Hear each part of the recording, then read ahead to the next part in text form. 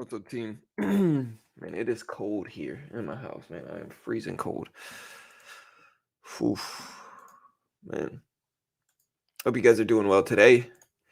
We've got a lot of honestly crazy news that dropped over the weekend. That'll be fun to see what happens.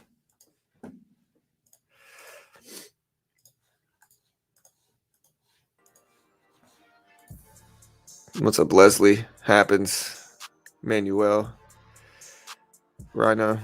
Digital. What's up, guys? So we've got SNDL earnings. We've got Indian CPI dropping at about 40 minutes. It'll all be somewhat relevant.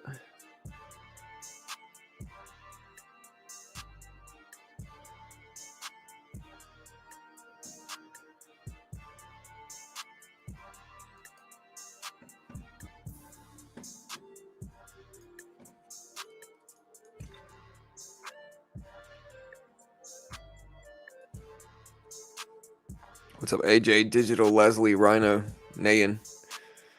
All right, guys. So, yeah, the Indian CPI is expected to come in today at 7.3%. Last time was 7.4%. We've also got Sundial. We also have Sundial dropping their earnings sometime this morning. I'm not sure when they're going to come out. I see it moving a little bit. It's not out already.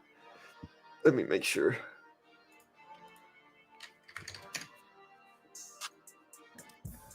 Yeah, so SNDL is scheduled for today. They're expected to report a quarterly loss of $3 per share on revenue of $168.66 million. Let me get my coffee, man. I need to wake up. It's cold over in my house, man. Oh. All right, SPY dipping down a little bit. We're right at 397s after the crazy week we had last week. It'll be interesting to see what happens to the SPY today.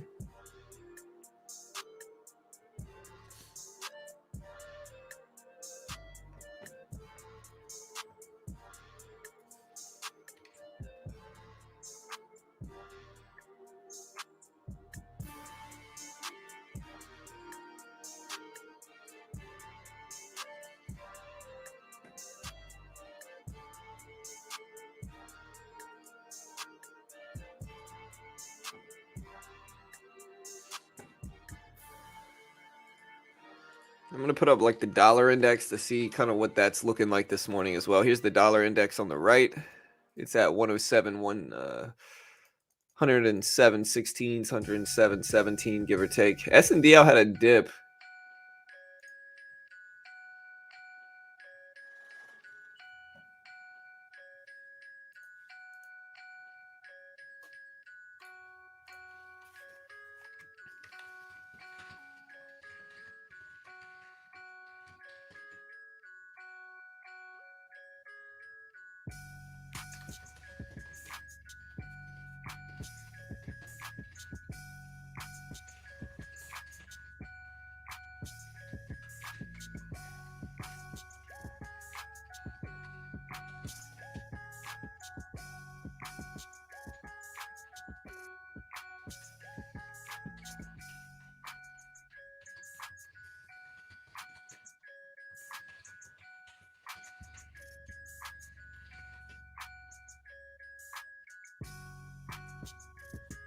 Hey, what's up, Ed? Cool. Bitcoin. Yeah, crypto had the craziest movement last week, man. The FTX debacle, I think everybody's just kind of been watching what's going on.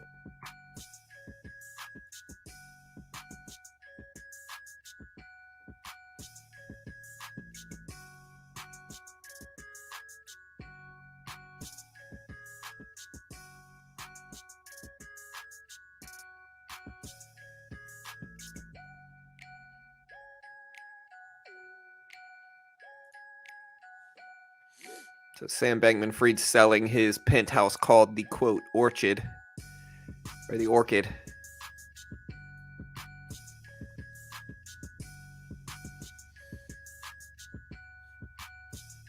Did he pocket post for Sam Bankman-Fried?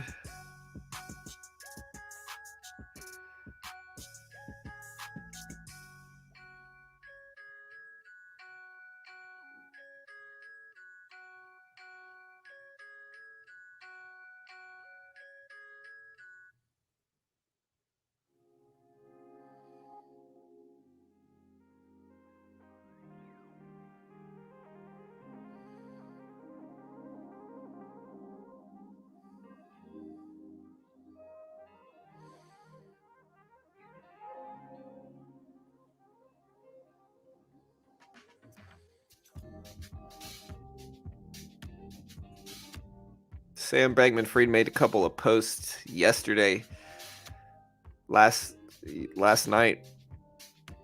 One of them just said what, WHAT, and then the other one said H. So it looks like maybe a pocket post of some sort by him.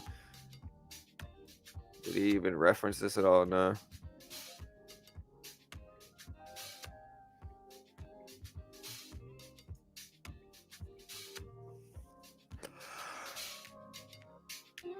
Oh man.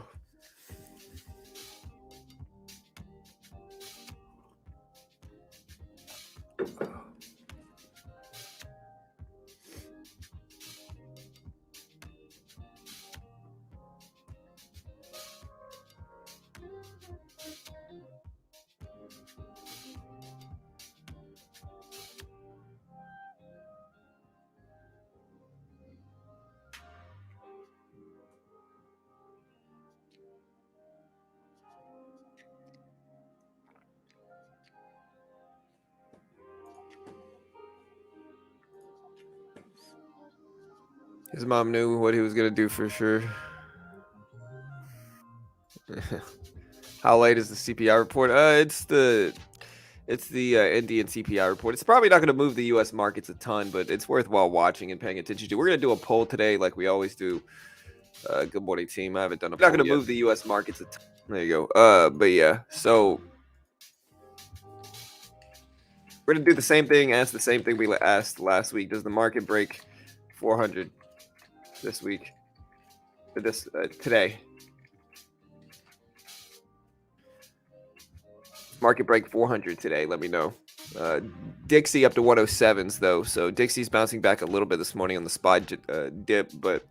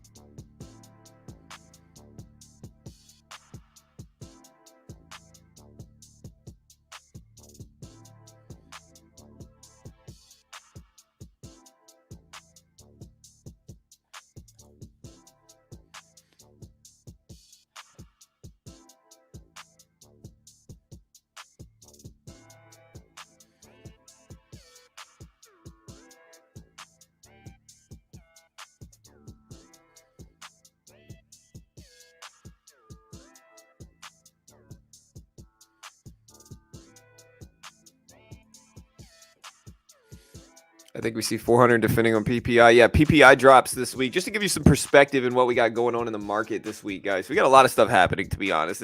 It's not a slow week. Last week we had CPI was really big. This is not a slow week whatsoever. We got a lot of stuff happening. We've got Indian CPI dropping today. We've got SNDL, which is sundial earnings, which are dropping today, which might influence the cannabis market overall, as the cannabis market and the stocks, that is. Overall, cannabis stock, SNDL dropping earnings this morning. We don't know when they're coming out, but they're going to be sometime today. We've got Indian earnings dropping, or Indian CPI dropping at 7 a.m. In about 30 minutes, give or take. And then that's basically it for today. We've got the Dallas Fed PCE for September dropping at 10:20 this morning. We've got consumer inflation expectations at 10 a.m. dropping this morning. So we got some stuff happening.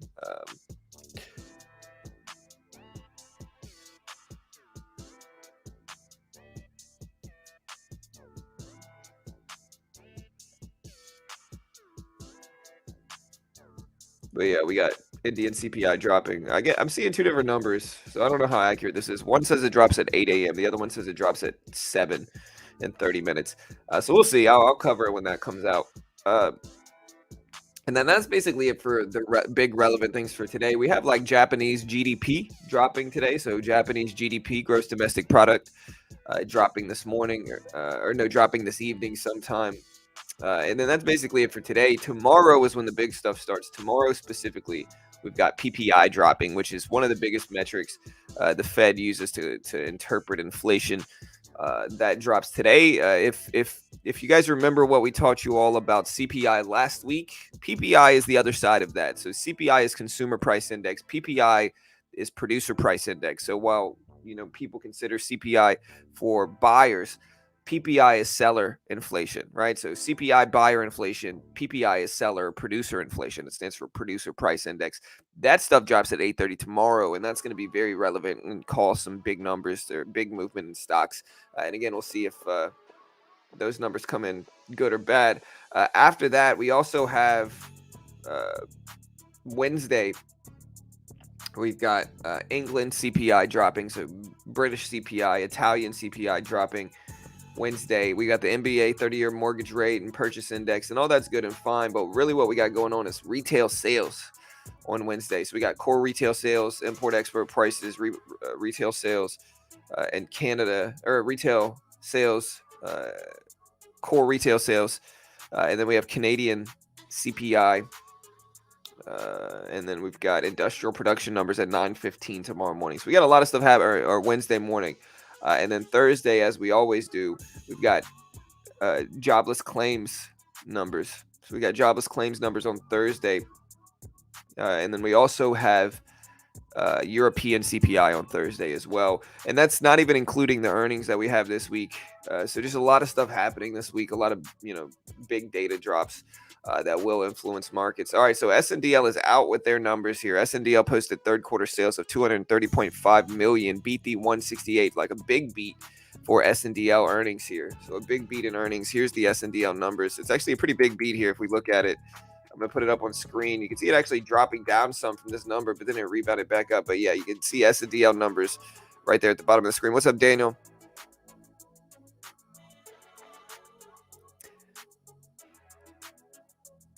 Yeah, Cheeky. I might be a little bit of a outlier, but I think that's a good thing. I think they need to legalize that stuff, man.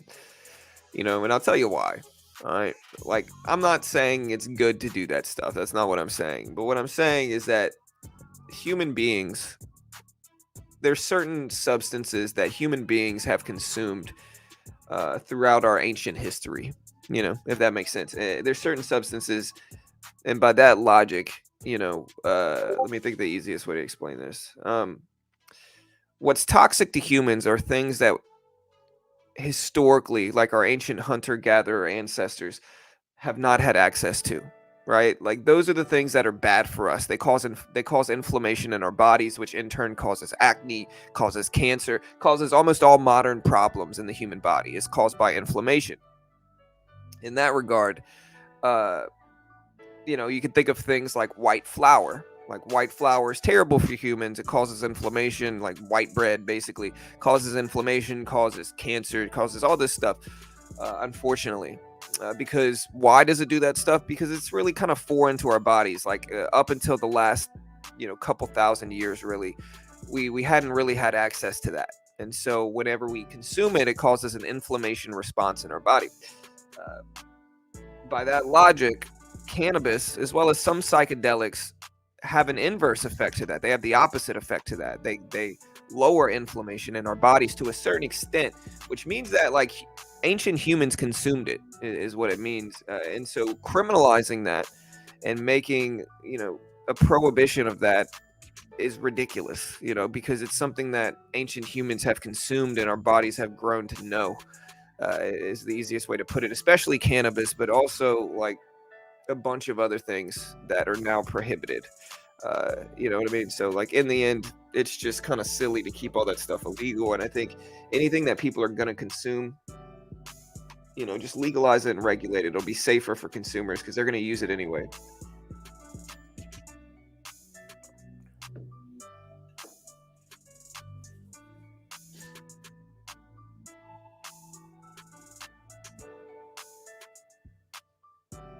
Yeah, lettuce prices going up. Yeah. If the market doesn't like PPI data, I think we come back to 374. China employment too. I think it moves. Yeah, PPI is definitely a really important metric today for sure, or tomorrow. Okay, it drops today. Got you. Hey, what's up, Beach? Hey, good morning, man.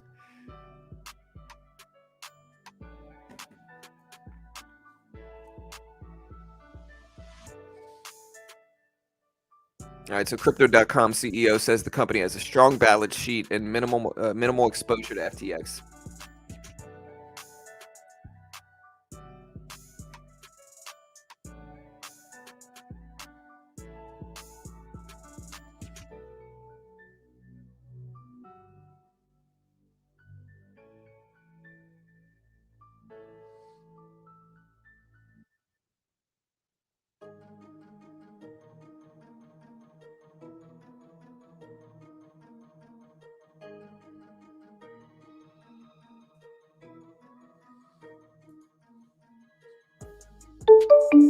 Yeah.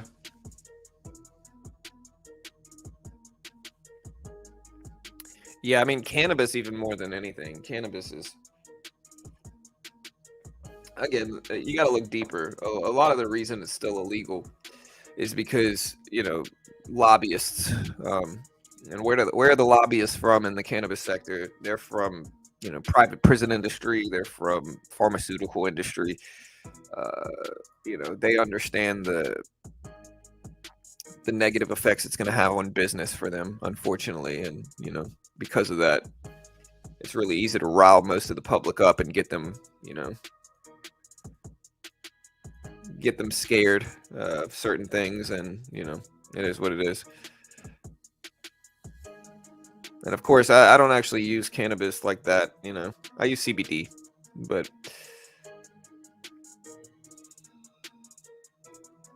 yeah. So we'll see how this impacts.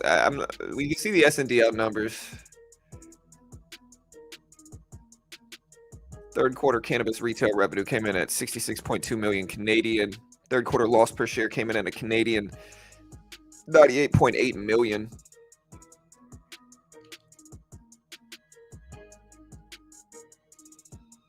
No way. Okay, this can't be the accurate number. TOS is showing me this number here. Y'all tell me if you think this is right.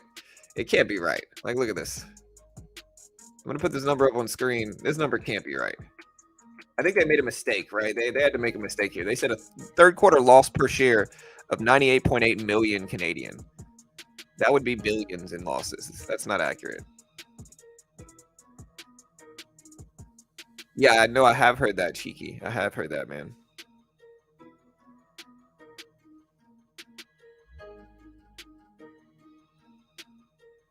I think it was only two. They had four on the ballots, but then two of them didn't follow through. I think Arkansas didn't follow through with it, and another one didn't follow through.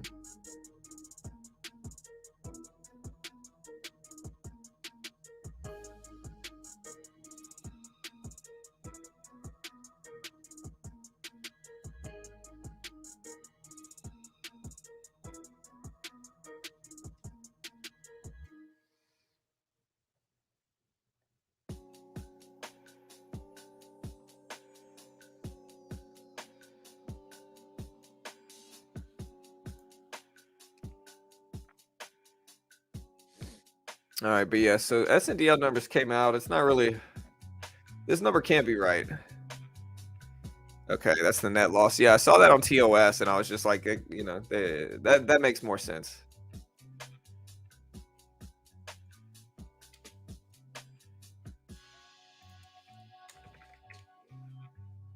And put that number up on screen so you guys can catch it. But yeah, here's the dollar index on the right. There's the SPY, and there's SNDL on the left side here.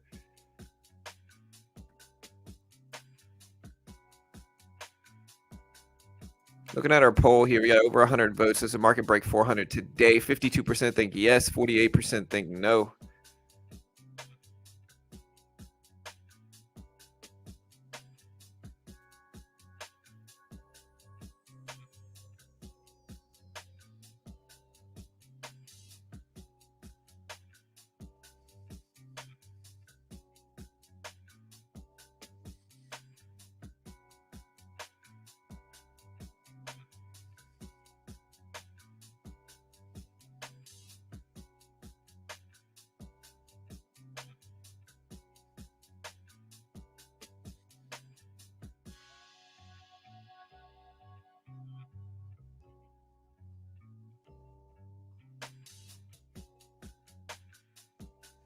All right, guys. The Dixie's up to 107s. The SPY started to bounce back. We're over 397s here. So we're over 397s. The whole crypto markets have been chaos, though. Also, rest in peace to Anthony Johnson, man. Really sad. Really sad. Grew up watching him fight. Really sad, man. So Anthony Rumble Johnson passed away yesterday at 38 years old. Rest in peace.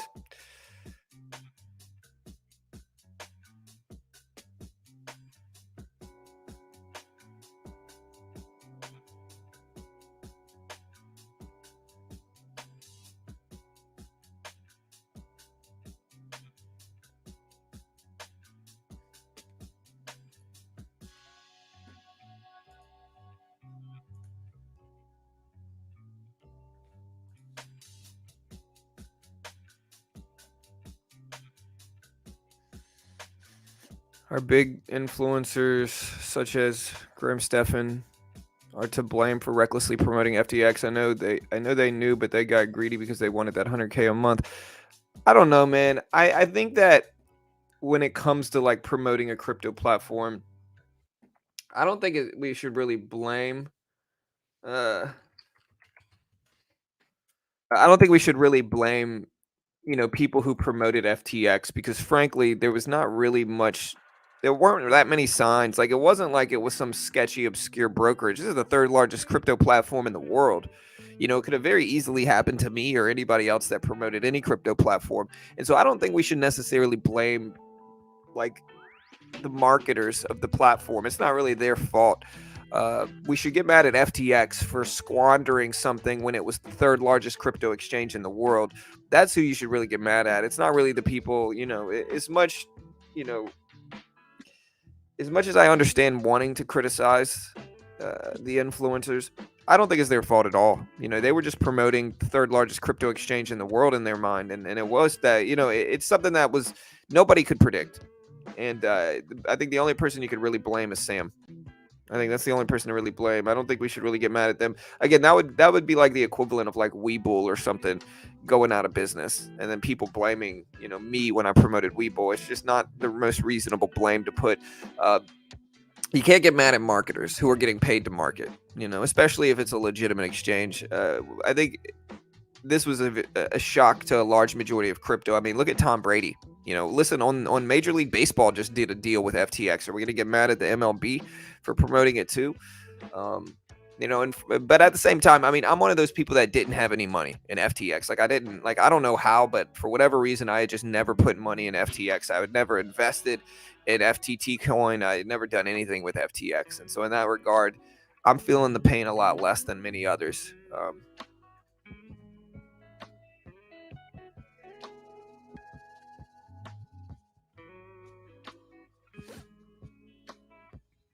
And again, I mean, FTX was the third largest crypto exchange in the world. I don't think you can really get mad at anybody for promoting it. I mean, it's the third largest crypto exchange in the world. Again, what happened was that Sam Bankman-Fried lied to people. He lied to people. He did deals with the MLB. Like I said, if you're going to get mad at the YouTubers, you got to get mad at Major League Baseball. You got to get mad at Tom Brady. You know what I mean? You got to get mad at everybody because it was such a well-respected platform. It's one of those things where it's like you can get mad at people, but it's just misplaced, in my opinion. Yeah, FTX had commercials during the Super Bowl. You got to get mad at the Major League Baseball. You got to get mad at NFL for the Super Bowl ads. You got to get mad at Tom Brady. You got to get mad at, it's again chasing blame in that regard from people just promoting it is not going to, Again, you got to get mad at Sam. And really you gotta recognize that if this is such a big problem, and it is, I think there needs to be regulation in the crypto industry. I think there needs to be regulation in the crypto industry in this regard. I think the major exchanges that are holding on to people's money, specifically central exchanges like Coinbase, like FTX, like Binance, they need to be audited. They need to be watched. You need to make sure that they're not doing this. Like a very similar thing happened. I'm going to put it this way. A very similar thing happened in poker about 15 years ago. They called it Black Friday in poker. And what happened was that in poker, what was it?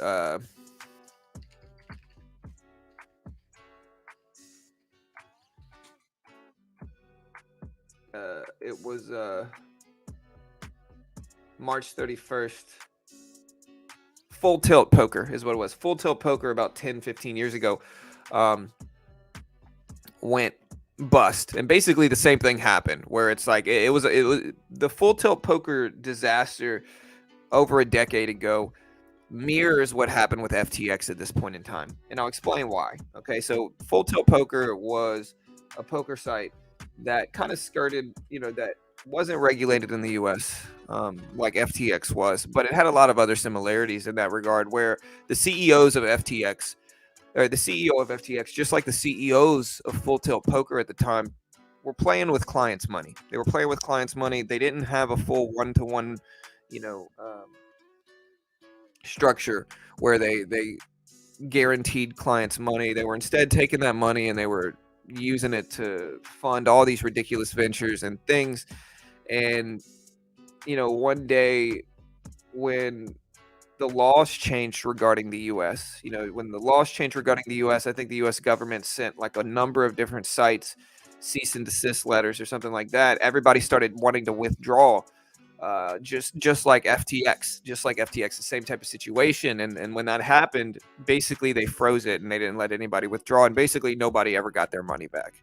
Just like FTX, it was very similar to FTX, where it's like eventually what happened was like Poker Stars. If you guys play poker overseas, Poker Stars eventually came out and acquired Full Tilt, and in that regard, they started paying some people back, but a lot of people still never got their money. Very similar to what's happening with FTX. Very, very similar to what's happening there. And I think that'll probably happen. I think some big boy will come along, buy out FTX if it can, if it's even worthwhile still.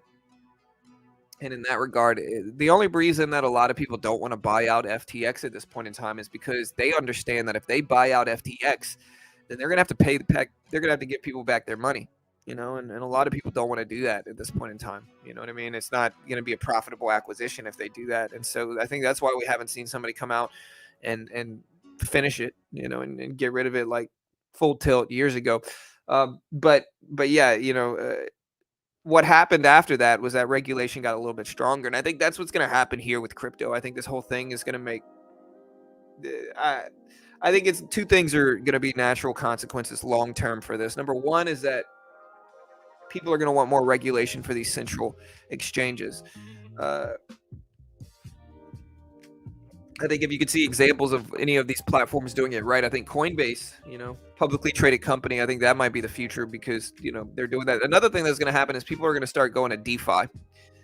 This doesn't happen in DeFi, so people are going to stop going to central exchanges like this, and they're going to instead flock to DeFi, because it's going to protect them from this type of stuff. So, I mean, we'll see. Let me know what you guys think.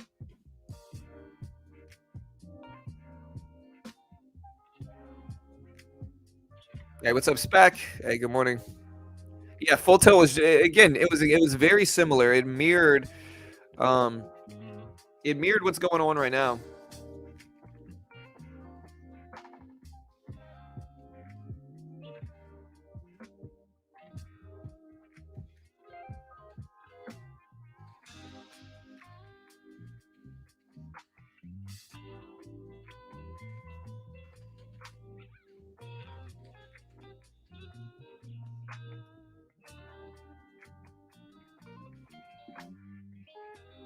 I might make a Twitter post about it if you guys want to see some full explanations.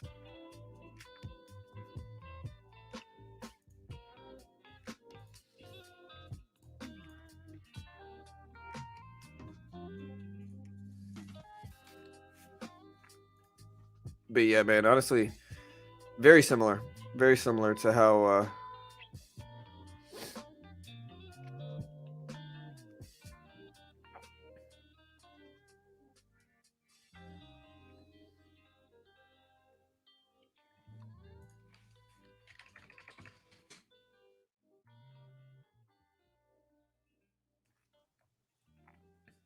hmm.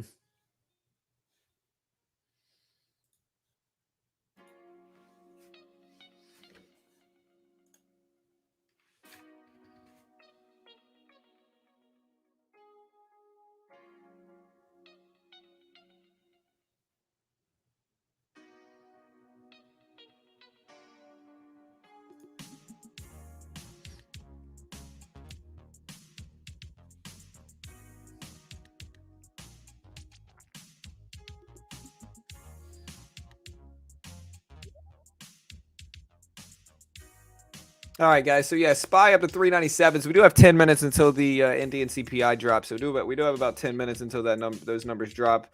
They'll be relevant. We'll see.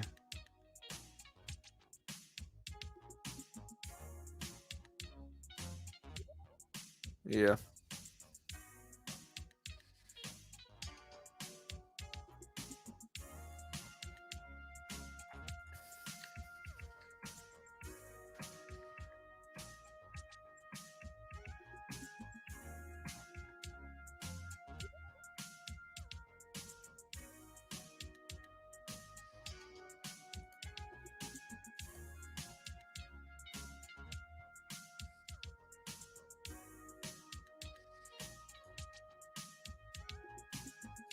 Yeah. So April 15th, 2011.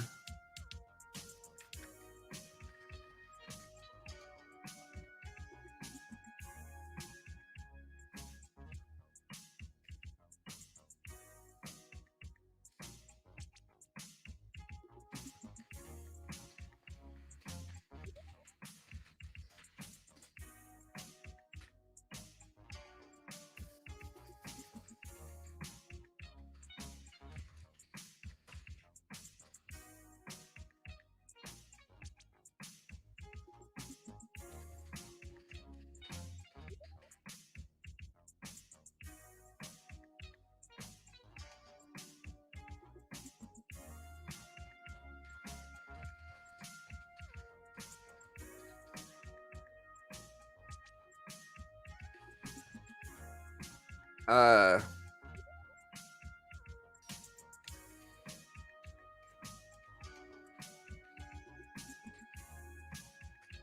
Yeah. Basically, what happened with the full tilt disaster.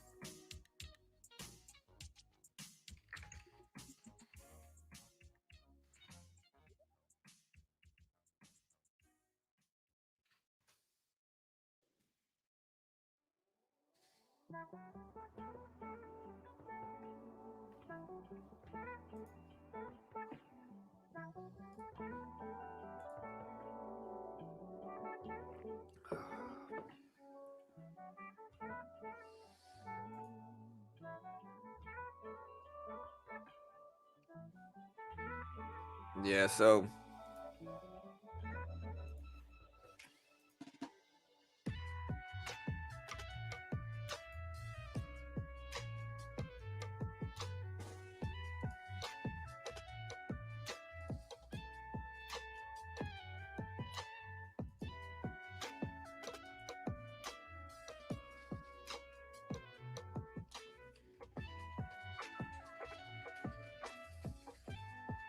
Yeah. Eventually, they realized that uh, owners were playing with people's money,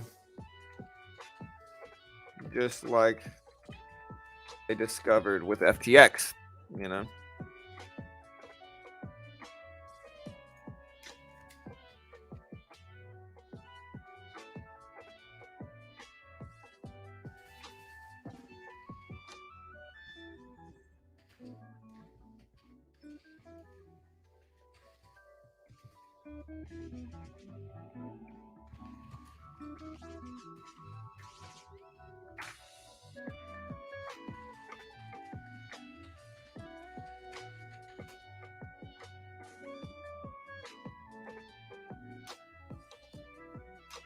Yeah, we posted a lot about it on Twitter if you guys want to check it out. Goldman Sachs will continue to buy millions of shares until February. Goldman Sachs has to buy millions of shares on the market today. Those who have their left wealth should not blame anyone. Yeah, I mean, I tried to tell people, man, it's one of those things where um, people should be flocking to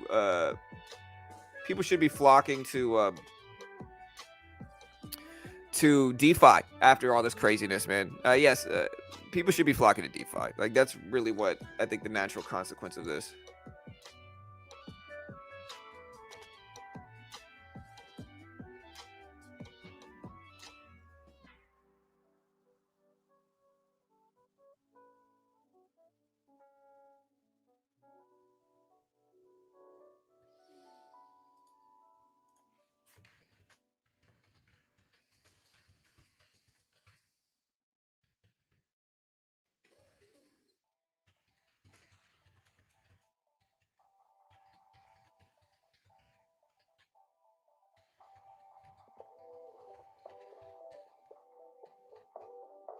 I think it's full tilt similar to FTX, but I think the FTX thing is much more profound.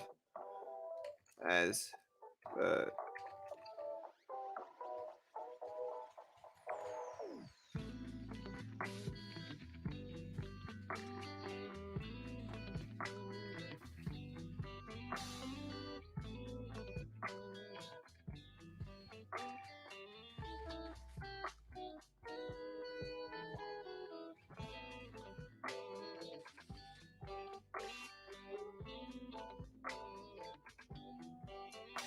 oh, man.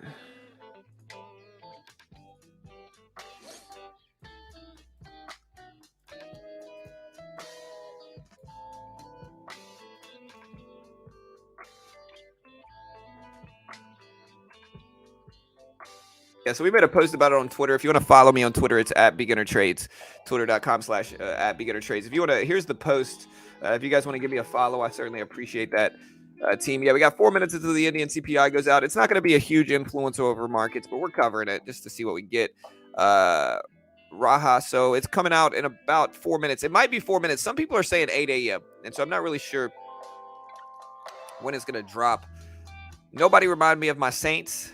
How about LSU, bro? LSU's looking good this year, man. I don't think we're going to make it to the playoffs.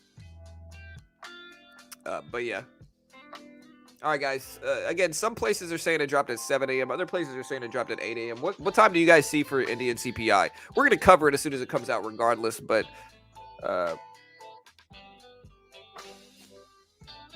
Hey, what's up, John? Yeah, hopefully we have a green week.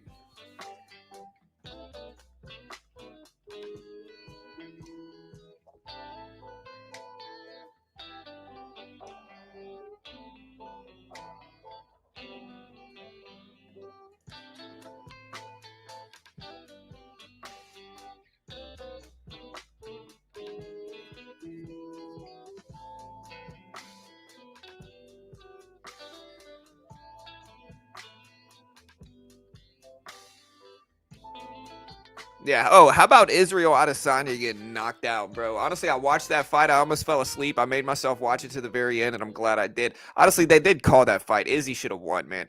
As much heat as Izzy gets, man, Izzy should have won that fight. It's kind of ridiculous they called it. He was still standing up when they called it, so just kind of weird, but you know.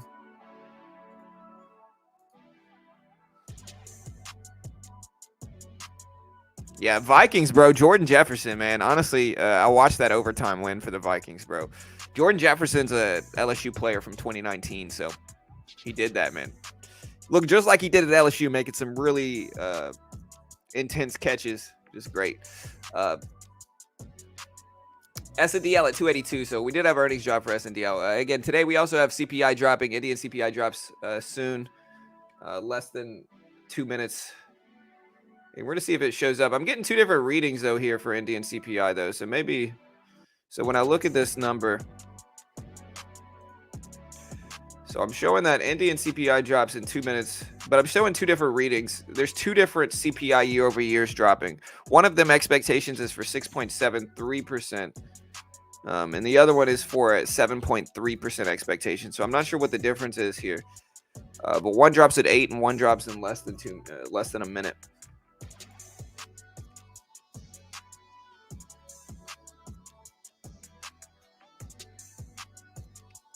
All right, but yeah, guys, we're ready. We're ready here, less than a minute.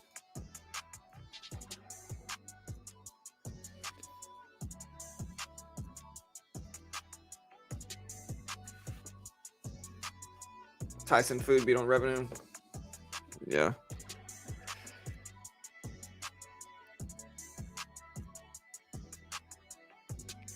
Did I not say Justin Jefferson? What did I say? If I said the wrong name, my apologies. All right, there's 6 a.m., guys. Let's see what the inflation showed up as. I don't see anything yet. Data was a little bit late. All right, there we go. Came in at 6.77%, so higher than expected, guys. Higher than expected for Indian CPI. Came in at 6.77%. 6.77%. But yeah, 6.77% is what it came in at. So Indian CPI came in at 6.77. Higher than expected.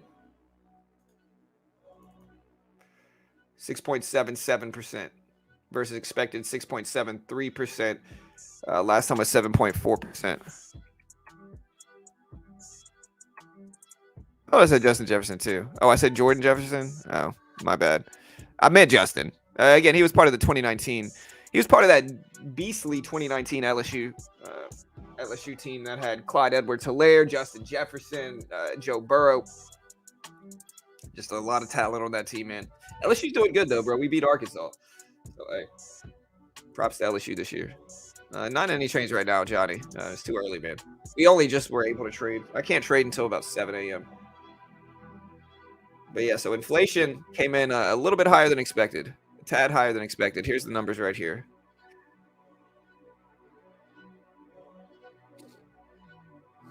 Yeah. Justin Jefferson's catch, man. Towards the end of the game, that big one, man, it was solid. Honestly, and who are they playing? They're playing Josh Allen, right? And the Bills, right? Yeah, it was Bills. Yeah, bro. Overtime game. Josh Allen looked. Oh yeah. I remember this game. This is the game where the Vikings made a field goal in overtime. They couldn't score. If they would have scored, it would have been game over. They made the field goal in overtime, and then Josh Allen on their drive drove all the way down the field to like the 20-yard line. Is where he got to. He got to like the 20-yard line, and he threw a pass and got intercepted, and then the dude just got on the ground, and that was game over. Yeah, I remember that game. That was a tough loss for him. He looked defeated afterwards. Josh Allen specifically looked beat up afterwards. He was mad. He's going to regret that.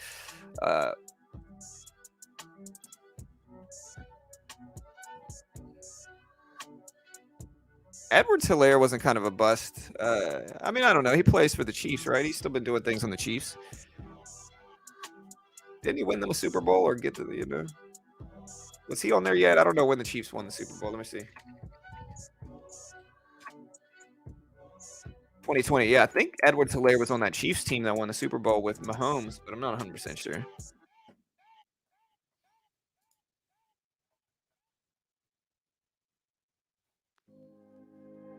Yeah, Daniel, I saw that, man. Yeah, Jamar Chase. Yeah, Bengals did really smart things in terms of recruiting, man. Bengals got Joe Burrow and Jamar Chase on the team together, which was just a smart move. I know they're not doing as good this year, but still a really good, talented team. I think everybody can see it. Bengals are 5-4 this year, so they're not bad. They got a winning record. I mean, they still have a shot though if they beat the Ravens. Ravens are only 6-3, and so we still got some games left. The Bengals could do it. I hope they do. All right, so SNDL dipping down a little bit. SPY pretty stagnant here today. Not a lot of stuff going on. The Dixie's at 107.20s here, 107.20s. But yeah, that Izzy KO, man, by Pereira.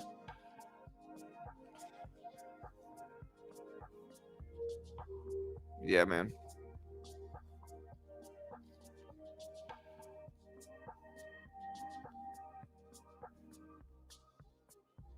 Yeah, Larry, it's a tough loss for him, bro.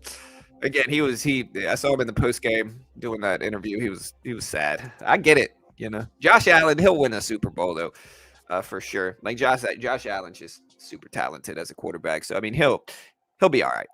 His team's still doing great. But yeah, he'll be all right. Spy at 500 by the end of the year.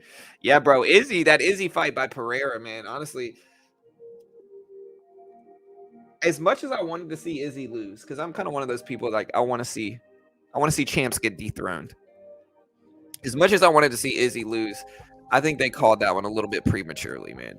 Listen, if it's the 5th round and it's a championship fight and the champ is still standing up, why should you ever separate him? Yeah, he got hit a few times. He stumbled around, but he got right back up. He was literally dodging punches, intelligently defending himself when they called the fight. It was just weird, I think the UFC wants a rematch there, John, when do you see the Spy hitting 500? Ooh, man, I have no idea. I hope this year, but unlikely, All right, so Binance is going to launch a quote industry recovery fund to assist big projects in liquidity crisis. Yeah, I mean, I know Binance. A lot of people are looking at Binance like they took the W here in this whole fiasco with FTX and all that stuff. The problem though is that this is going to be terrible for other companies as well. This is going to be terrible for crypto as a whole. Bitcoin still sitting at about 16K, has not come back yet, back up to 20K where it was prior to all this. And I think, again, what's going to happen is people are going to stop using centralized exchanges as much. Like people aren't going to be using centralized exchanges anymore. Like I think that's what people are going to start to realize in crypto. They're going to go to DeFi.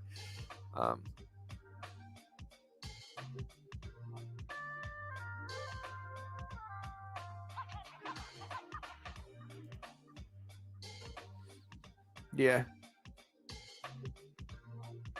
But Pereira, dude, he is no joke, man. Pereira's no joke. Yeah, sorry if we're talking sports. It was a very it was kind of a fun weekend for sports if anybody was watching it, so, you know.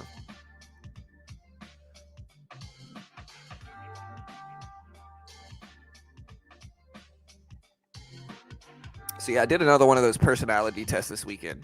Honestly, very interesting about personality results. Apparently, I have like a rare personality type. I have what's called an ENTP personality, uh, which is the debater personality type, which is extroverted and intuitive thinking and personality traits. Basically, top 3 personalities in the world right now. But yeah, extroverted, intuitive thinking, and perceiving. They're often described as innovative, clever, and expressive. Honestly, I did one of those personality types, surprisingly accurate in my. Now, I don't know how much. It's kind of like a horoscope where they're just kind of filling my head up here. They're like, "Oh, you're the best. You're the smartest. You're the greatest." Oh, that has to be me. That's what happens a lot of the time with these horoscopes. People do horoscopes, and it's like, "Oh, this is a kind person that will never turn on their friends, and gives out lots of love to their family." It's like, bro, everybody wants that. Everybody's gonna be like, "Yeah, that's me." And so I don't know how much these personality tests are like that, but I thought it was surprisingly accurate. The Myers-Briggs personality test, very, very interesting results. Anyways, SPY at 397. I think that's the first level we should watch here to see if it holds. The first level we should watch to see if it holds over there.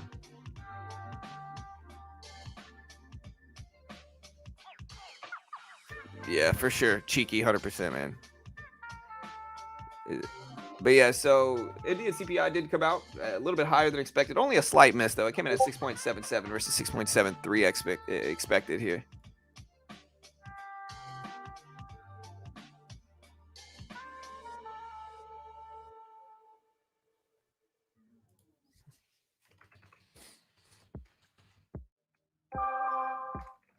But yeah, I've been researching the ENTP personality type.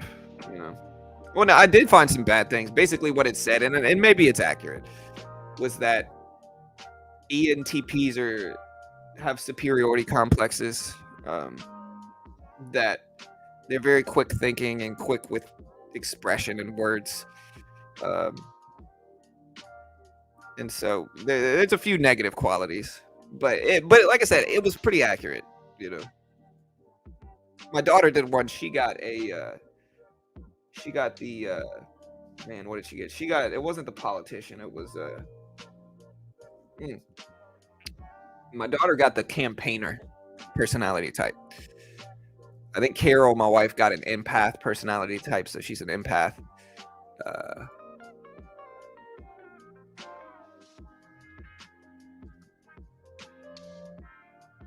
Don't get too caught up in MBTI. What is that? The Myers-Briggs abbreviation.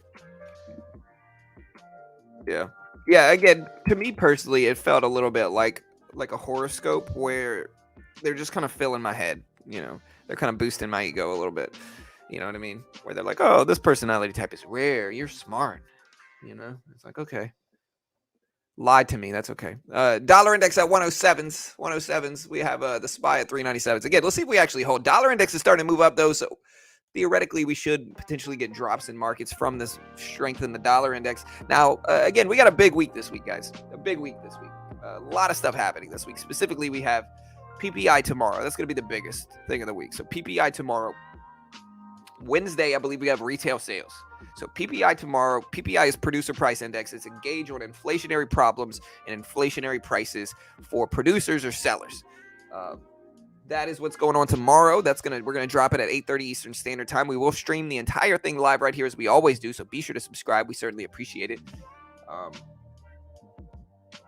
this week we will break 92,000. So thank you guys so much ahead of time for that. But yeah, so we'll see if we get something good. When we trade, we'll trade a little bit closer to the opening bell. Right now, we're just kind of talking about stock market news.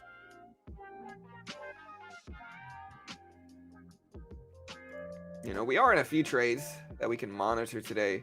We're only in one. We're in AMC right now. And AMC's kind of starting to come back here, man. I mean, I'm happy. So I am actually green on my AMC trade now. I am actually green. I have been holding this for a while, months and months, and I am actually green on. And again, I to put it into perspective, I don't really think you should be bag holding stocks, but I think when you bag hold specific stocks, if you find stocks at cheap enough prices, and these companies need to be well-known companies, these can't be, they can't be mid caps that are obscure. And I guess AMC might be considered that, but we have effectively held this long enough to actually be green in AMC. Now, I don't know. Let me know what you guys think I should do here with AMC, but we are still in it. We are still holding it.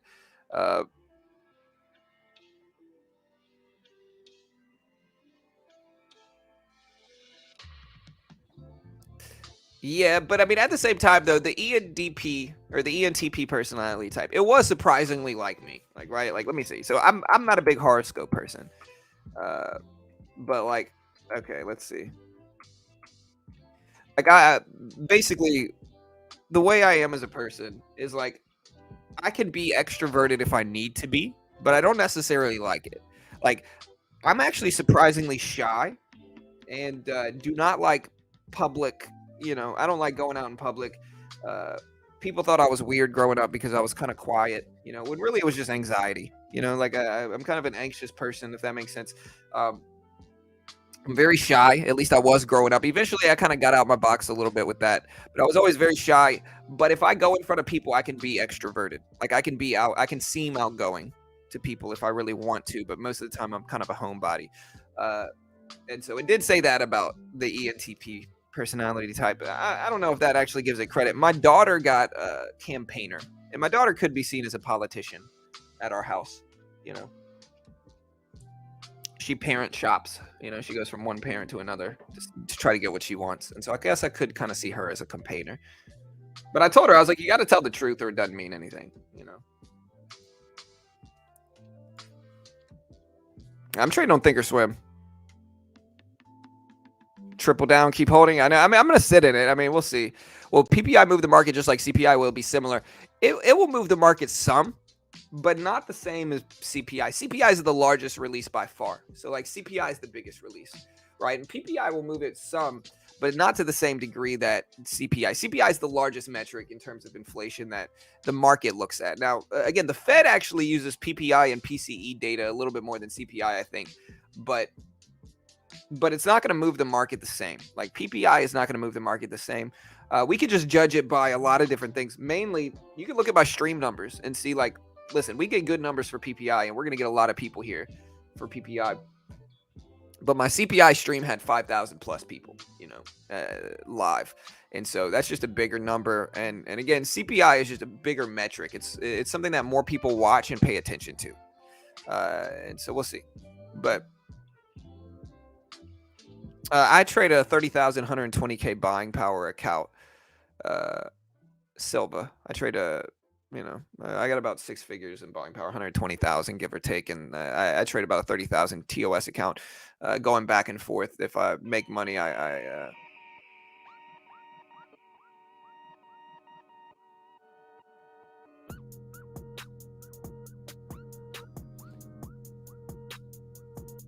Can y'all hear the music? You should be able to. Let me know.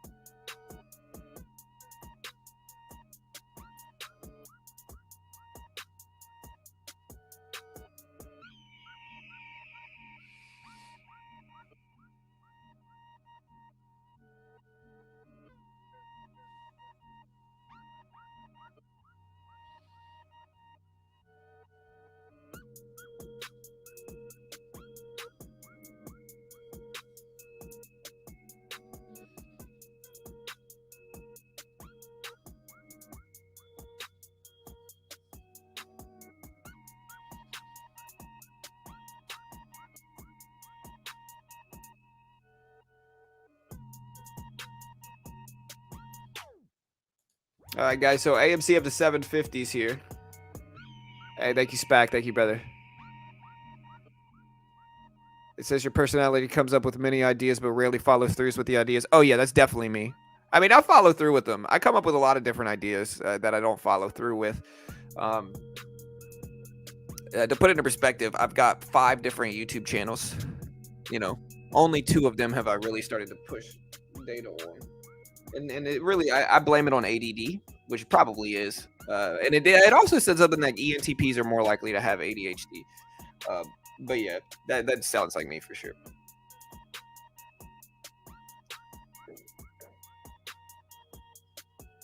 Yeah, basically it said that ENTPs were like analytical brainstormers that rely heavily on logic without emotion, and more so brainstorm and analyze things.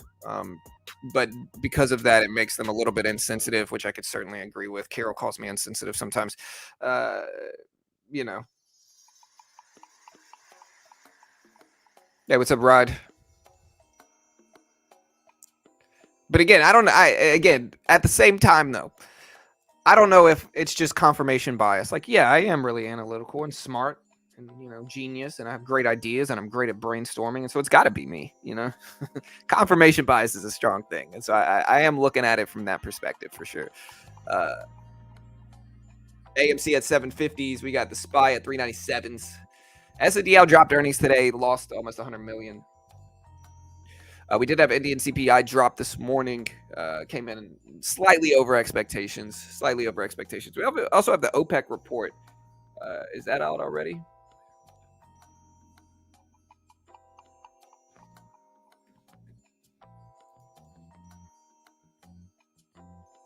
AMD is looking juicy right now. Yeah, Disney at 94s, 95, so bouncing back. AMD at 74s.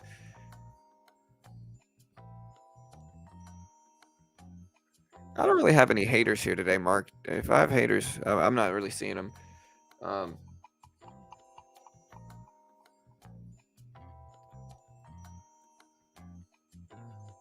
AMC is a huge option chain. It runs up 2 more days in a row. It's a bullish swing again. Yeah, I hope so, Martin.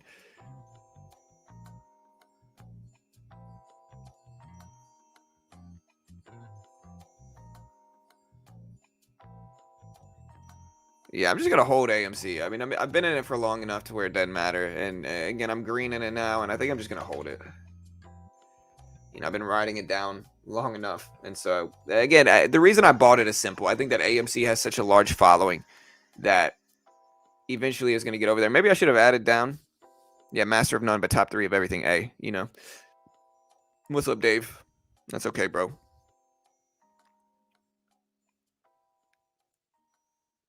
What happened to that Microsoft Activision acquisition? No, I think that fell through, right? Didn't the Microsoft Activision acquisition fall through, team? If I remember correctly, it did. I'm pretty sure it did. Yeah. If you need a hater, oh, not today, man. I'll pass.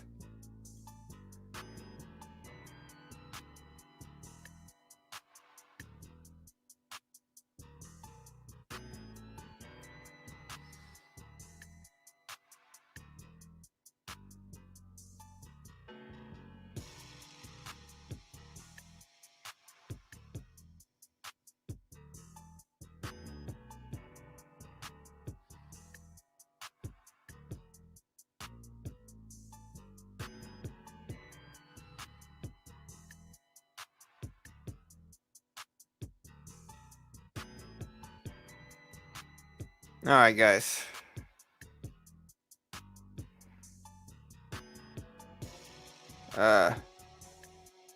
Yeah, so apparently SBF pitched Chamath Palihapitiya for one of their funding rounds, and he said, I'll check it out. And they sent him a 2-page deck and said that here are our recommendations for taking the next step. One was the formation of a board, and the second was the creation of a dual class stock. The third was some reps and warranties around affiliated transactions and related party transactions.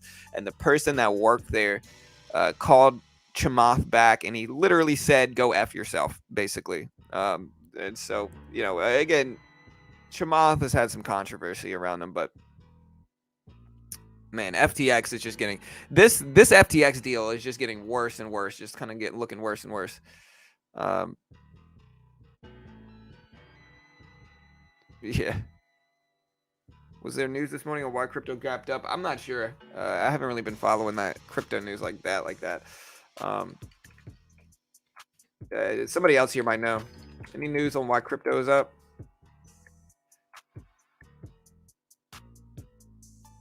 I know crypto.com basically. So crypto.com's token is falling here. What is crypto.com's token?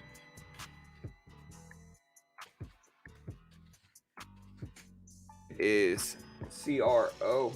If we look at CRO, down to 7 cents a share.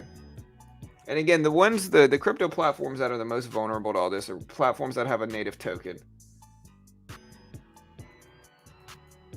All right, so it dropped yesterday for crypto.com, but it's almost back up there. So it rebounded a little bit over the last couple minutes here. Uh, Again, there's SNDL on the left. We also had Tyson Foods have earnings come out today. Again, here's the Q on the left side here. Tech is down some today. We're kind of just consolidating right now, though. Not a ton of action. Yeah, I saw that a liquidity fund was announced. He's trying to save CEXs, but I don't think it's going to be easy. I think most of the time, uh, I think most of the time, I think most people are going to recognize the risks of holding your money in a centralized exchange. And I think because of that, people are going to flock to DeFi, cold storage, and stuff like that, as opposed to just sitting on centralized exchanges. You know, unless you're like Coinbase, maybe. But like, still, I think even with Coinbase, there's risks. All right, but yeah, SPY's been consolidating. Very slow day here. You can see it right around 397s. We just kind of been sideways right here. We haven't really moved much this morning. I'm just kind of sitting back. You know, we're watching it. AMC is looking good though. AMC up to 750s here. You know, we got the Q starting to spike back up. Hopefully, we get some good action here. And I am in AMC right now. I've been holding it for months now. So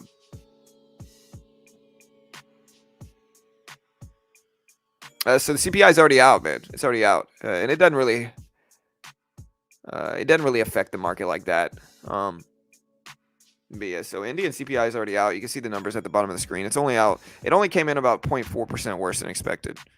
So about 0.4% worse than expected. Now, and it depends on how you look at that, but it did come in slightly worse than expected, but not a ton. It didn't really influence markets a ton, like we said. All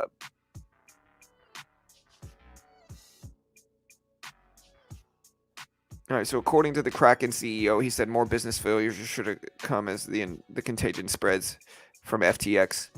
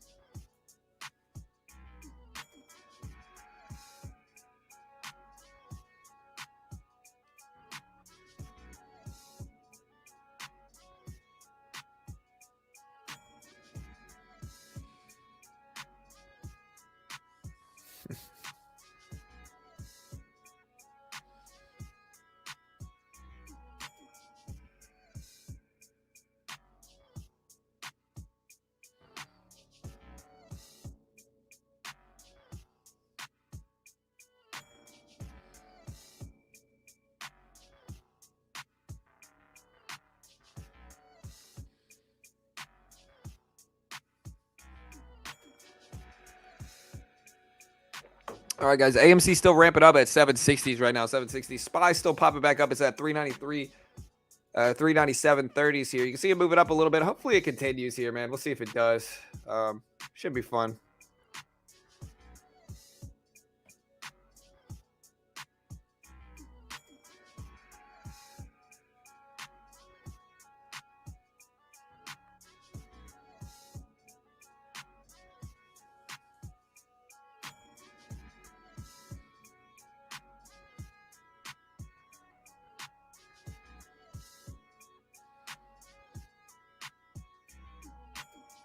All right, guys. AMC still ramping up at 764s right now. Look at AMC pop. It's at 760s. Good.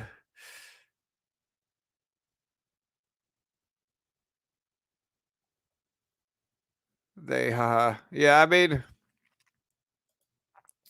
Luckily, I'm pretty flat in crypto until the bull run starts. So I wasn't really, I didn't really get affected by the crypto crash at all. Um, Now, if the market starts to rebound, we'll jump back in some stuff. But for now, we're pretty flat. Again, I think in terms of risk long term, you guys know me. I'm very careful with what I sit in long term on anything. You know. Now, my business partner Cam on the crypto channel, I know he's holding some stuff, but you know.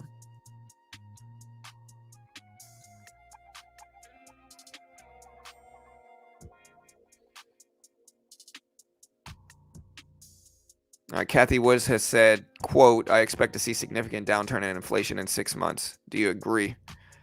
Mm.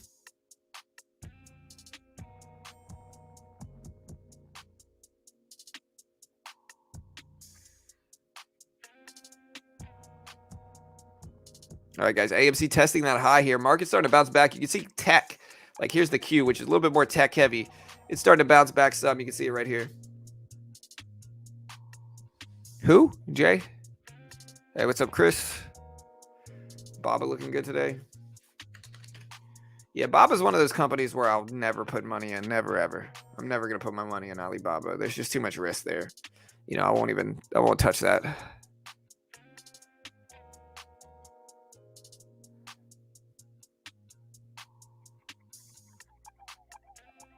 I agree with down, but significant is ambiguous. What do you mean? What I just said?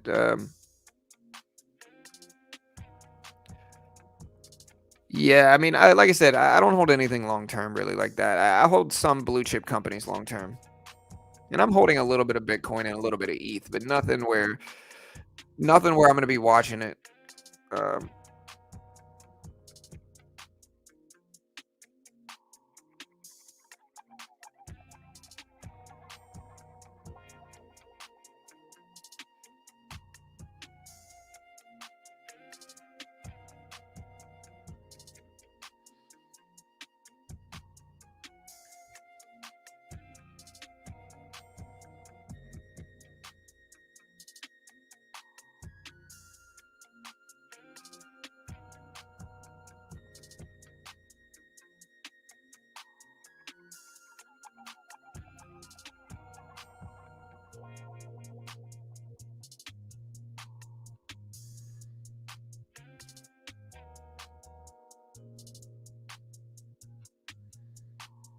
Man, bummed to hear about Frankie Edgar. Sorry to see Frankie Edgar. I actually watched it, but man, Frankie Edgar needs to hang it up.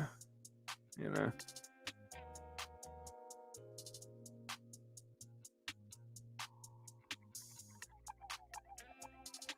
How about Dustin Poirier though? All right, AMC still ripping up highs. I'm gonna take a little bit off here. We're gonna lock some profit in. It's a small trade, but I'm gonna go ahead and lock some in here. I mean, I've been in this long enough. We're finally green now. I'm gonna sit on most of it though, but I'm gonna take some of it off as well for sure. All right, so, ooh, maybe I'll wait here. I mean,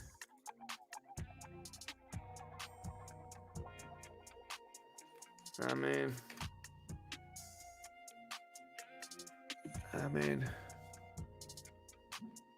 I'm gonna just sit. Actually, I might take 10 shares off, just protect myself a little bit.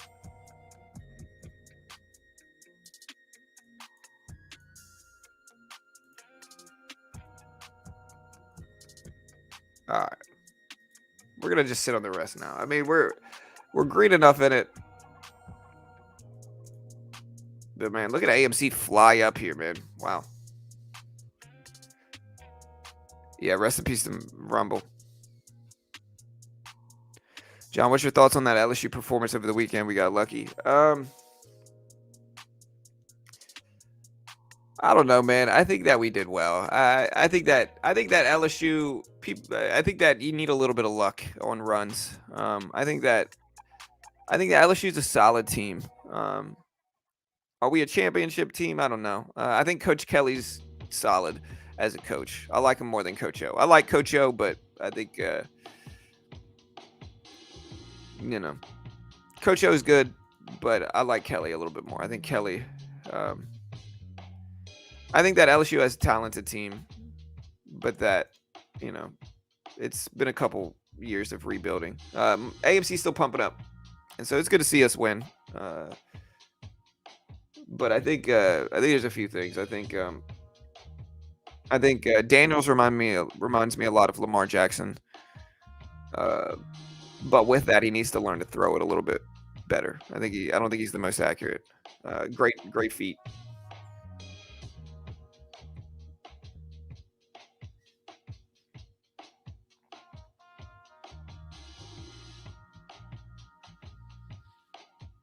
Yeah, for sure.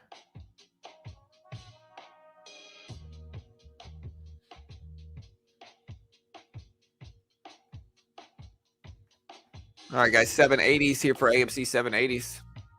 It's good. Again, we're just gonna keep sitting in it. I mean, we're holding it. We've been holding it. Finally green. Took a while though.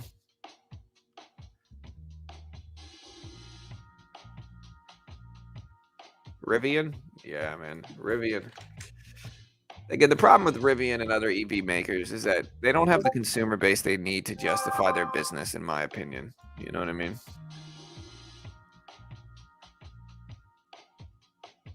All right, so the speculation on AMC is that the FTT token and craziness is causing liquidity issues for AMC short sellers, so they are closing some positions there to get liquidity back. Nice. Okay, well, hey, we're sitting in it.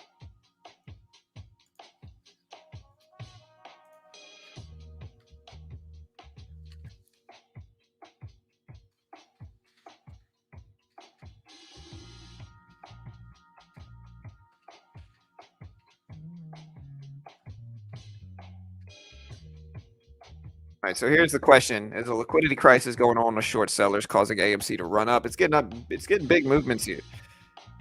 You love to see it.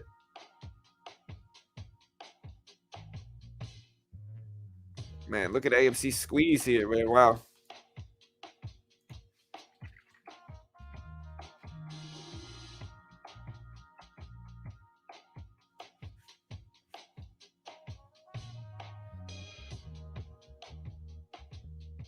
Wow.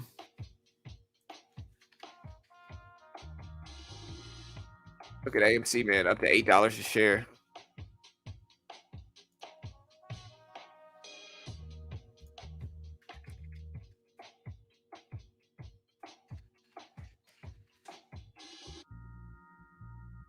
Wow. That's crazy.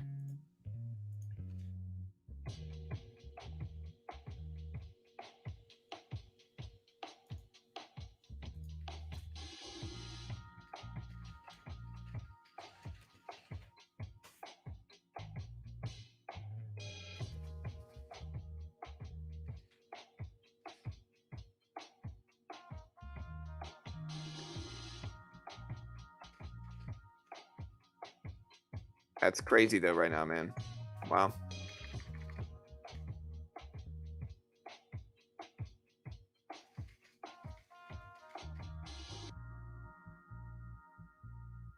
All right, guys. AMC hit tapped eights.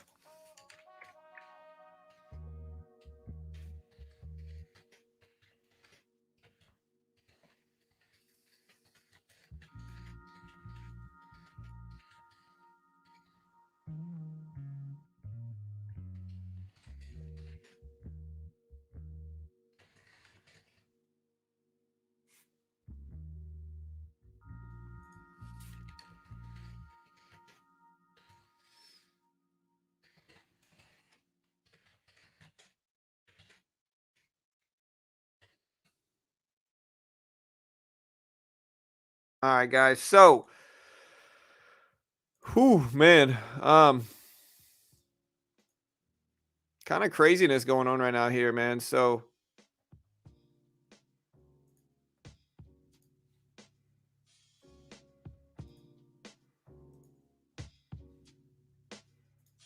look at AMC at 790s here. Market starting to bounce back a little bit.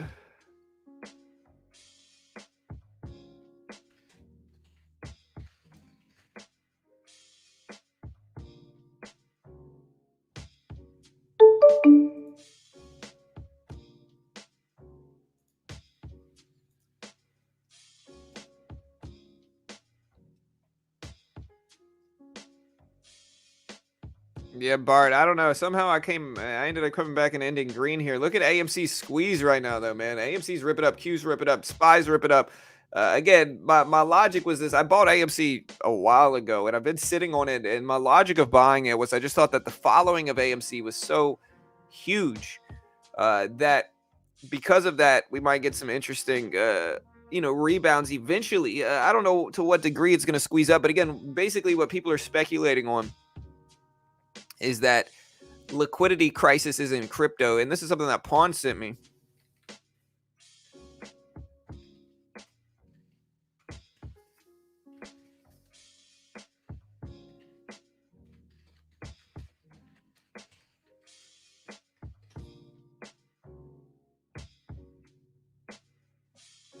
Yeah, basically what people are speculating on is that now there's a liquidity crisis going on with short sellers. Like basically, essentially, a lot of short sellers were holding positions in FTT and FTX, and so in that regard, in order to liquidate, in order to protect themselves, they're going to have to liquidate some of their short positions, i.e., AMC, in that regard. And because of that, AMC's ripping up. It's almost up to $8 here.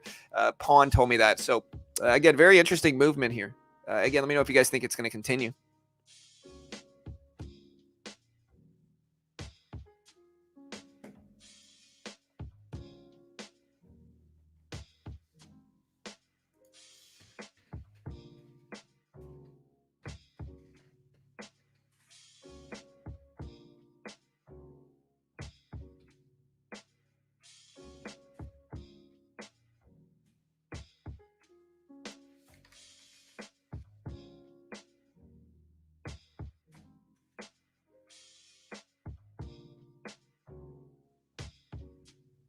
All right, AMC's at 790s here, guys. 790 starting to rip.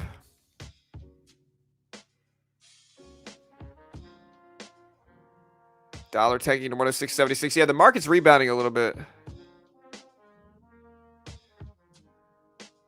Ron Supreme. Yeah, we covered the AMC earnings call. It was kind of funny. He was sitting there eating during the actual earnings call.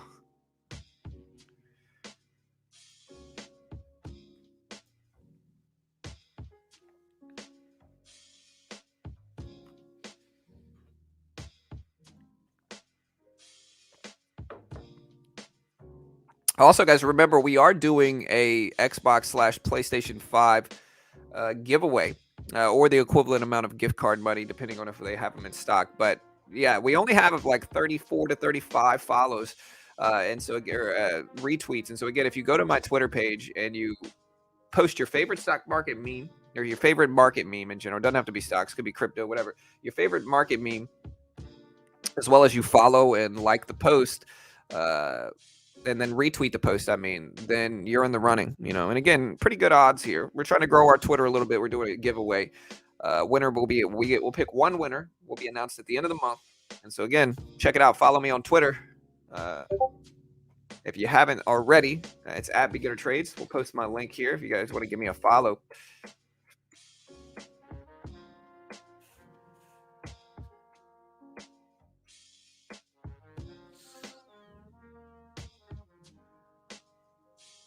Was he really, Papa?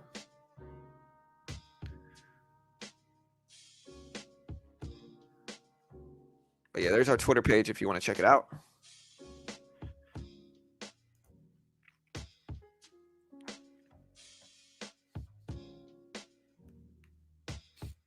All right, AMC dipping down a little bit. Huge run up to 780s right now, 780s. We are going to be trading futures today, guys, so be ready for that too.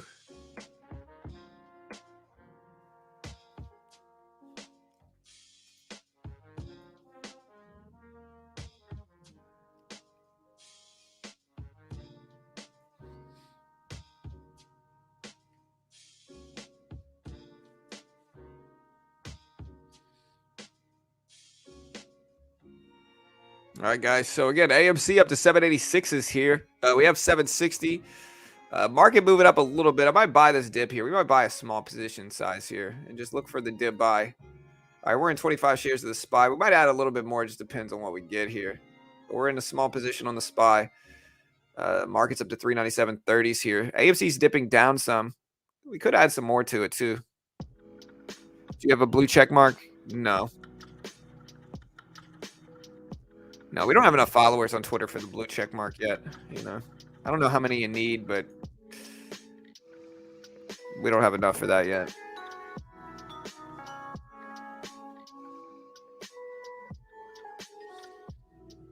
All right, market's starting to bounce back a little bit here.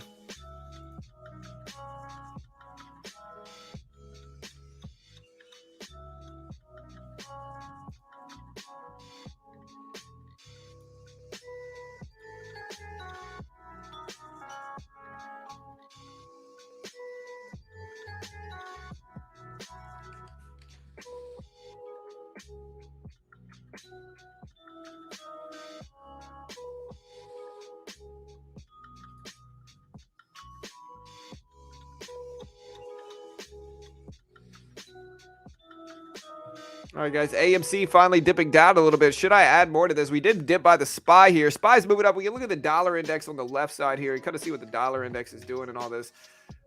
Again, we are now up to 107.10. See, if we could dip under 107, that'd be great for markets. AMC starting to pull back a little bit.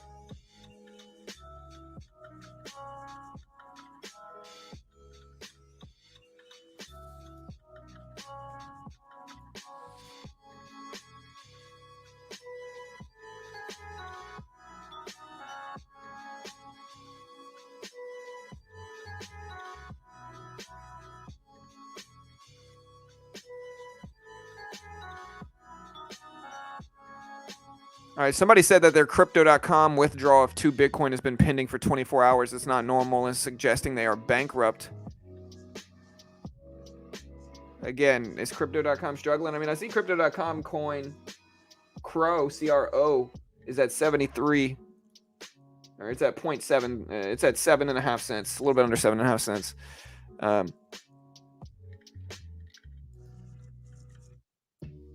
SPY still moving up a little bit. We're kind of green in the SPY here. We're still in AMC as well. We'll see if that holds. Coinbase. We look at Coin's up to 57, bro. So Coin is actually rebounded big here. Look at Coin. And again, understandably so. I mean, you know, a lot of people criticize their public structure of their company, but in hindsight, I think that's going to give people a little bit more of a vote of confidence.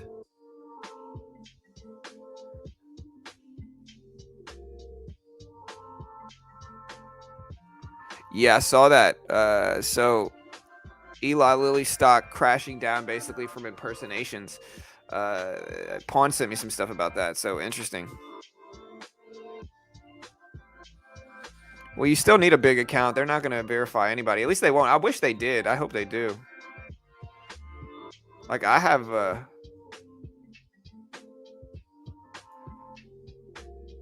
Like everybody's not getting approved here. You have to have over a certain amount of followers to get approved. Like I have like 2,500 followers on Twitter, right? So I don't have that big follower count, and so in that regard, I'm not going to get my blue check mark.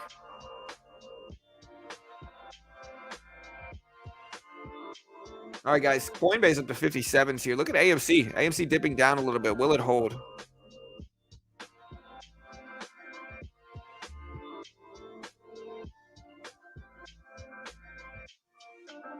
Yeah, maybe, Chris. I hope so, bro. Let me check. I'll try.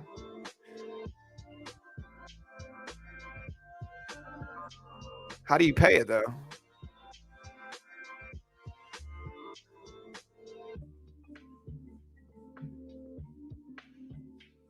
Yeah, but I already have Twitter View.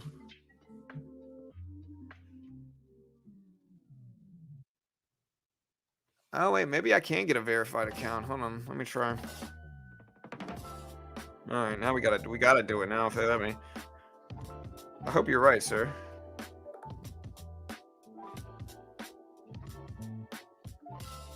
Let me try it.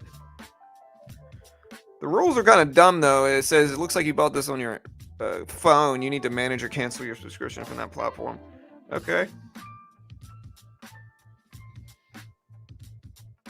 Settings.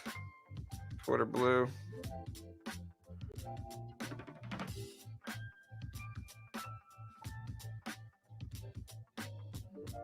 Yeah, I already have Twitter Blue.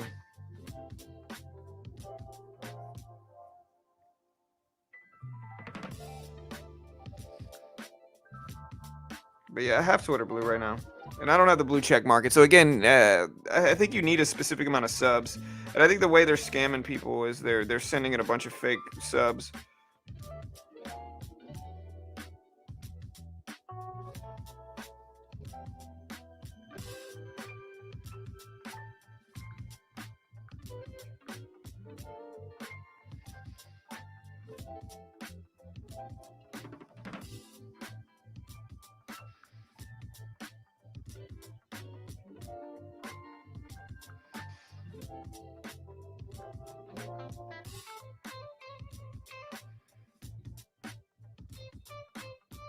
Yeah, yeah. So it's not letting me get one.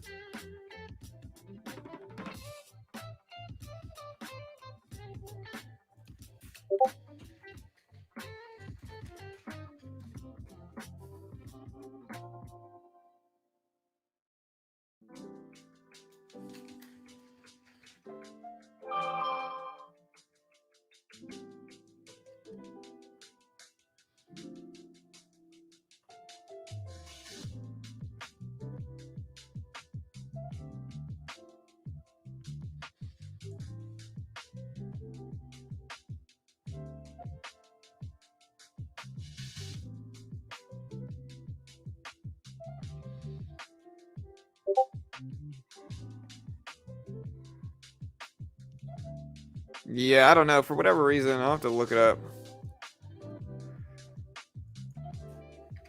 Oh, it says iOS only for now. Oh, well, bro, that's gonna make me leave Android. But I don't care that much about it. Again, my Twitter is cool and all, but like,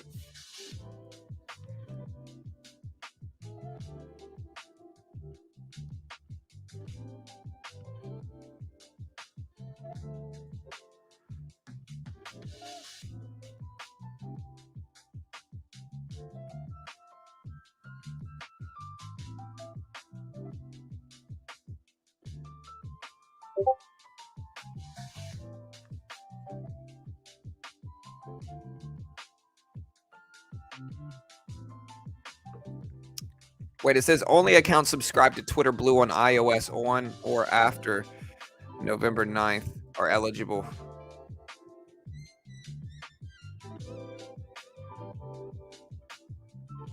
Wait, so how do you get the blue check mark if you don't have an iOS phone? So basically, Androids are out?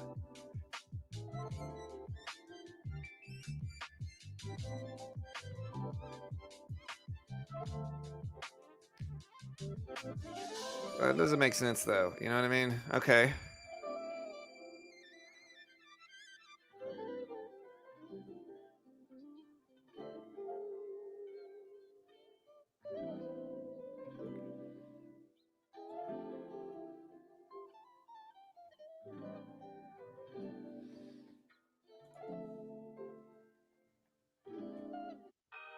Yeah, I don't know.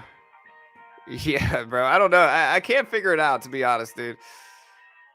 I'm gonna have to unsubscribe. I'm gonna manage my subscription and then redo it for Twitter Blue. I'll try. I don't know. Let me try. It's kind of a mess, though, dude.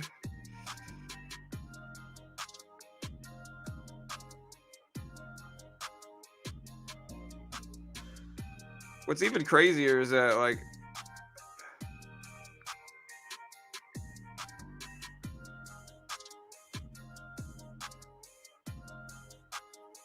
what's crazy is that it's not letting me manage it for my PC. That's crazy. Um,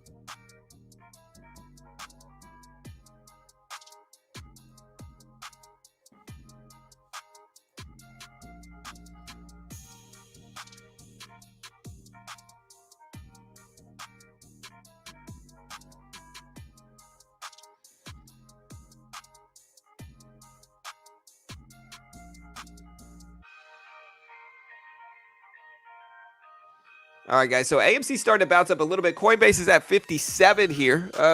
I see another reading that says we're going to get more Indian CPI dropping in about 10 minutes. I don't know if that's accurate.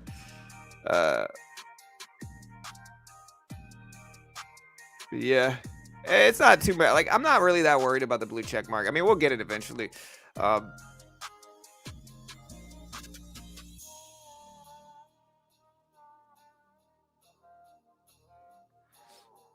You know, again, the check mark doesn't really mean much on Twitter anymore because everybody's got one, you know.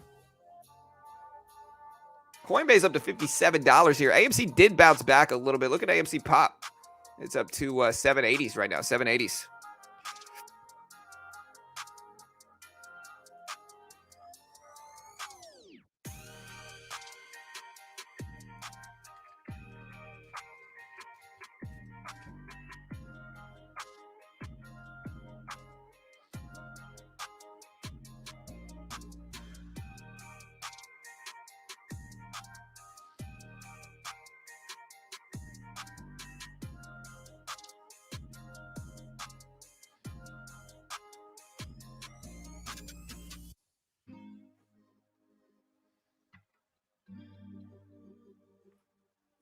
AMC surging back up again, guys. Look at it, all the way back up to 780s here. Yeah, look at AMC rip. Yeah, yes. Well, no, so Indian CPI already dropped. It was actually higher than expected. So here's Indian CPI. Where did we do it? We already dropped the Indian CPI report. It came in slightly higher than expected. It came in at 6.77%, so about 0.4% higher than expected. It was lower than last time though for CPI, but it did come in higher than expected. All right, so there's AMC up to almost $8 at 780s.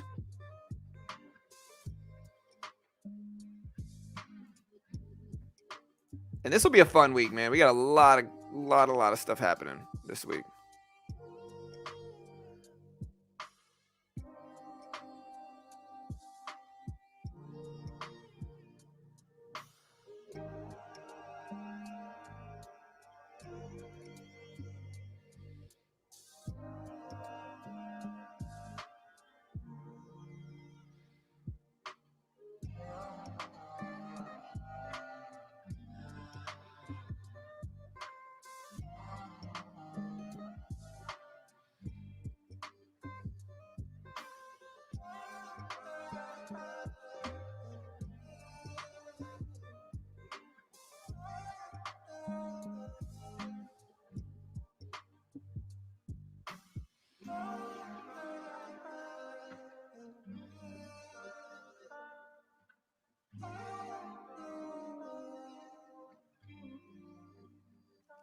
Yeah, so there's AMC still moving up. We bought the SPY dip here. Let's look at the dollar index.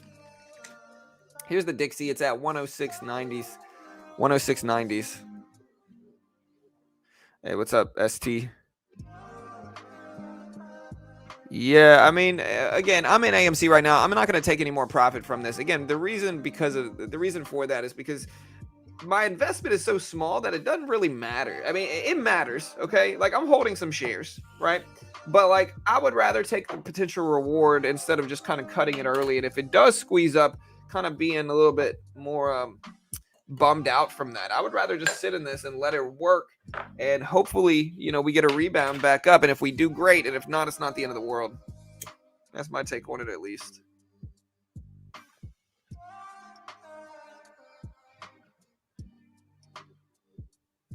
Go get a candle lit in here.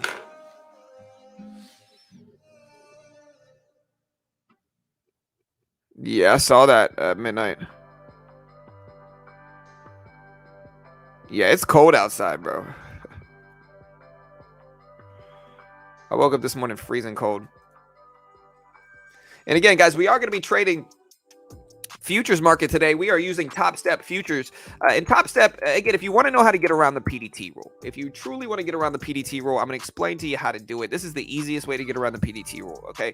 A lot of people gravitate towards penny stocks, but penny stocks are not really what you want to do. They're just very difficult to make money in, especially with a small account. Day trading without PDT restrictions is simple. You do it in the futures market. If you look at the SPY, which is what every large cap stock follows, it's what Apple follows, what Microsoft follows. Most large caps follow the SPY. Okay, in that regard, if you look at the futures contract of the SPY, it's on this right side here. You can see it's the exact same price action. It's the exact same price action. Again, if you zoom in here, you get a big dip, consolidation, bounce, big dip, consolidation, bounce. This is the same price action as this here. But there's no PDT rule on this right futures contract. There's no PDT restrictions here. You can day trade, you can short it without any restrictions whatsoever in terms of pattern day trading rules. Without any restrictions, you can day trade it on this right side here in the futures market. And if you want to get your feet wet in that market and try it out, Topstep is the most legitimate funded account program in the world. What they do is they give you a demo. And if you can hit their target on said demo while following their rules and conditions and pass both phases, then they fund you. And they'll fund you between 50,000 up to 150,000. Once you're funded, there's a 90% profit split. And so if you get funded and you make 10K, you get to keep 9,000 of that once you withdraw it, and they only get to keep 1,000 of it since they're funding you that money. Very reasonable ratios here as well. If you look at Topstep, very reasonable ratio here. Okay, so if you look at this, very reasonable. They've paid out since 2020 millions of dollars, over $7 million since 2020. They fund about 600 accounts a month. They've been around for over a decade.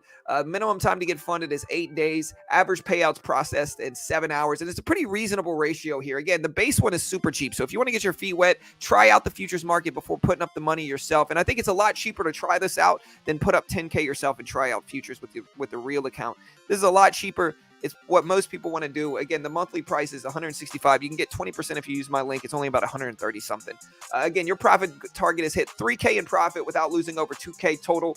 And that's a very reasonable ratio while following the rest of these rules. Again, if you want to try them out, they are a sponsor of my video. I'm certainly biased in their favor. But again, I truly think it's the best way to get around the PDT rule. It's the best way to trade the market without restriction. And if you want to check it out, here is the link. Again, great way to help support your boy here.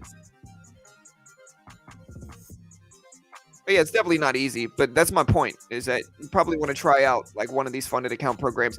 They're the easiest way to get around the PDT rule. And I think I'll put it this way. A lot of traders are going to try out the futures market like this. They're going to lose. They're going to lose the combine, and then they're just going to give it up. And I think that is good because that makes it so that they're not losing real money. You know, it's a lot cheaper to try this out, lose, and then say, okay, this isn't for me. I'm going to go try something else. It's a lot cheaper to do that than put up 10K of your own money in futures, lose thousands potentially, and get really frustrated. You know, it's a lot cheaper to try these funded account programs out. See if you like the futures market. Some people are going to love it, and then they're going to find something they love, and it's cheap. Other people aren't, and that's okay. Either way, it's going to help protect traders, in my opinion, from their own risk.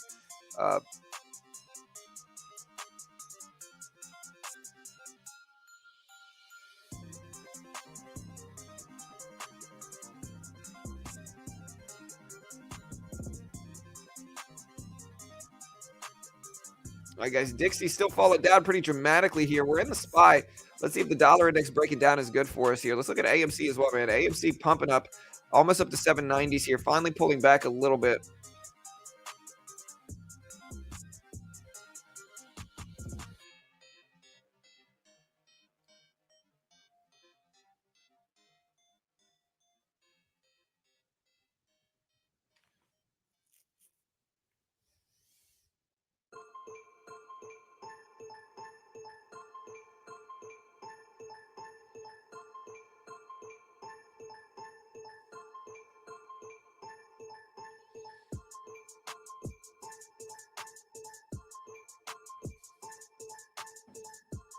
Hey, what's up, Tiny? Good morning. Good morning. Yeah, I think that's what's good about Topstep, though. I think Topstep is going to make people better traders. I truly do. And the reason for that is because Topstep has made me a better trader.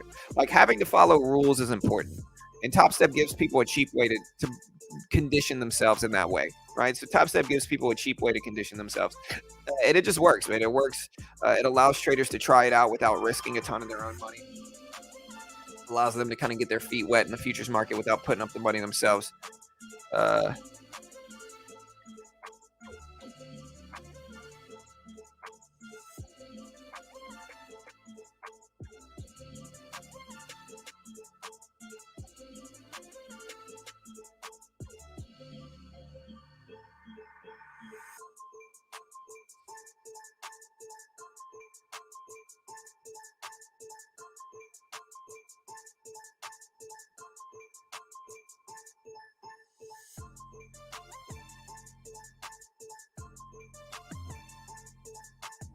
Yeah, I see a lot of people getting mad at like influencers.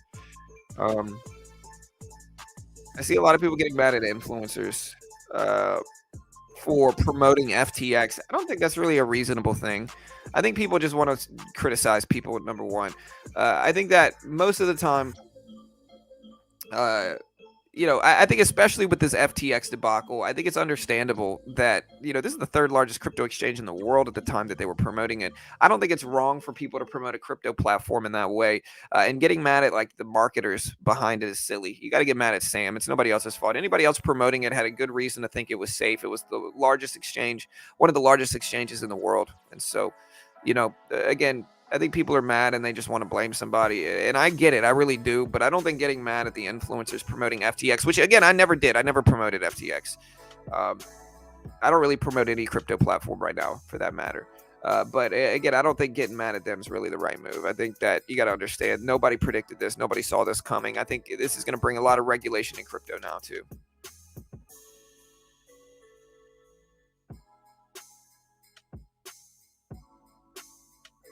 Yeah, for sure. Money, 100%. Yeah, for sure. Um,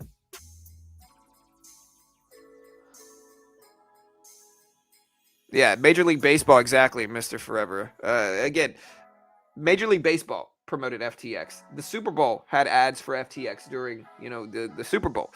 Um, again, if you can't really criticize the people promoting it. They're not to blame. Again, you want to get mad at FTX themselves, not the people promoting it, because a lot of people were promoting it. Um,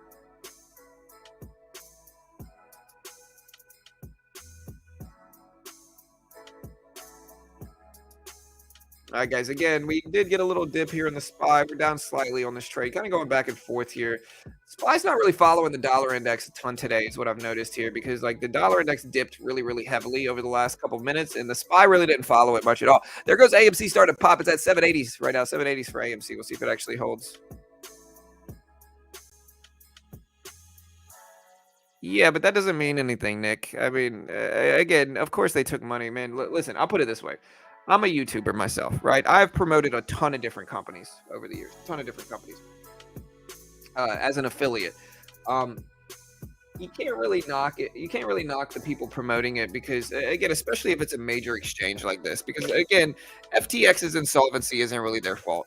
They're looking at the numbers. By all intents and purposes, it looks safe.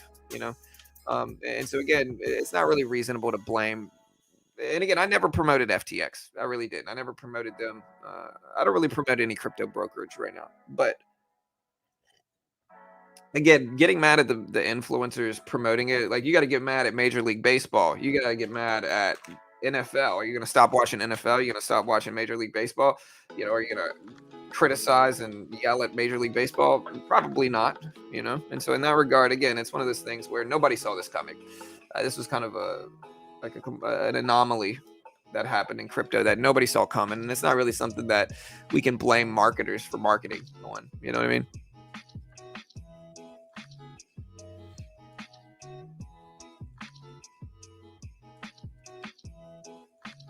And here's the reality of it. I mean, it's one of those things where you got to get, again, okay, if you signed up for a crypto platform, that's on you. You know what I mean? Like, and again, I never promoted FTX here, never promoted them. But like, if you sign up for it, that's on you. You gotta understand what you're putting your money in. You can't blame a commercial or marketing. You gotta, blame yourself. If that's the case. Again, I think people lost a bunch of money, and with that comes emotions. But in that regard, I think you got to criticize Sam Bankman-Fried more than anybody else because he's the one who played with people's money. You know.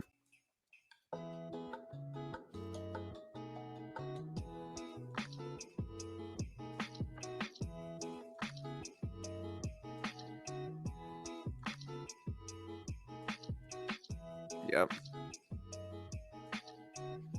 I'm sorry to hear that, Tiny. Panic attacks. I've had panic attacks before.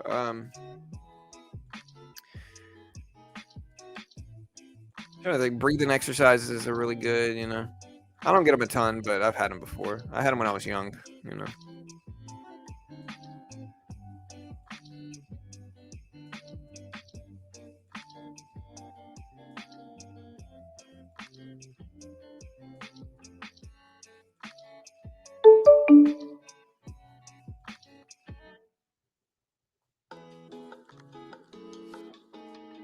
All right, guys. So again, There's the dollar index fall down a little bit. AMC's kind of consolidating at 760s.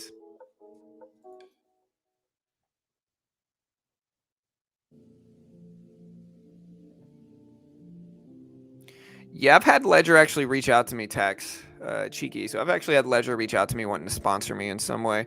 Again, though, right now, I got enough sponsors to be honest, and again, I'm not really. I get a lot of people trying to pull me in a lot of different ways to get me to promote all these different things, and like again, in the end, and I'm not saying you're doing it, of course, cheeky. You're just kind of talking, so you're all good. Not, I guess my point. I'm not criticizing you in any way. But I just get a lot of people that pull me in a lot of different ways. Say, hey, can you promote this? Hey, can you promote that? At this point in time, we've got two main sponsors, and like, I don't want to saturate stream with ads. You know what I mean? So I'm trying to keep them pretty balanced. Like we promote Topstep, we promote Chart Prime, both really cool products in my opinion. And so we're probably not going to promote much else right now. You know, just because we already got enough. Yeah, you look on Twitter, man. Everybody's talking about the FTX debacle. SPY bounced it up a little bit. We're pretty break even here. Yeah, I'm green in AMC currently right now. Yeah. Yeah, I had panic attacks before. Anxiety medicine doesn't really do much to me anyway. I mean, the problem with anxiety medicine is that it takes away all your excitement in life. You know, like I was on anxiety medicine for some point in time, years and years ago. The reason I didn't continue was because I realized like I take my anxiety medicine, I just wouldn't be excited about anything. Like a sport event comes on, I don't care about it, you know. And so because of that, I just never continued with it. CBD can be really good for it. CBD works.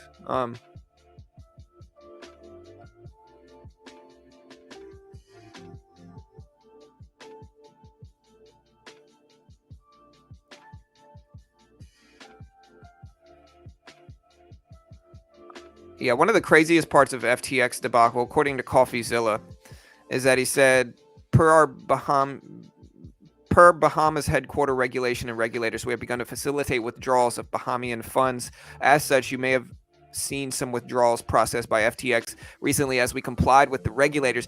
Basically, the Bahama Commission came out and said that that was a lie, that was not happening. And so he's been using it to sneakily withdraw funds while everything was paused, only to have the Bahama regulators say that FTX was lying. That's even crazier. And that I see CoffeeZilla posted that. Wow. That is crazy. If that's true, which it looks like it is, that's crazy. Hey, what's up, Emmanuel?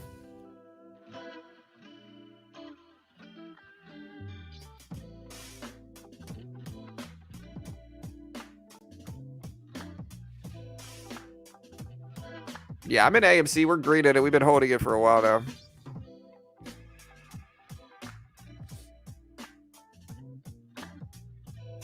When does what start? Hey, what's up, Emmanuel? Good morning, bro. Hope you're doing good, man.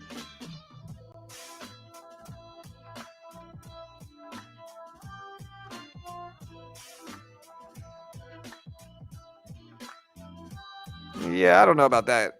God particles. I have to kind of disagree with that. I think, I think anxiety specifically is people have genetic predispositions to it. I also think that, I think that, in to a certain degree, you're correct. But I think that a lot of it is an environmental, how like what happened, nature versus nurture, so to speak. But I think a lot of it is genetic as well. You know. All right, we're still looking at Crow here, CRO, Crypto.com's token, man. It's down to 71.5 cents.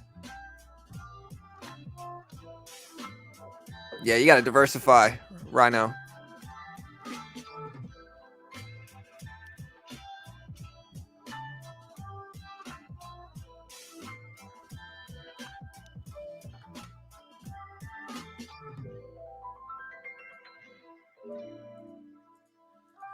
All right. Again, we're kind of sitting here. Dollar index is starting to pop back up a little bit. It's starting to bounce up some.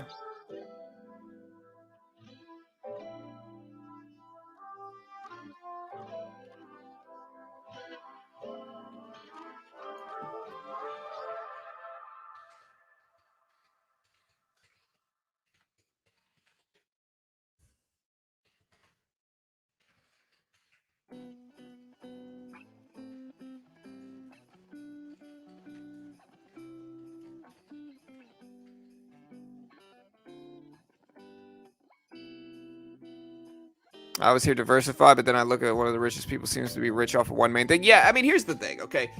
A lot of billionaires became billionaires for this specific reason that I'm about to explain, okay? So a lot of billionaires actually became billionaires. Like they say diversify, and that's true. Diversification is the safest money. But if you want to get rich, and again, I'm not telling you you will. I have no idea what you're going to do. Not an investment professional. Don't sue me. Not liable if you lose. But with that said, I think a lot of billionaires became rich in that way from finding an idea that they truly, truly believed in and going really, really hard into that one specific idea.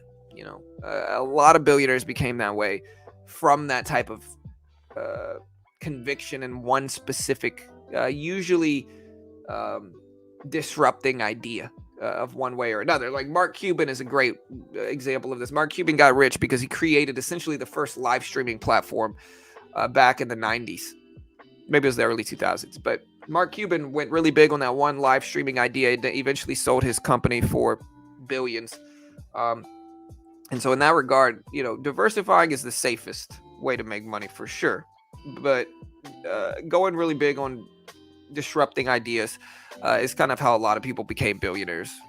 At the same time, though, that's a very small percentage of people ever succeed at that. And so it's kind of a balancing act where do you want your money to be safe or do you want to have the potential to get really, really wealthy from it? Those are the two different arguments in that regard on what you want to do with your money. And I don't know which one I would agree with or disagree with. I'm a big diversifying person. I like diversifying. I think that's a good idea. But I also understand that if you want to shoot for the stars, so to speak, you're gonna have to go big into one specific idea.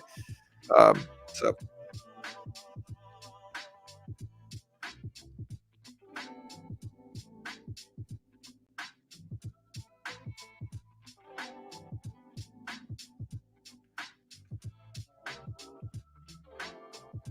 I think they pay you as an independent contractor. Nowhere, man. But you want to ask them.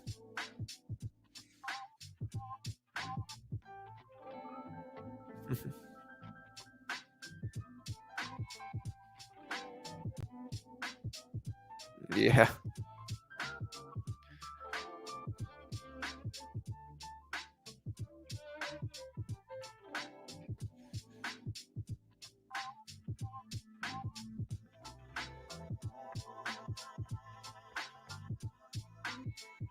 So no, I'm still trying to get funded, Adrian. This Thinkorswim account, so this TOS account right here is about 30K, 120K in buying power. So I trade this, and I'm recently trying to get funded by Topstep. But again, I'm sponsored by Topstep as well, so they are a sponsor of my video.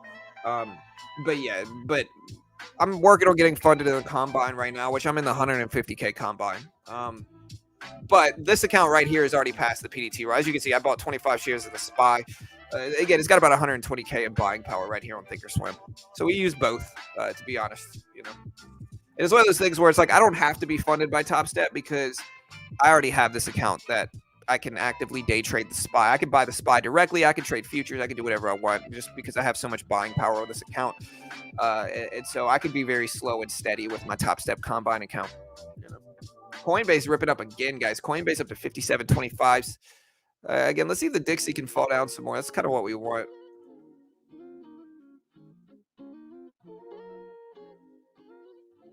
So I'm holding AMC right now, Tim. I've been holding it for months. Be a politician or a banker. Yeah, like I was talking about it earlier. I did that Myers-Briggs personality test, and I got the ENTP debater personality type. Again, I'm going to preface everything I'm about to say with it's very difficult for me to tell if this is kind of like a horoscope where they're just kind of telling people things that those people want to hear. Like, oh, you're the kindest, you're the greatest, you're the best to your friends, and everybody's like, oh, that is me. I am nice to my friends. I am compassionate. It's like, bro, they're just telling you what you want to hear. And so I'm going to preface everything. Some of this personality test might be doing so, but according to the Myers-Briggs personality test, I got ENTP, which is a debater personality type. It says that a debater is a person with extroverted, intuitive thinking and prospecting personality traits. They tend to be bold and creative, deconstructing and rebuilding ideas with great mental agility. They pursue their goals vigorously, and despite any resistance they might encounter. Quick-witted and audacious, they aren't afraid to disagree with the status quo. In fact, they're not afraid to disagree with pretty much anything or anyone. Few things light up people with this personality type more than a bit of verbal sparring. And if the conversation veers into controversial terrain, so much better. It would be a mistake, though, to think debaters as disagreeable or mean-spirited. Instead, people with this personality type are knowledgeable and curious with a playful sense of humor, and they can be incredibly entertaining. And so, again, I don't know if it's telling me what I want to hear, which it might be, and I'm eating this up. I'm like, yeah, that is me. I am smart and quick-witted. That's got to be me, right? But my daughter got the campaigner. So speaking of politicians, my daughter did it. I got her to do it, and she got the campaigner. Dixie falling down here. Dixie's at 106.80s. 106.80. SPY is bouncing up a little bit right at the volume weighted average price.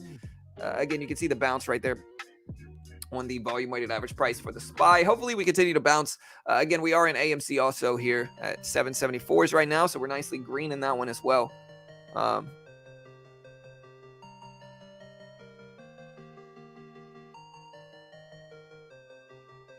Yeah, it did kind of sound like me, but again, it might be something where I'm just tooting my own horn here, so to speak. I could be objective about it and say, hey, this thing might just be telling me what I want to hear. But I don't know. You can look it up. It's called the Myers-Briggs personality test. Yeah, that's what I was. That's what I told my daughter. I said, hey, look, you got to be honest about it. You can't just say how you want to be. You got to be real about it, which I was. When I took it a long time ago, I was very honest with it. And again, hopefully we get some good action on the market today. We did a poll this morning. We asked people, does the market break $400 today? 55% out of almost 700 votes said yes. 45% said no. Do you think Sam always had malice intentions? No, I don't think he did, Daniel. I think this is what happened with Sam. In my personal opinion, I think this is what happened. I think Sam is a really smart guy, a really smart dude. I think Sam's a very smart person. I think Sam has a problem with impulse control, is what I'm guessing here. I think Sam Bankman-Fried probably had a problem with impulse control. And so in that regard, he was playing with people's money that he shouldn't have been. He was, a lot of people said he was, he was gambling away people's money. I think he had an impulse control problem. And I think in that regard, that is kind of what made this big disaster, is that Sam could not control his impulses to take bets and riskier and riskier trades, riskier and riskier gambles, not only just in business, but in actual people's account with people's money. If I had to guess, I think that's probably, and again, I'm purely speculating. I have no idea if that's who he is or not, but to me, it seems that way. I think he was just I think he had maybe a little bit of a gambling / control problem, Yeah, greed for sure. All right, guys, so SPY bouncing up a little bit here. AMC still moving back up too. Yeah, I saw that.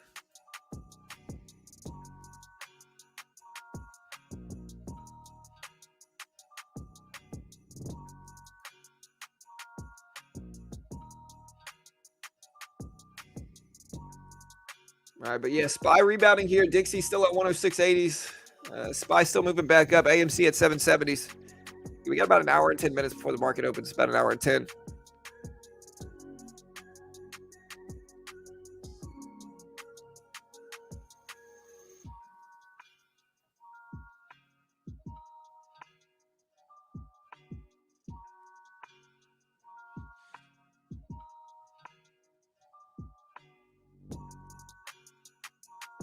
So true. I know of a woman who she cleaned up, got religion, became a millionaire selling picture frames. Yeah, man.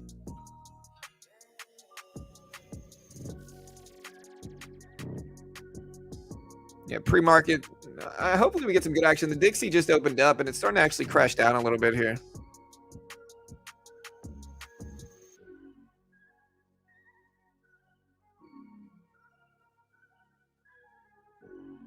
Hey, good luck, Adrian. Hope you make some money. Yeah, like I said, I've been back and forth in the combine. We're kind of taking it slow.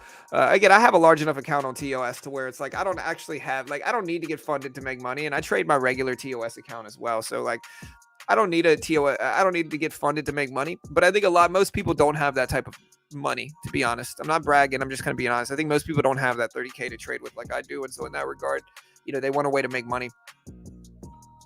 And again, I think Topstep's a really interesting way to do it. Again, Topstep funds traders in the futures market. They give you a demo. You can hit their target while following their rules. They fund you. Again, SPY up to 397. You can find the link in the description here. I'll post it on the link. I'll also pin it to the top of the page if you're interested in checking out. And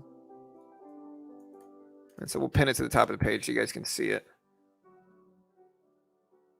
There's the futures account. And again, I think it's an easy way to get around the PDT rule. Not easy, but more so, I think it's one of the cheaper ways to try to get around the PDT rule. One of the cheaper ways to try the futures market out without taking on a ton of risk in the process, I think.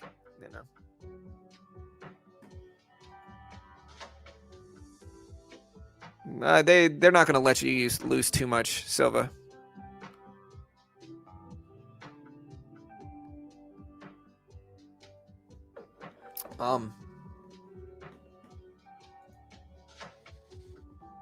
All right, guys. So again, you can see we're kind of green in the SPY here.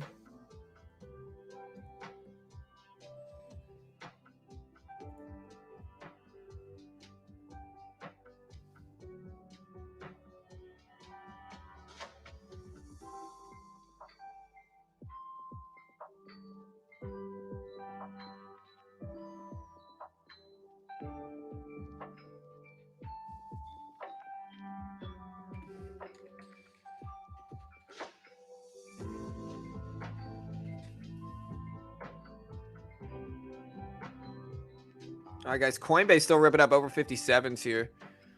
Again, AMC starting to rip up too. It's at 780s right now. And again, what's theorized to be happening right now, if you look at our Discord, and again, check out our Discord post here. We got Pawn posting some really interesting stuff.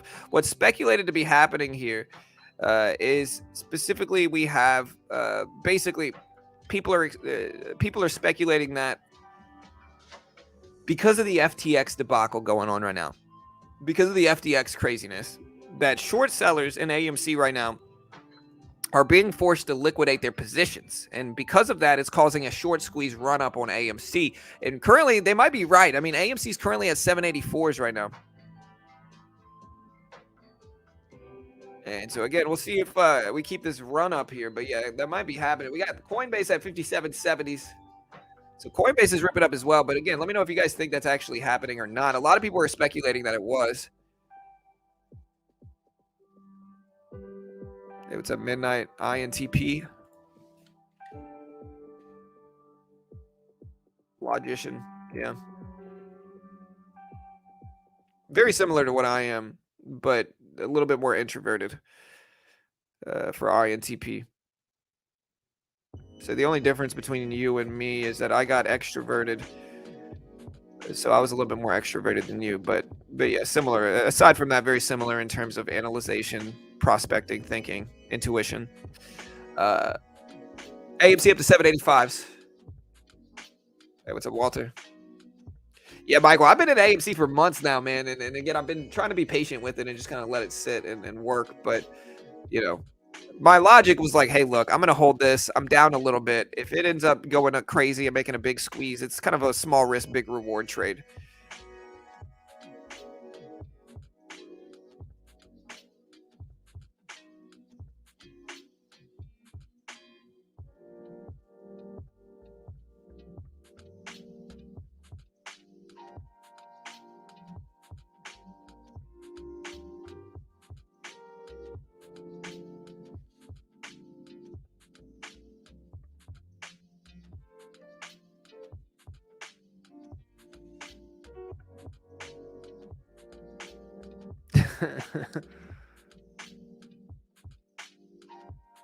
Okay, so I'm gonna retweet this on my Twitter page. It's a picture of cows licking. It looks like a Springer Spaniel dog, and it's the same. It has the same pattern as them. So these adult cows, these mom cows, are over here licking this puppy because they think it's a baby cow.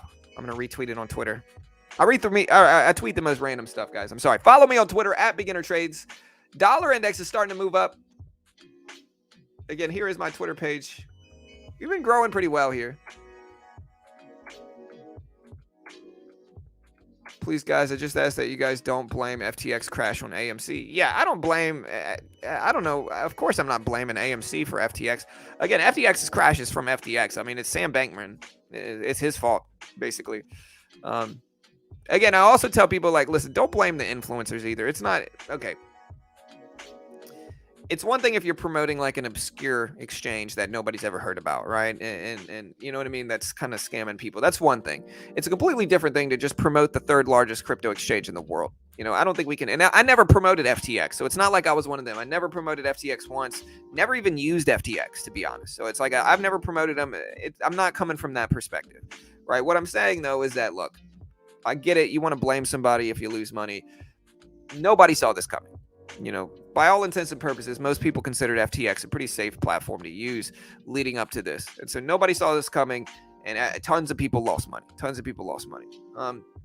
Again, we actually did a Twitter post the other day. So we did do a Twitter post the other day, or today, actually, and we talked about the similarities. If for all my poker players out here, FTX was very similar to the full tilt poker disaster about 10 years ago, in 2011, so about 11 years ago. Full Tilt basically did a very similar thing to what FTX just happened. So basically, Black Friday was about in April in 2011. Poker had an event called Black Friday. It's essentially Full Tilt Poker was a major player in poker. It was one of the biggest poker exchanges in the world. Basically, they got a cease and desist letter from the U.S., and so people started withdrawing their money or trying to withdraw their money. Apparently, they were going insolvent because they were doing the same thing FTX was, which was they were playing with clients' money. They were using clients' money for leverage and risk and taking all these risky bets and funding all this ridiculous stuff with clients' money. It's called Black Friday. And people never got their money back. Eventually, it was acquired by PokerStars, but very similar. A lot of parallels to the FTX debacle going on right now.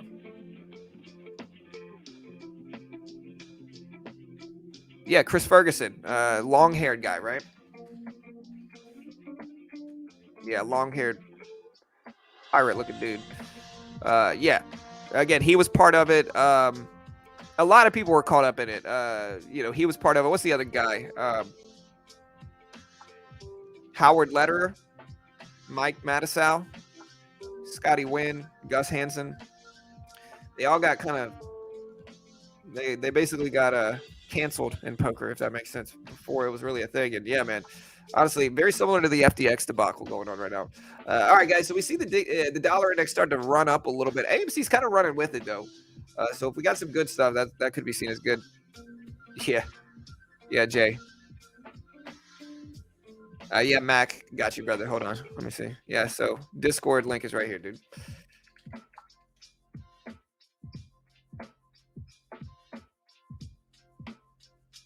Hey, Aaron is on CNBC Live.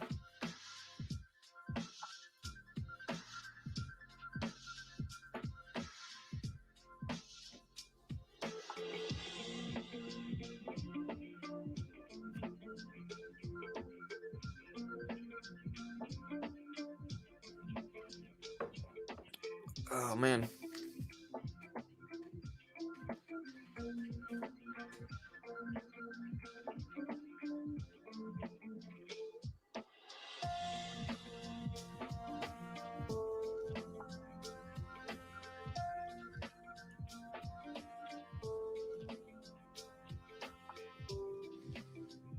All right, guys. So again, let's see if the dollar index can fall a little bit. It's been a pretty slow morning right now. I mean, we're slightly red. If you look at the market here, we're slightly red, but we're not incredibly red. Like, we're red, but it's not like a huge down day. The previous closing price on the SPY is right around 398.50s. We're currently at 397.50s, give or take. So we're only about $1 away on the SPY. So not a huge percentage down. AMC's been ripping up again. The speculation is that the FTX debacle is causing short sellers to have to liquidate their positions, and in turn that's sparking a squeeze up with AMC.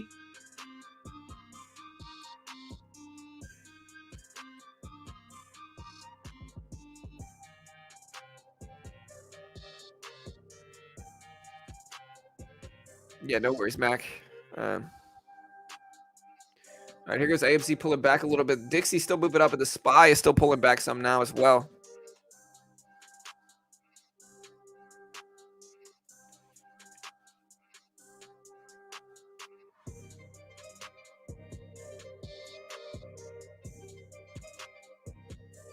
There's no link between FTX and AMC. Well, there's not any hard link.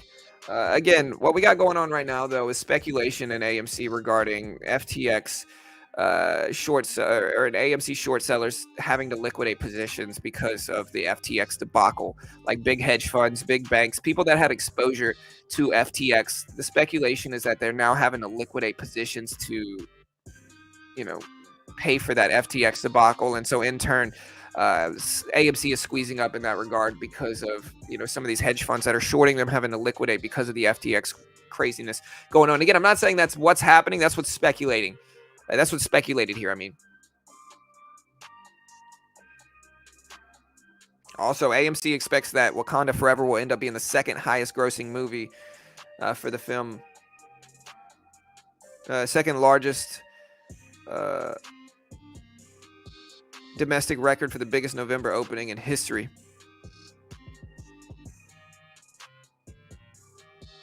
They think it's going to be the second largest, highest grossing movie for full year of 2022.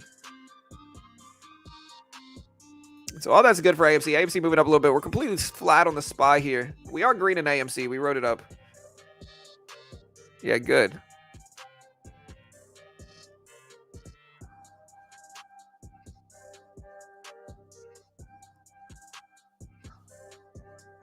You told me not to say what, man? What are you talking about, bro?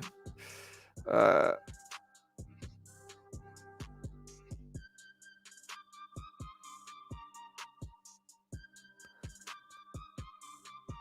same guy was behind both. In what way?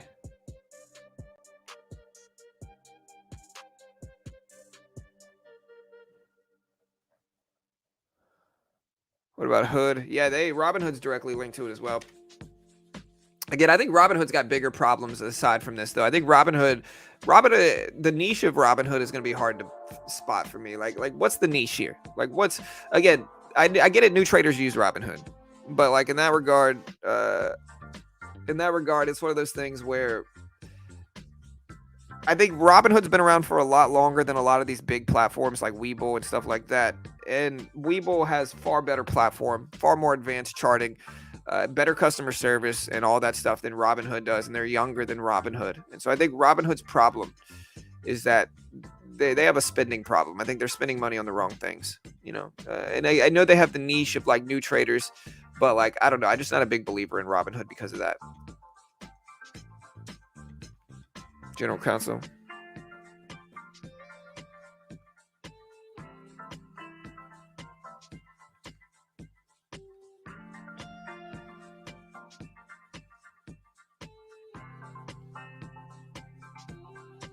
I mean, I'm going to say whatever I want. I bought short. You know what I mean? I'm not sure what your point in the argument is, but it's all good. But yeah, I'm going to say whatever I want.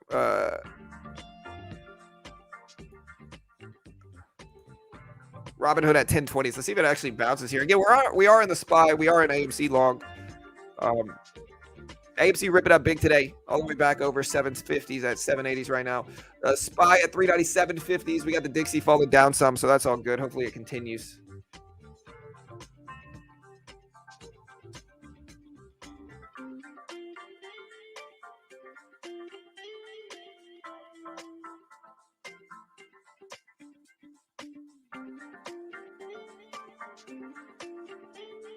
Up 25.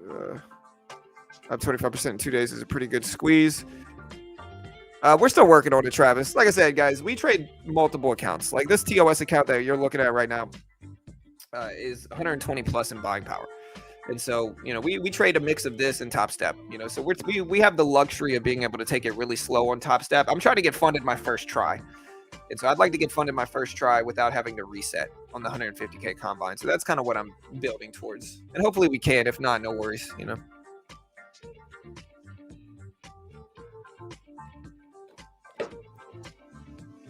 In what way? Yeah. I'm just going to go ahead and ban this dude. Good day, sir. Everybody get the good day, sirs out in chat. If you're one of our members, get the good day, sirs out in chat. We just had to ban somebody. Get Willy Wonka in here. Good day, sir. SPY started to move up.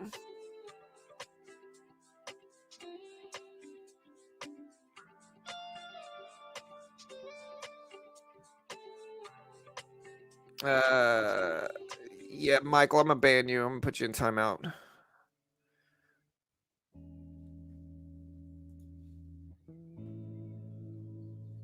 Hey, thank you, Chew. Yeah, it's all good, bro. You're welcome here, dude. You're good, dude. Don't listen to the other people, man. You're good, bro. Uh, yeah, I'm gonna ban this guy too.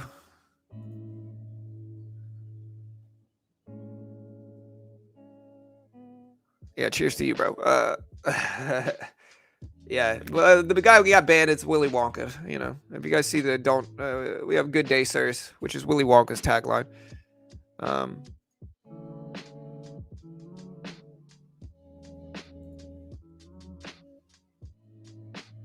do you think Tesla's the new Walmart? Huh, I don't know. Yeah, good day to all you guys. Yeah, we're accepting here, guys. Anybody can be here. Don't listen to the weirdos in chat that are out here talking smack to people. Uh, all right, guys. Spy at 397.60s. We got the Dixie. Pull it back a little bit. Try to bounce some. Again, AMC still moving up almost to 790s.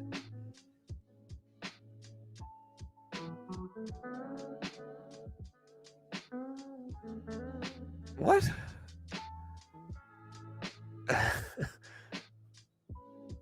Yeah, I don't encourage anybody to bully anybody, man. If anything, I discourage it. You know, I don't want you guys to bully anybody. Again, everybody's welcome here. You know, everybody's welcome here. Pros and cons of stocks versus forex. What's your input on Mullen? I'm not really a big Mullen guy. I don't really like Mullen. Pros and cons of stocks versus forex. Volatility. Volatility. I would say consolidated volatility at specific parts of the day is the big edge you're going to get in stocks versus forex. Like, you know when markets are going to be volatile in stocks, and you can know when they're going to be volatile in forex as well, but it's a lot harder to identify that. Like for stocks, you know at 9:30 at the opening bell you're going to get movement. Forex is not necessarily like that. Now it moves a little bit more with the opening bell. uh, it moves a little bit at the opening bell, of course, as well, but it's less condensed and it's less centralized in that way.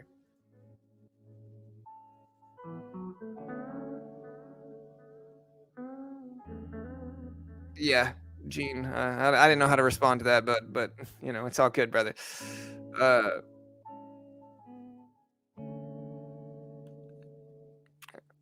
any big Fed related events this week? Yeah, we got PPI dropping tomorrow, which is going to be big, big. But yeah, shout out to my mods helping me get the trolls in chat today. We appreciate you all.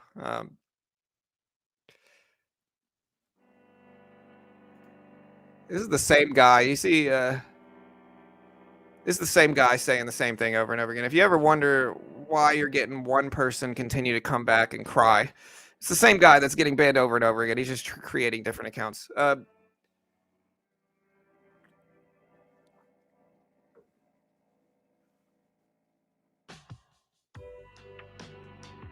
Forex is always a pair. Yeah, that's the problem. Again, condensed volatility is the hardest thing.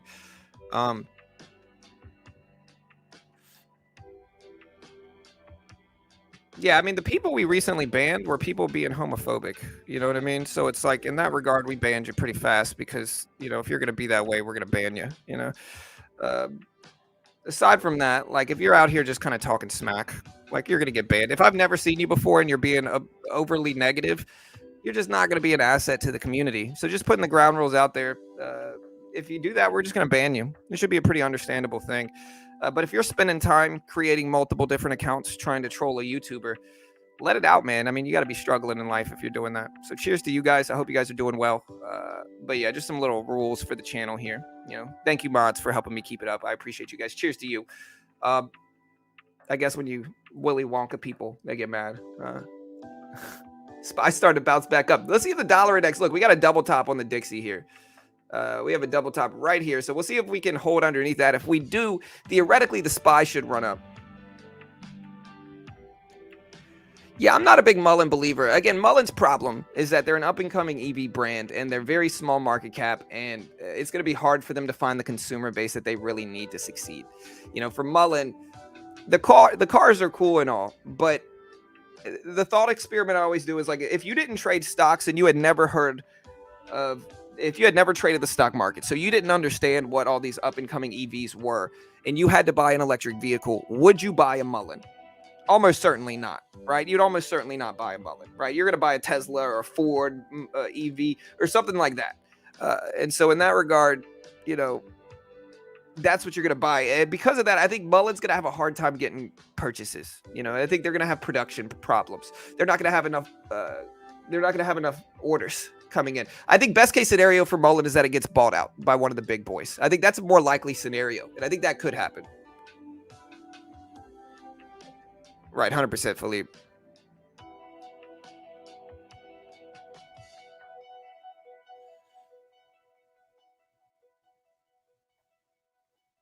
Right, 100%, Emmanuel. Yeah, thank you, Mr. Forever.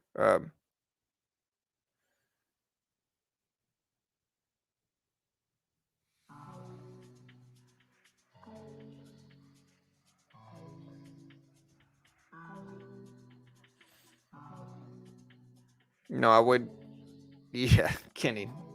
Nobody's getting a Mullen. Like I said, the problem with Mullen, that's the problem, is that not enough people are going to buy it. You know, it's going to have such a small consumer base.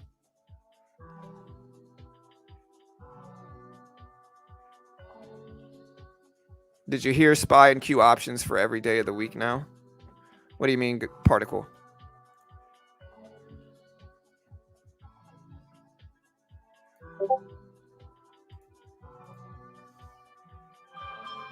Yeah, actually, guys, we're going to put it in sub-only mode, actually. That's a great idea by Pawn.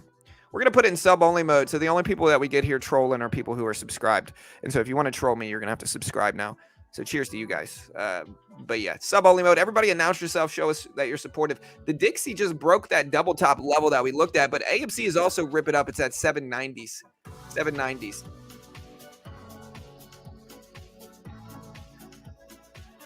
Bell is at 9:30 in about 45 minutes. Hey, what's up? DS, Low, Emmanuel.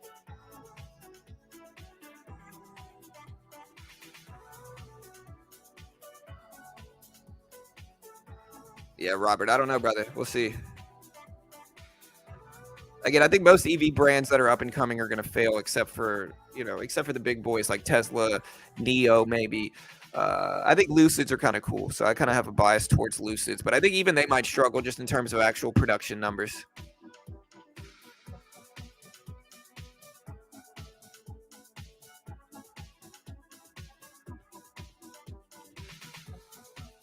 Yeah, bro. LSU beat Arkansas, man. Good. I watched that game. It was a good game, bro. Close game, but good nonetheless.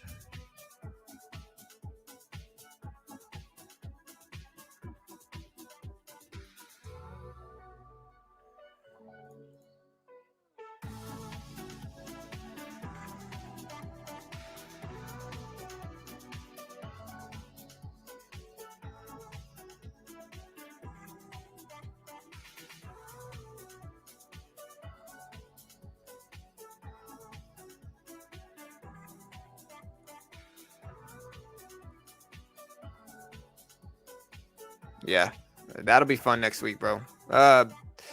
Fisker, I don't know, man. Made 130K off losing. Nice, mister.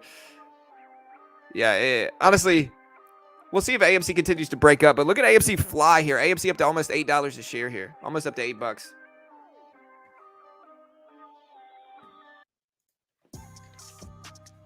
I'm holding small positions of Apple. Long term, though. It's not really a short term trade. Longer term. I've been holding them for months and months now.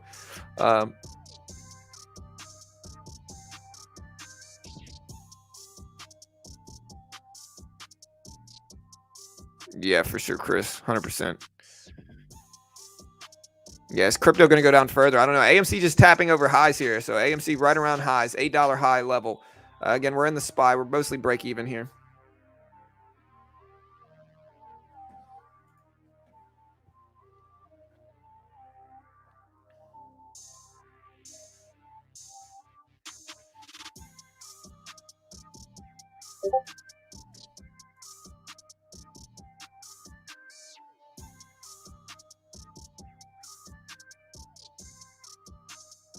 All right, so yeah, so apparently what Pawn's saying is that SPY daily options It means that they are adding Tuesday expirations for the SPY. No Thursday expirations, but it used to be Monday, Wednesday, and Friday. So now it's going to be Monday, Tuesday, Wednesday, and Friday expirations.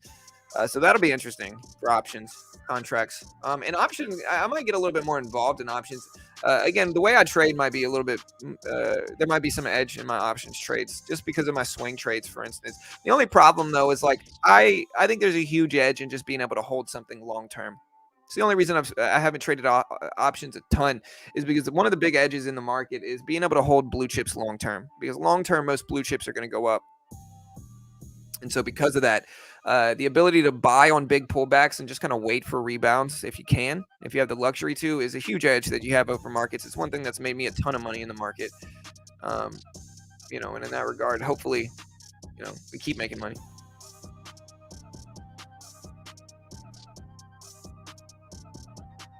Yeah, AMC over $8 here. The Dixie's actually moving up as well. So AMC is actually moving with the dollar index. So again, you can kind of see it moving.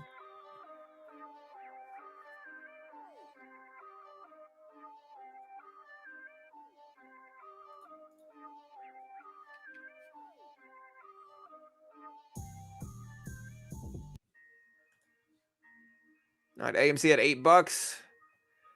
The Dixie up to 107s. 12K Bitcoins, Justin. I hope you're wrong, but you might be right. I don't know.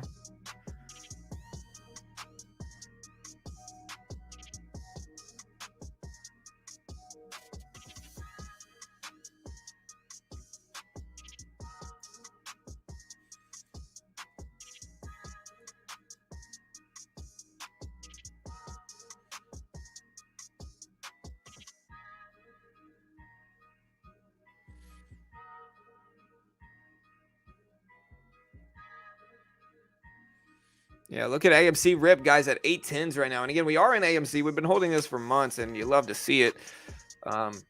We'll take it. Hopefully this keeps up.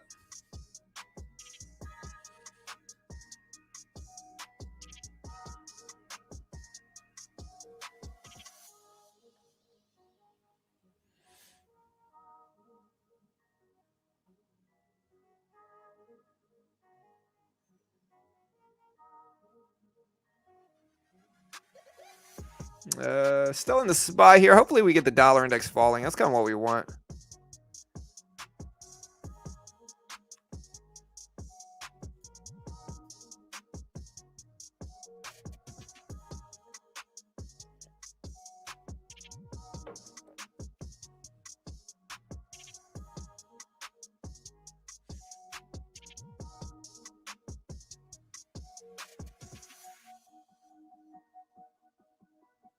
Yeah, shorts have been getting destroyed over the past couple weeks. Again, I've seen a lot of bears get really, really emotional.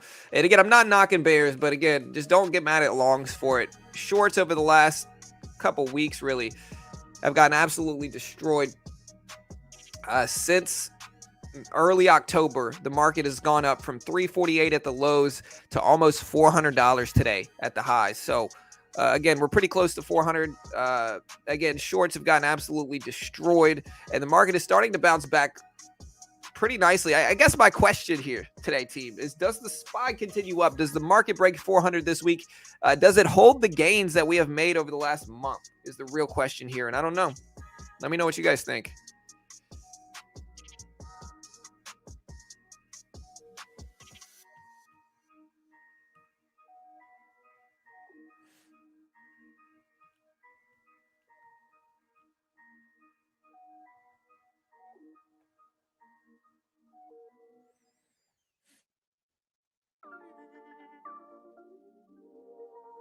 Catch back up on chat. Hey, what's up, Ren? It's Money Monday. That's right. The economy is still trash. Yes. Any big earnings or numbers this week? Yeah, we got a lot of stuff, Cal. So what we have going on this week, I'll explain to you everything. All right, number one, we got PPI tomorrow. Going to be the biggest day of the week by far is PPI tomorrow. Very relevant day, very big day in terms of market activity. So huge day in markets tomorrow. Again, tomorrow specifically, we've got PPI. We also have, we just got a lot of stuff. I'll go ahead and report it all. in terms of what we got going on in the market this week. But again, today we had some numbers. Tomorrow is when the big numbers start.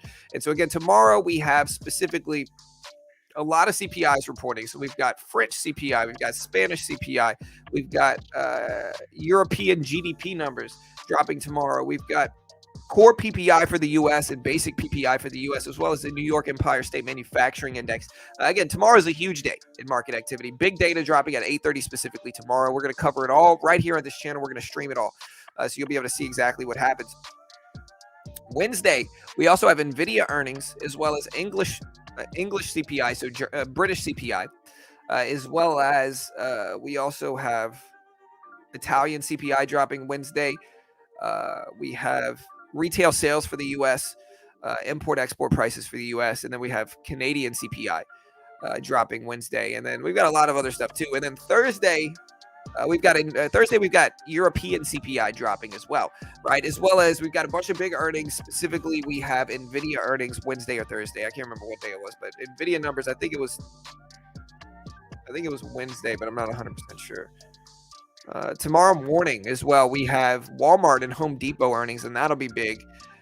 Wednesday, we've got Target earnings in the morning, as well as Lowe's and a few other things. And then NVIDIA is in the evening. So NVIDIA earnings drop Wednesday evening. Thursday, we got Alibaba, Macy's, Kohl's, and a few other companies. And then in the evening, we don't really have anything too big. But yeah, a lot of stuff happening. We got jobless claims numbers dropping Thursday. Honestly, this is one of the most active weeks we got. Just a lot of stuff happening this week, man. A lot of stuff happening.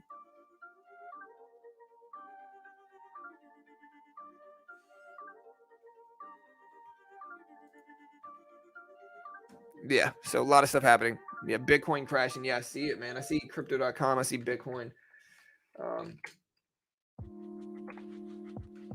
And I told people this, man. I told people this days and days ago, man. Bitcoin all the way down at 16s. I told people this days ago, to be honest, man. If you guys look at my Twitter page, I told people this days ago. What I said is coming to fruition here. Again, what I said days and days ago was this, right? This is what I said. I said, let me find it. This was days ago. So yeah, I said this on November 9th. So I said this like a week ago, before any of this had happened, really. And this was before Binance backed out of the deal. This was before they backed out of the non-binding deal. And before we had all these big drastic consequences. What I said was that everyone poking fun at Sam Bankman-Fried must not understand how much this is going to hurt crypto. I'm pretty flat in all until the bull run starts. Still, for those holding, it is probably going to get worse when CZ from Binance backs out of the non-binding deal. And again, since then, that's precisely what happened. CZ backed out of the deal. And essentially, the whole crypto market has essentially fallen drastically. Now, Bitcoin is currently at 16,500. You got crypto.com, a lot of struggles. This is going to trickle into every niche of crypto, and it might get bad. So y'all just be careful right now. We're in AMC already. Ricky. We've been holding AMC for months.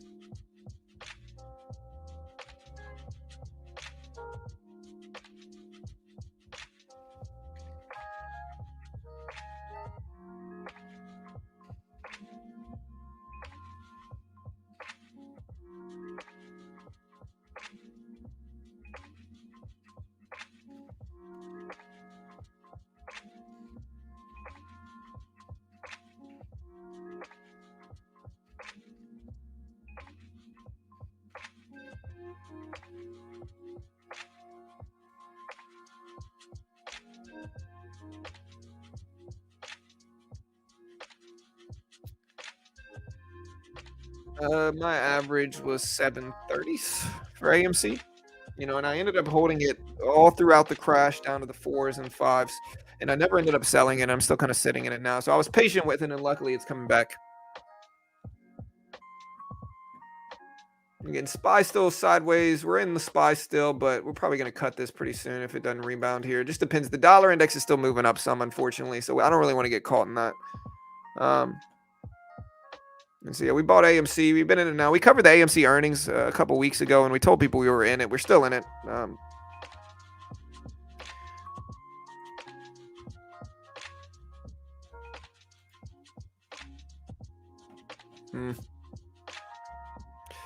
Yeah, I think time heals a lot of wounds for AMC, but yeah, I'm gonna go ahead and cut this and just cut this and get out of here and just wait. Less than $10 loss. We'll just wait.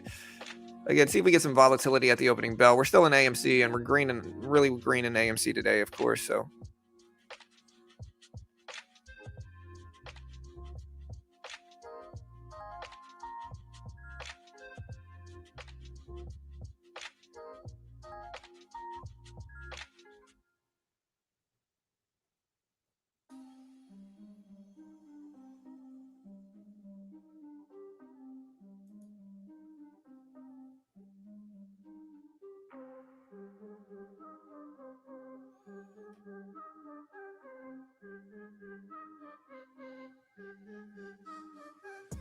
all right, guys. So again, AMC still up here. Let's watch $8 for AMC now. See if it actually holds the support level.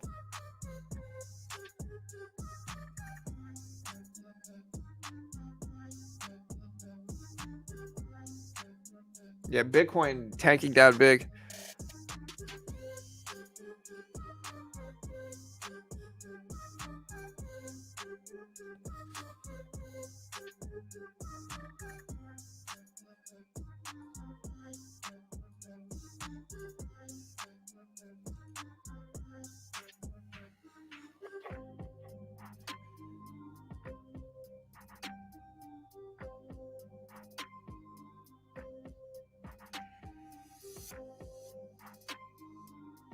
All right, guys. So AMC, we're at 807s.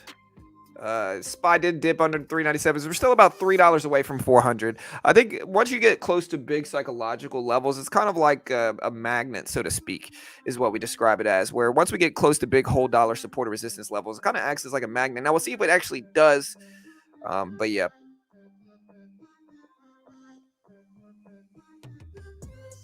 So according to the Fed's Waller, they said, quote, "We're thinking about hiking by 50 basis points at the next meeting. That would cause a great reaction in stocks." How much do you guys think they're going to hike it on the next meeting, on the next Fed meeting?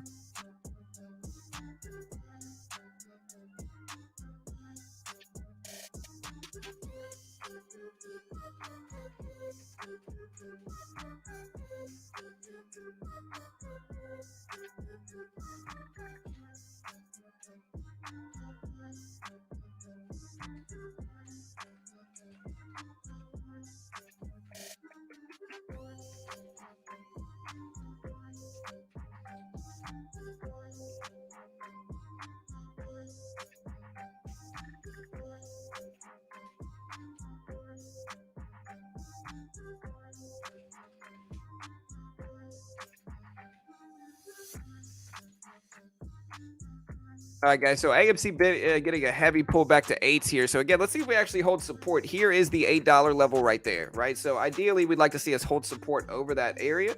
And again, hopefully we do. Maybe not, though. We'll see. I don't know, though. Depends on November CPI. November CPI is already out, Vic. Or VK, sorry. Yeah, November CPI is already out, brother. So again, November CPI came in at 7.7%. It's what caused this massive bull run in stocks over the last 10 days. You can see November CPI dropped last Thursday of last week, and we had a huge, crazy run. Again, last Thursday was our largest stream we've ever done. You know, last Thursday was the biggest stream we've ever done. We had over 5,000 people here simultaneous. We got 30,000 views on one stream, which was the largest stream we've ever done. So oh yeah, actually you're right, VK. My bad. You're right. You're actually very correct. Which is, but at the same time, here's the thing though. So what VK said is actually correct, which is that last Thursday's CPI report was from October. We're not going to get the November CPI until December. I believe it's going to be mid to late December is when the next Fed meeting is going to be, and the next CPI report should be early December is when we get the next CPI report. Now, with that said and out the way, most of the time the Fed actually doesn't use CPI a ton in their analytics for their rate hike decisions. What they use a lot is the PCE deflator or PPI. They use seller inflation, so they use producer inflation a little bit more than consumer inflation data. But again, they're both relevant. They're both going to be highly watched and paid attention to for sure. Yeah, I don't think the Fed meeting's on December 13th, Jose. I don't think that's correct. You might be right. Let me check that, Jose. I got you, brother. Hold on one second. Let me see. I think the next FOMC meeting is going to be mid to late December, because the last Fed meeting was November 2nd. And so by that logic, it happens every 6 weeks. And so 6 weeks from that would be past December 15th, I think. Not 100% sure though.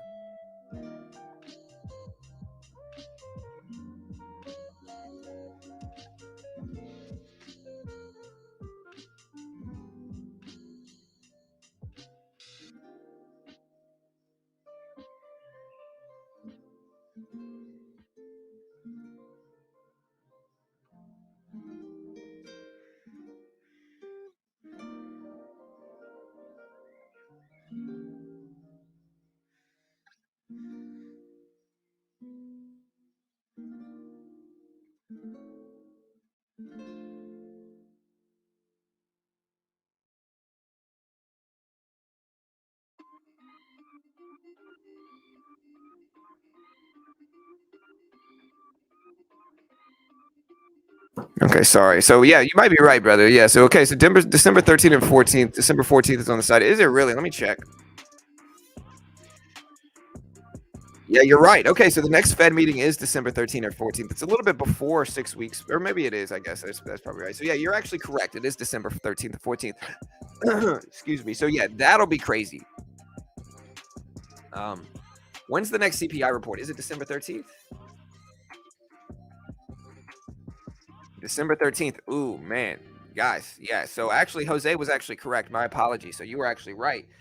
So yeah, guys. So it is going to be something where we're going to have CPI and the FOMC meeting on the same day. That is going to be crazy, crazy, crazy, crazy.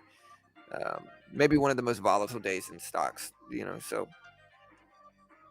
yeah, that'll be crazy, crazy.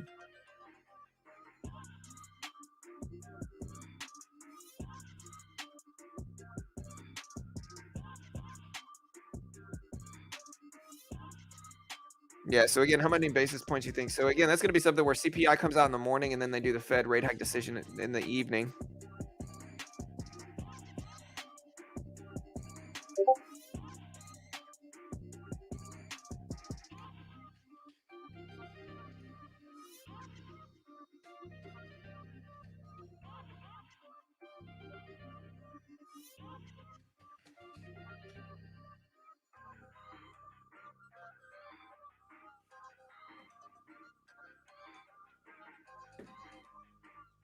All right, guys. So again, AMC back up to 810s here. Let's watch that level. The Dixie's starting to really fall back down some, so that's good.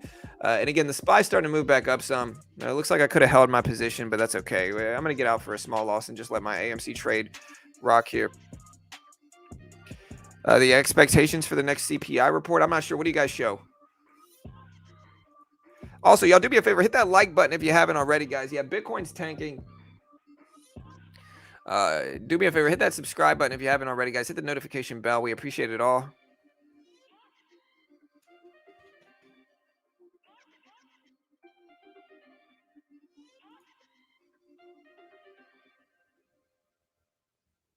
Again, we do have AMC up to 809s here.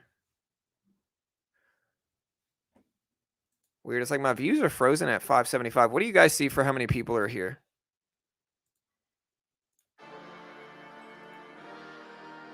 Why is Bitcoin tanking? I don't know. AMC still dipping down here. And again, let's see if we actually hold the support area.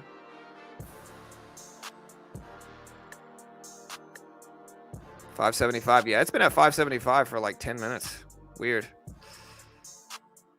If October 7.7, maybe 7.6. I hope so. I hope we get that.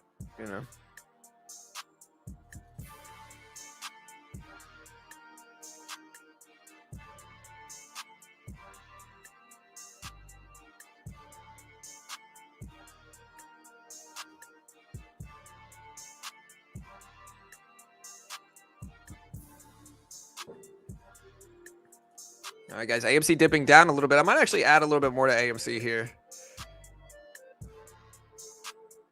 So yeah, we finally got back to slightly green here. I'm actually going to add a little bit more.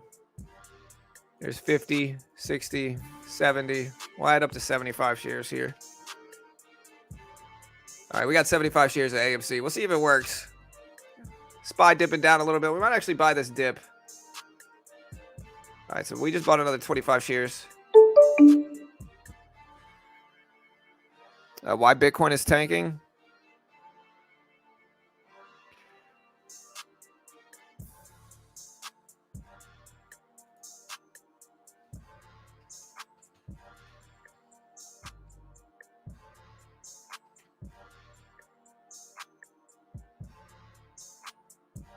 All right, again, we did bought AMC on that pullback here.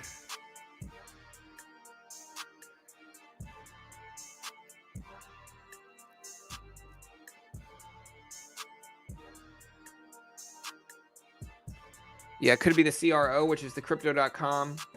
Again, a lot of people are saying that assets have been frozen. People are trying to withdraw on crypto.com and they're unable to right now. And so again, a lot of people are saying that they're frozen on crypto.com, that they're unable to get out.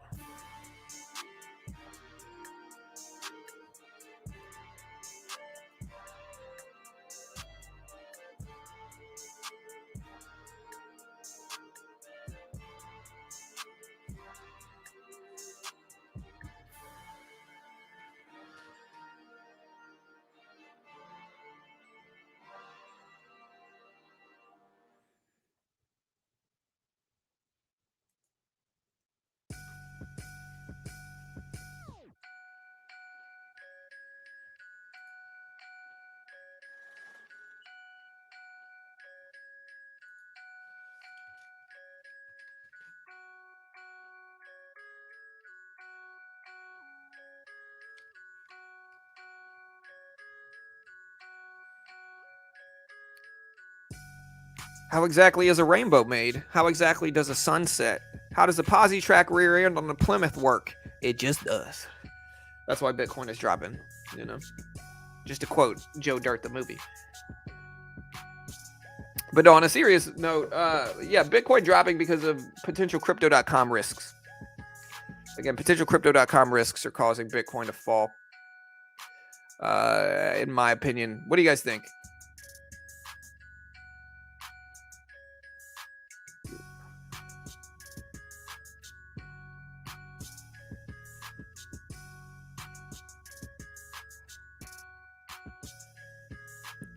Again, why do you guys think the stuff is happening? Why do you guys think this stuff's happening for crypto.com? Again, do you think crypto.com had exposure? I'm looking at posts here. According to crypto.com, they say they didn't have any exposure to FTX's debacle. A lot of people are questioning whether they're insolvent, though.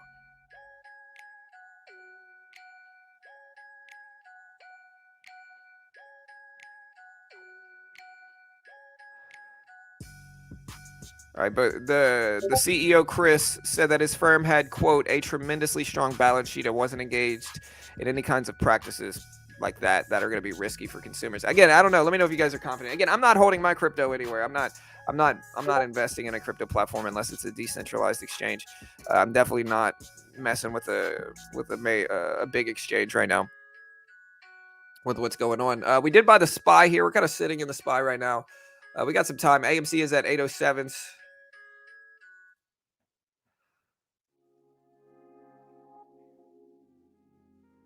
Yeah, the fall of yeah, made a lot of people sketched out. Oh, all good, Tiny. Stay safe. Hope you feel better.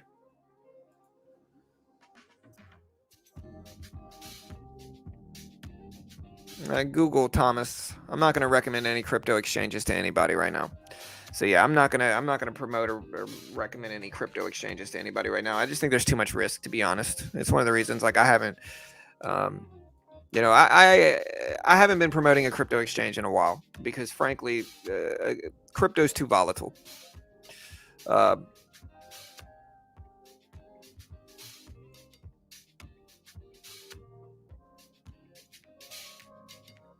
right, guys, we still got over 500 people here.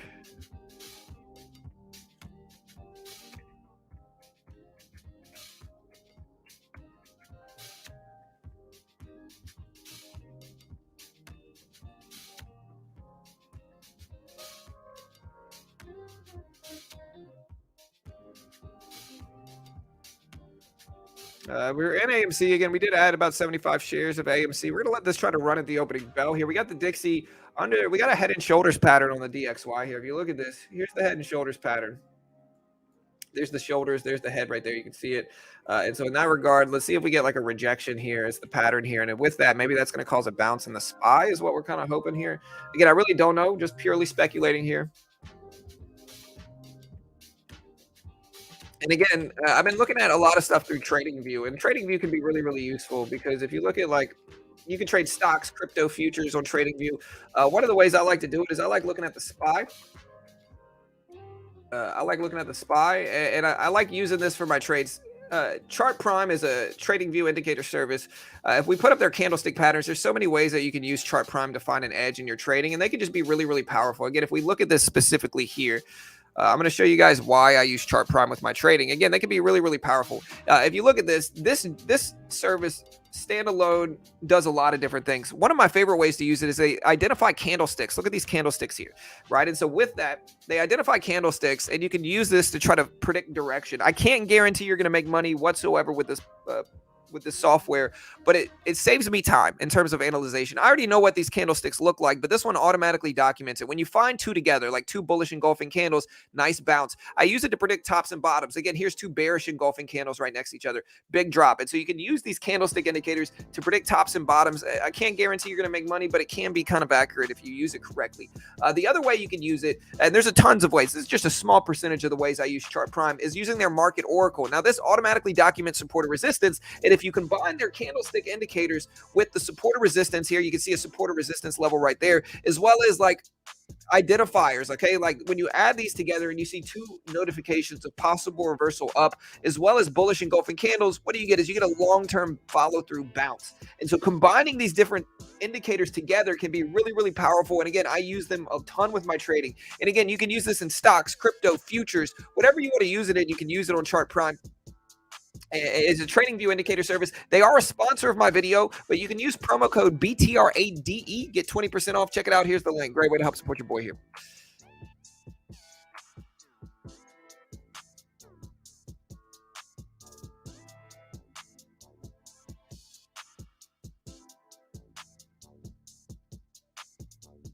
Yeah, I can see it. So regularly we got about 515 right now. So we got about 515 people here. For whatever reason, views are frozen, but that's okay.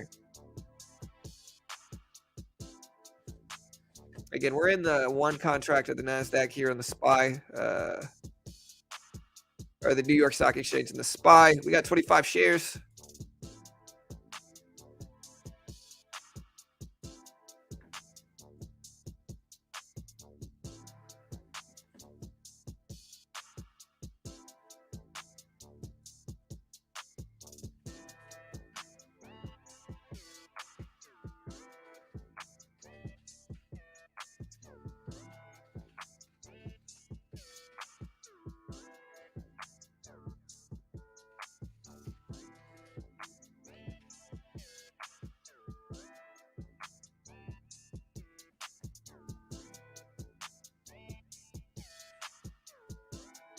Crypto sentiment is down. Yeah, again, I'm not messing with crypto right now, guys. I'm not telling you shouldn't, but like I'm not toying with crypto right now. There's just too much risk.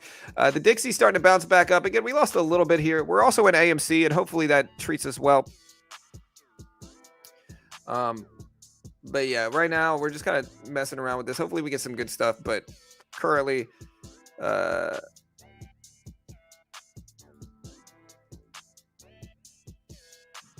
all right, SPY is pulling back. I guess we'll sit on it. I don't know. We're in AMC. We did add about 75 shares to AMC.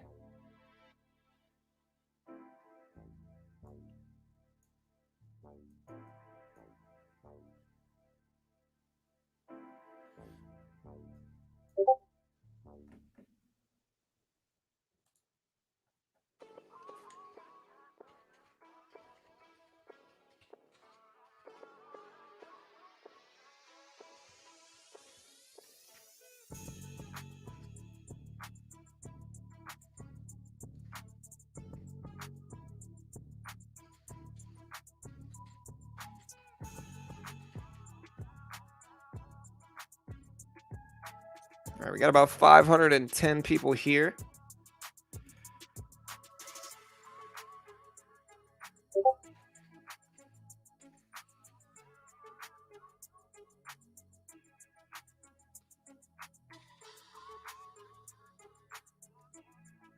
All right, we're going to put up the E-mini on the SPY. We're going to be trading the SPY a little bit today.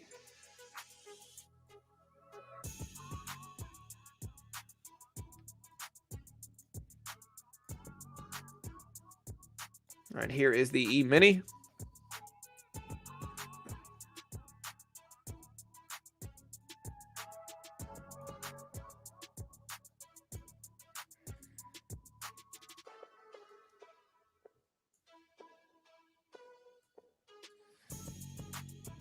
And if you haven't already, guys, hit that subscribe button. Listen, we day trade, swing trade, and invest every single weekday morning for free. My big thing here, guys, is like I don't want to be an expert. I don't claim to be an expert. I don't act like a guru. I don't sell a course or service myself.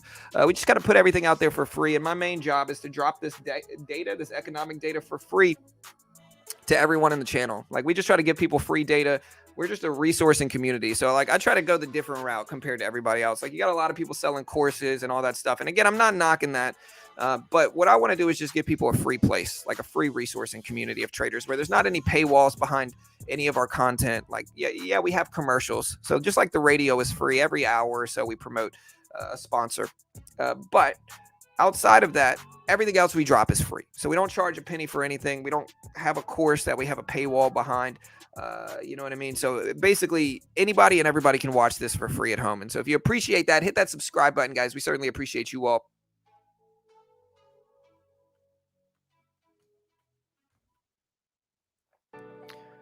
So yeah, right now we are on Topstep.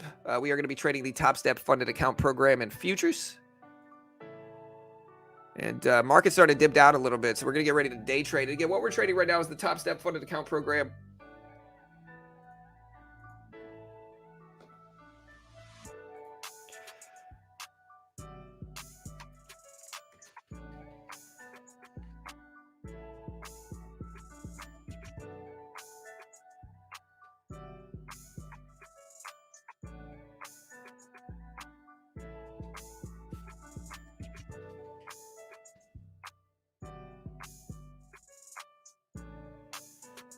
Yeah, this is called Quant Tower.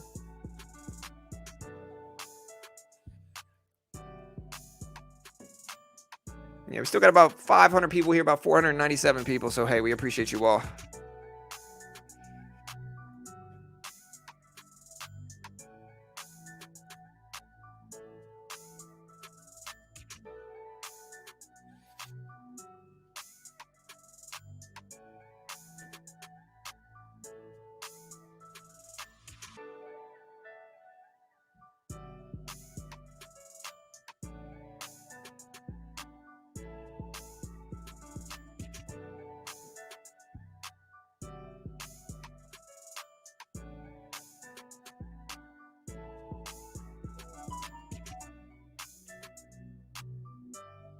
Yeah, a lot of crypto weirdness is happening right now. Again, it's one of the reasons like I'm staying away from crypto right now. Too much risk. You know, again, the crypto market and the stock market differ heavily in a few different ways. I'm going to get out of my SPY trade again, and we're just going to kind of chill and wait now. But the crypto market and the stock market differ in a few different ways. One of them is that when the crypto market falls, it can drag everything else down with it. You know what I mean? And so in that regard, I think you got to be very, very careful in crypto because, you know, while the stock market moves in sympathy with each other sometimes, you know, the crypto market is a little bit different in that regard to where the crypto market will massively influence the rest of it, right? Like the SPY is made up of a bunch of other small cryptos. Or no, I'm sorry. The SPY is made up of, you know, the largest companies in the world. And so there's some sympathy moves that happen with that.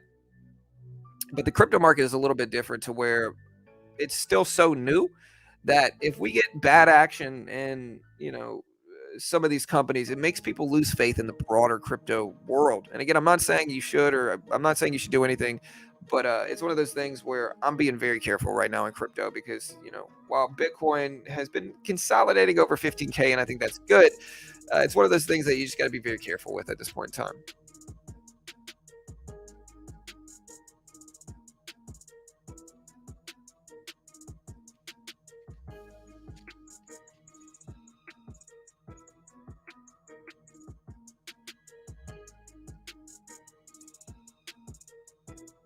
Justin Waller, I don't know who that is. All right, AMC, rip it up, guys. We did add again. You guys saw us scale into AMC. We had 75 shares. It is rip it up.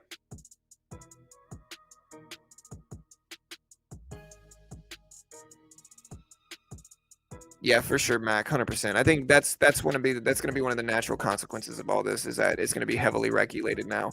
And I think it's kind of necessary because I think if if brands like FTX can get away with what they did, basically unseen until the straw that broke the camel's back, so to speak. If they can get away with that like they did, then we need more regulation.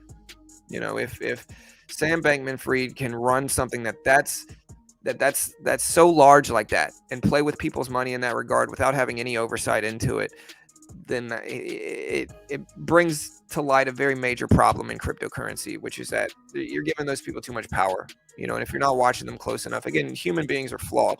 If you don't watch them close enough, if they don't think they're being watched, they'll do some dumb stuff. And so, in that regard, I think if we're looking at it from an optimistic perspective, then hopefully it brings some more regulation.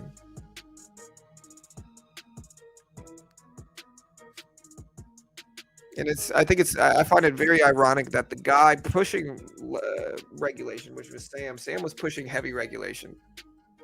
And so I find it ironic that the guy that was pushing for regulation ended up being the guy that really needed the regulation to keep him in check.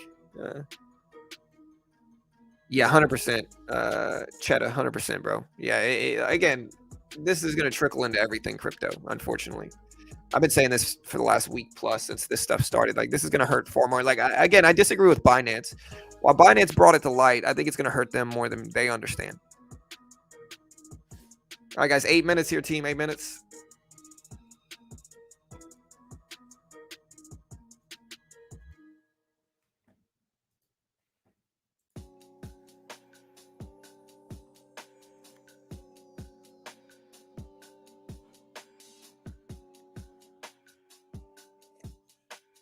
AMC just popped up to 817s here. 817s for AMC. Good. Again, we're holding it. We got 75 shares of it. We're riding it up. You love to see it.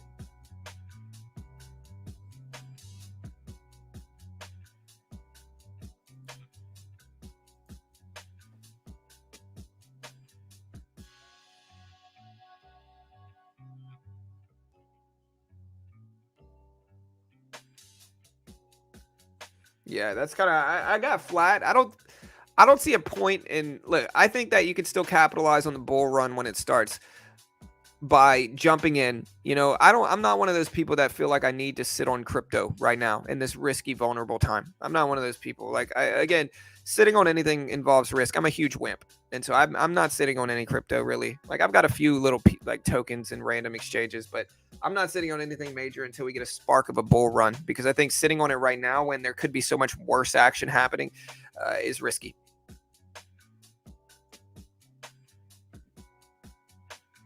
All right, guys. Again, hit that subscribe button. We got over 500 people here. Again, we got 505. It looks like the viewership is frozen, but yeah, we got 505 people here. So we appreciate you all, guys. Thank you so much. Let's keep growing. AMC dipping all the way back down to 804s.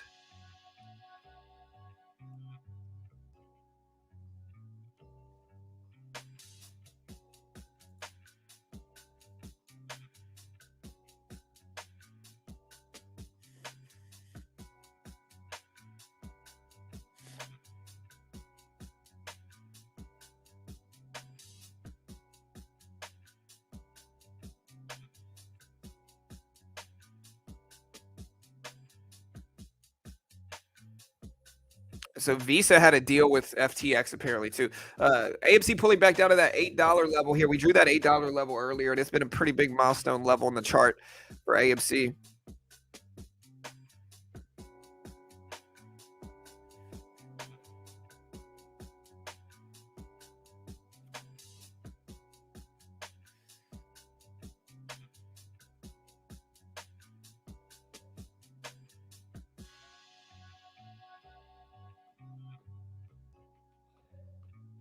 All right, guys, 5 minutes. 5 minutes until the market opens.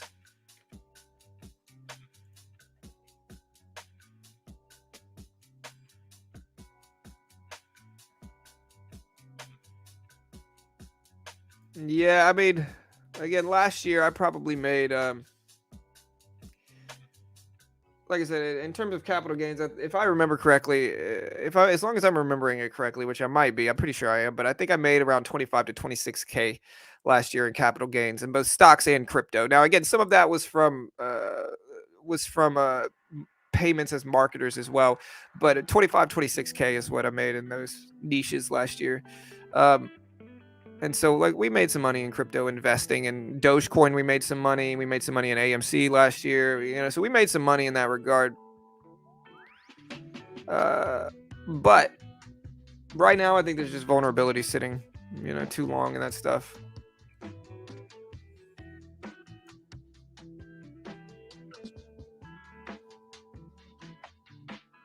I don't know, Chris. So far, we're green today. We made money in AMC. Again, we're riding AMC up.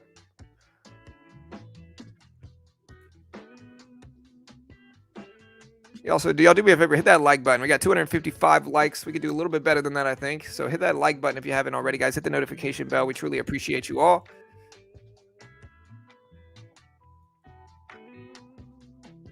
Would you rather have Justin Jefferson or Michael Thomas on your team? I'm gonna go with Justin Jefferson, bro. Justin Jefferson's less injury prone.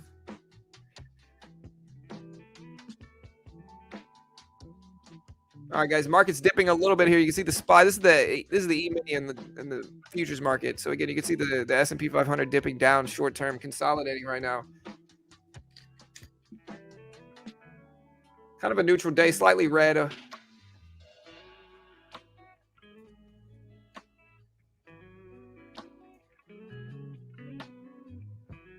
Is my internet struggling? Are you guys getting lag?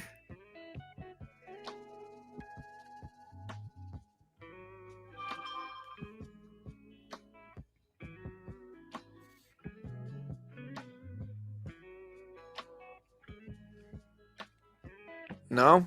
You guys getting any lag today, guys? We got less than 2 minutes. SPY started to dip down.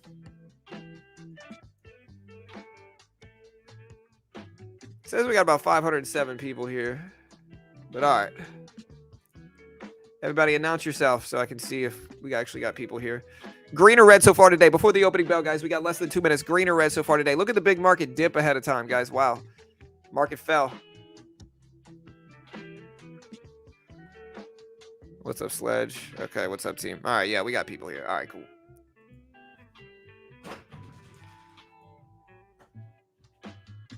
Hi. All right, love you. Have a good day. Green, red. Here, yeah, get Rosie out of here. There you go. All right. Red. Red day today. Puts printing a green. Hey, nice, John. All right, guys. Market open up soon. Good luck today.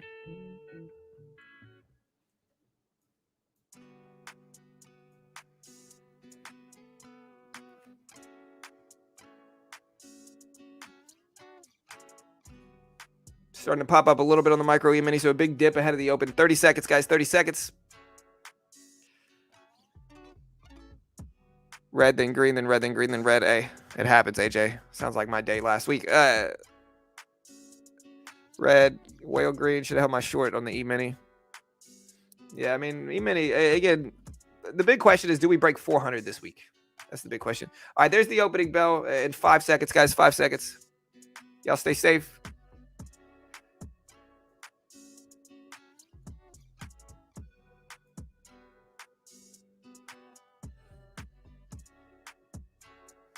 All right, there's the opening bell.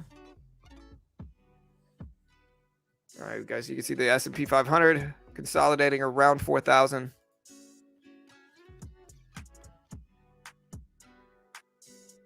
Trying to move back up, keeping an eye on it.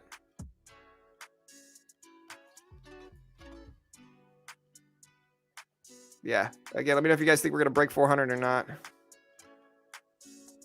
There we go. So it looks like they fixed it.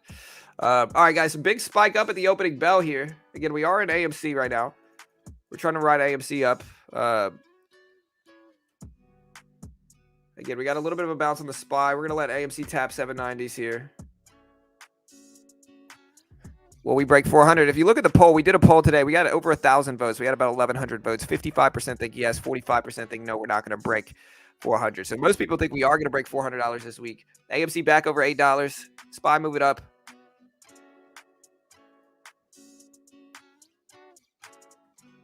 Again, starting to get some green action here. Again, we're going to let things play out first. We're not going to push too heavy into anything yet. AMC back over 8s at 804s.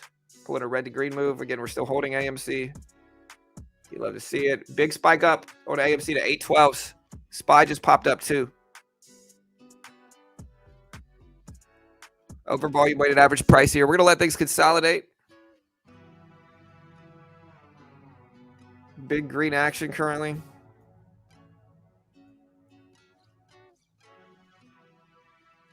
Up to 815s on AMC here. Look at the SPY run.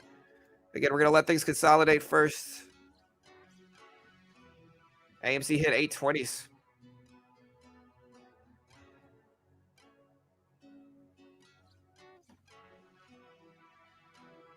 All right, so we got a little dip here in the SPY.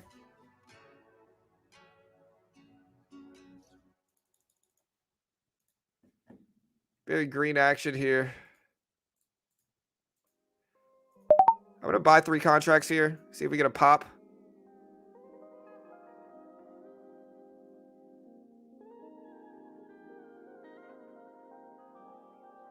See if we bounce at VWAP and break highs again. Close to it. About break even here.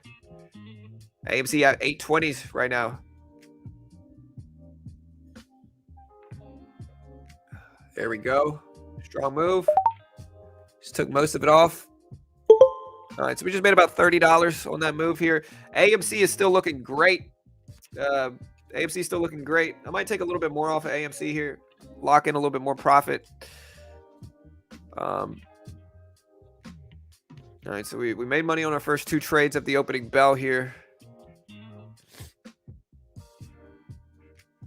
AMC is looking good. That ad was really nice, it looks like.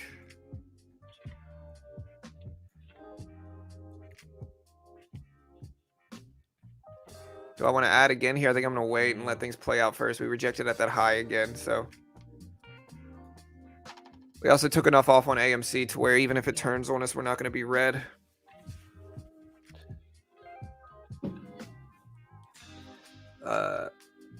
SPY starting to turn here. Again, we're going to let things play out first. We're not going to really tap too heavy into this.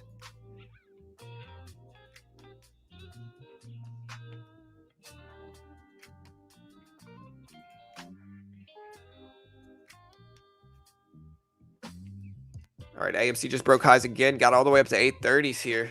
SPY consolidating. Wow.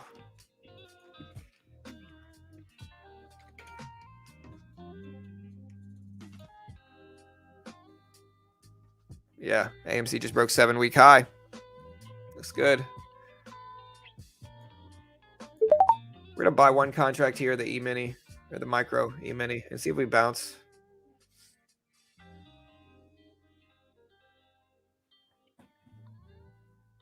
A little bit of early trading for me here, to be honest. I don't usually trade this early. It's kind of early for me to take any positions, so we're going to trade small. We're nicely green and things, though.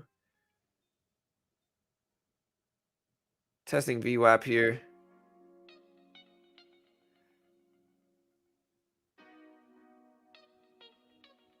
Oof. Yeah, we're going to have to cut it. So SPY just broke under VWAP here. Still slightly green on the day. AMC still looking strong, though, at 835s right now.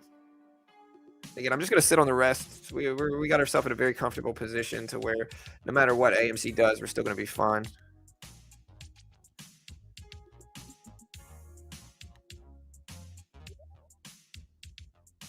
Market might start to turn red, though. If it does, we'll short. I don't have any problem with shorting the market either.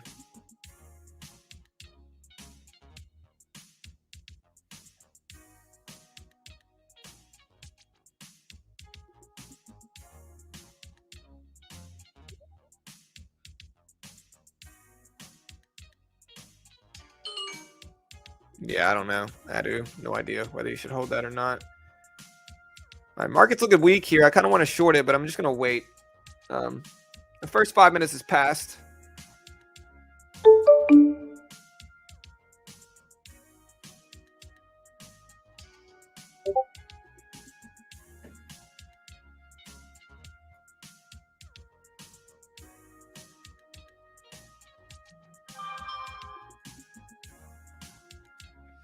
Big drop in AMC. Market looks weak. Again, I kind of want to short.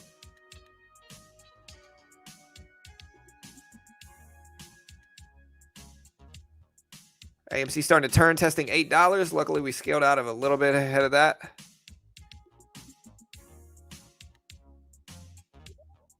All right, AMC just broke $8 here.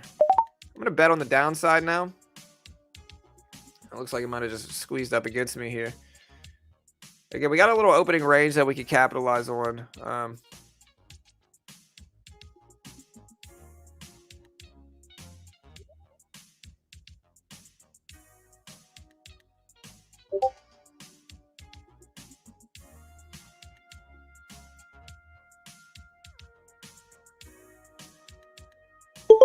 We're going to cut that. Just wait. We got a nice little sideways range, though, so we're slightly down, very small. But we got a nice little range that we can actually look at to break here. Here's the range.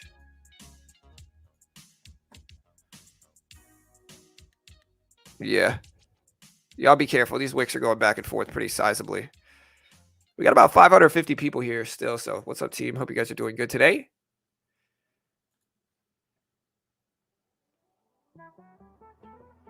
Big down wick here. Maybe we'll ride it up.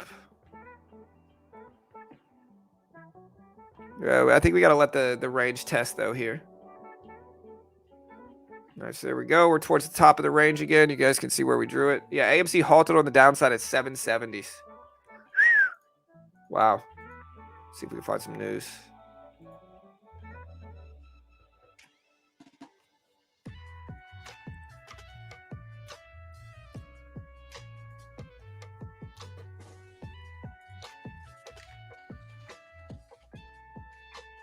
Yeah, so market's trying to hold.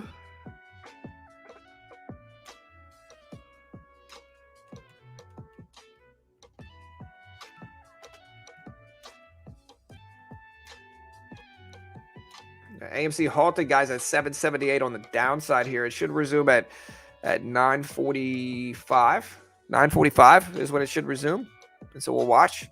Again, luckily we scaled out of half of it. We only have 25 shares left, and we're deep into the green today. So luckily we're doing all right still in AMC. Now, again, it turned very quickly. Halted on the downside. Y'all be careful. Market is very choppy and neutral so far today. We've had some green action, pulled back a little bit, consolidating now, but very neutral and choppy here, team. So y'all be safe and be careful.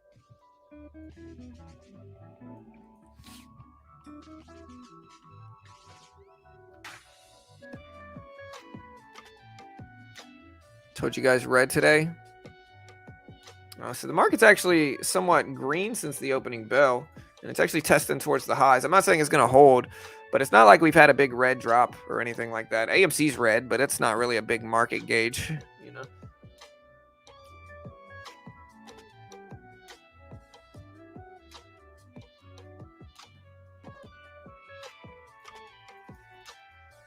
Yeah, I mean, AMC's still up dramatically on the day, you know. Now, again, we'll see if it actually holds. Let me know what you guys think.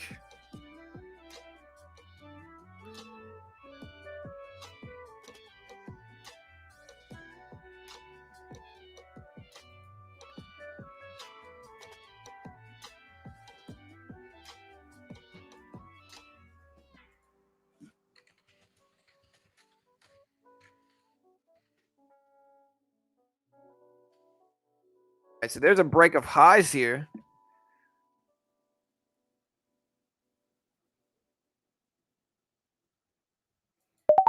We'll buy this little small pullback into that previous support level and see if we continue this run up. We did just break highs.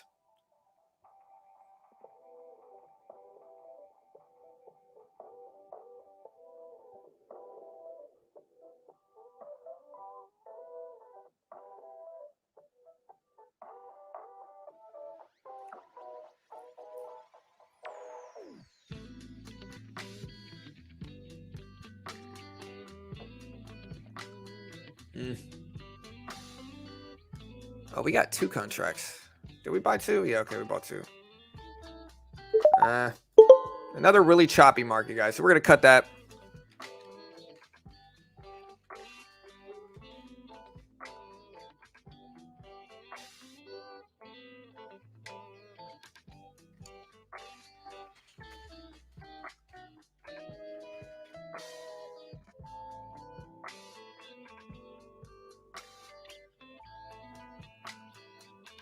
Yeah, so really, this is really confirmation and choppy neutral activity.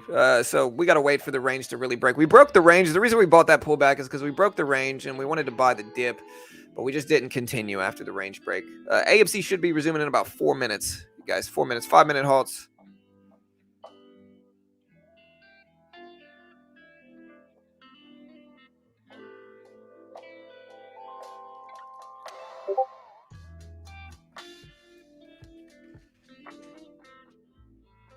So we're just gonna kind of sit back and wait.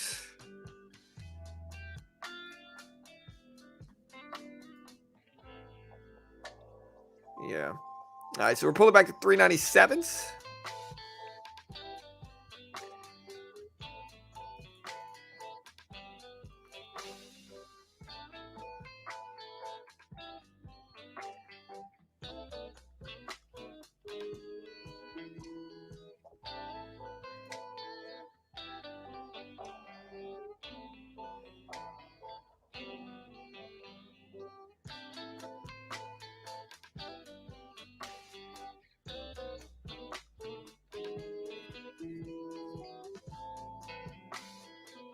All right, so AMC did resume here. Weird. It was only like a 3 minute halt. Let me see when it was halted. Oh, no, no, no. It got halted at 42. I'm sorry. Yeah, so AMC is now resumed. It's down to 770s.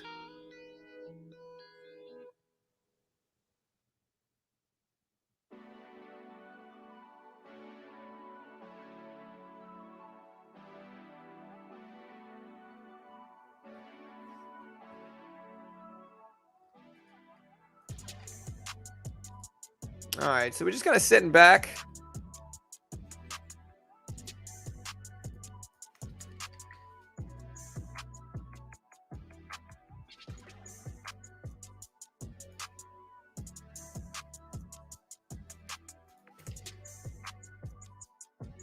All right, market's starting to reverse.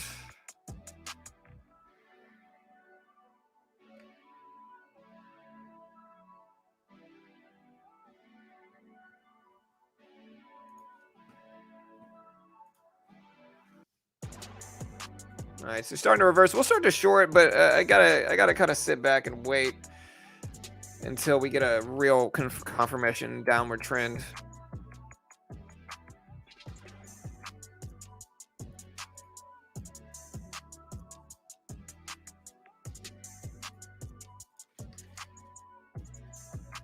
All right, so we're testing the downward trend. We'll take one contract here, but we're gonna start to scale down. Again, we're down less than 50 bucks on the day. Or I don't know what we're down. We'll have to check and see.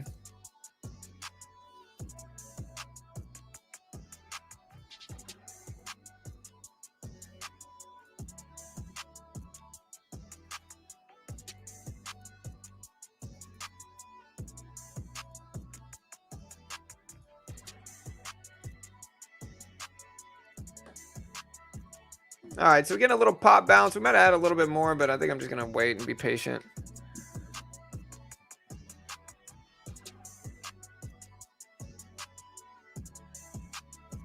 All right, that's better. So we're gonna add some more to this now that we have that big upwick rejection. 2 contracts now.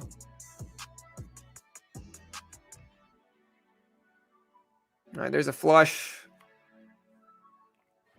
Looking for the breakdown. There we go. Started to get it. Let's see if we can tap lows. Ideally, that's what we want. We're green in it now. But I want to be patient and let it actually break lows if it can.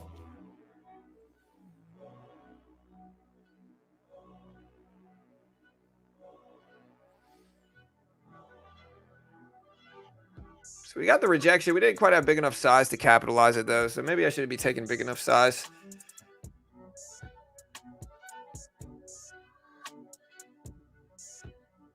So it hit lows. Still consolidating towards the bottom. There we go. I got out one contract there. Got out the other. So just made about 20 bucks.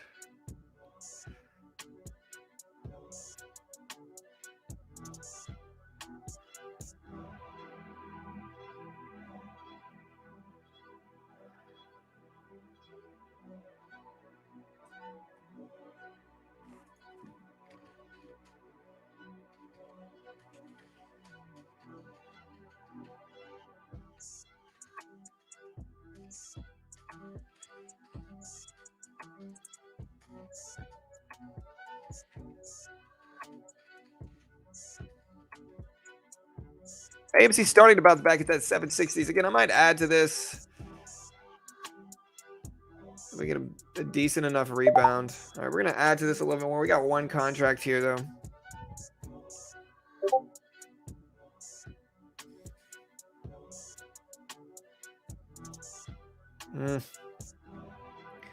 I want to let it reject. So we'll take 2 and then see if it'll flush.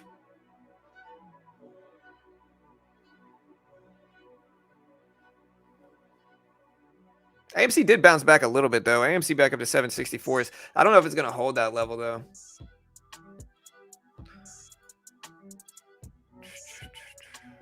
Again, we're kind of sitting in this back and forth. I like the trade. I think a lot of the time we're going to reject here on these type of charts where we break under VWAP, bounce back to VWAP, and then reject. But I want to give it time to actually work here. I don't want to add any more to it either. So the only thing I don't like is my average, but, you know, it's such a small trade. It'll be okay.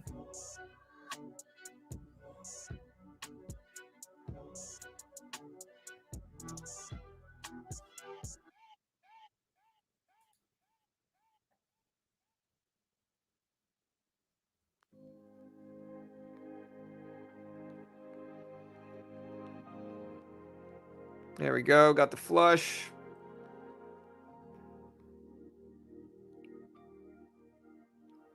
Nice. I got one off there.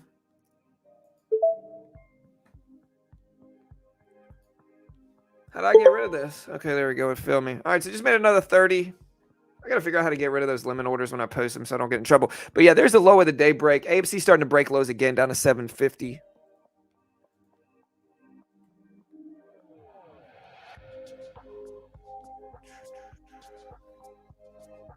Yeah, so we made a little bit of money on the last couple trades. But we got to just be patient and see if we can catch some more moves.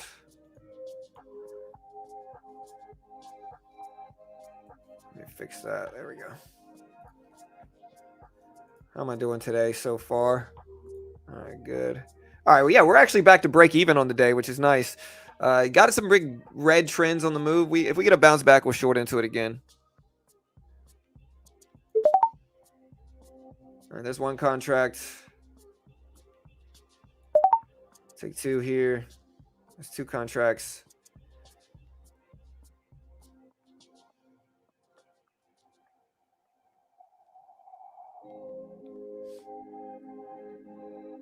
We'll look to short a little bit more into this. Catch some more weakness if we can. There's 3 contracts.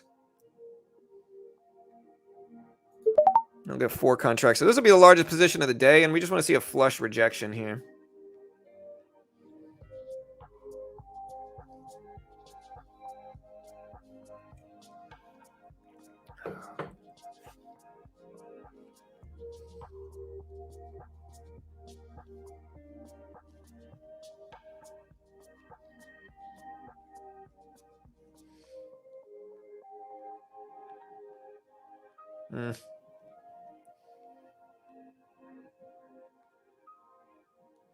So we're going to have to start to consider cutting it now that we're bouncing back up heavily into the VWAP here.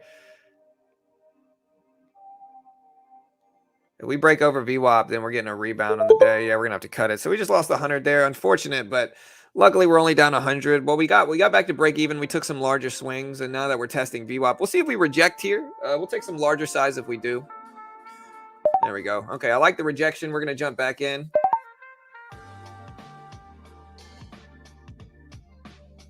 Four contracts now.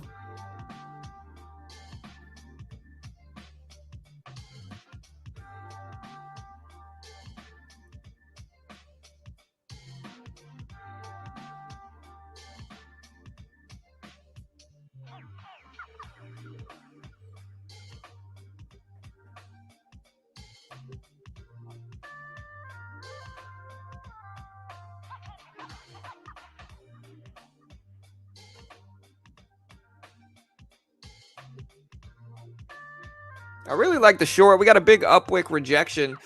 But if we start to rebound all the way back up and start to show that we're going to test the VWAP again, we do have to cut this one too.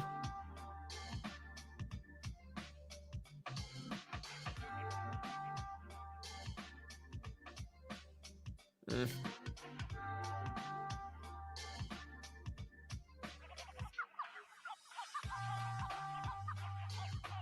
Doji candle. We got a big upwick and then a doji candle following it. Again, we're taking small risks in most of the trades today. 4 contracts or less. I'd like to see us reject VWAP here, but again, we pop over VWAP. Just such a choppy day again. We're gonna have to cut it and just wait. The market has not been super volatile lately in terms of trend. I mean, we've been getting mostly pretty bad opening bell movement over the last couple weeks. The key with trading this type of stuff, guys, is that you don't give back too much of your profit. Like once you start to see some sideways neutral activity, like if you look at Friday, we had the same thing. Thursday, we had the same thing for the first like hour. Wednesday of last week, we had the same thing. Tuesday of last week, we actually had some okay action. Looking back at Monday of last week, we actually had the same thing on the when was this, on the 7th. So the last few weeks, even on the 4th, so the Friday before that was the same thing. So we've been getting really choppy neutral action in the market lately. And so with that, guys, it's one of those things where don't get frustrated and scale up size and all this. We're going to have to scale down our size.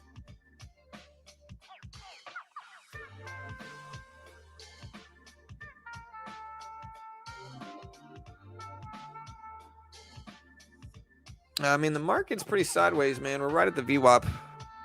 So weren't you betting on a downward trend? Gallinator?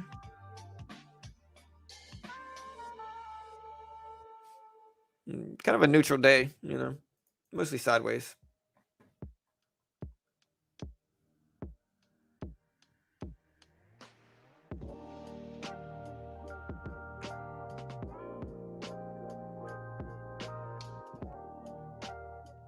Okay.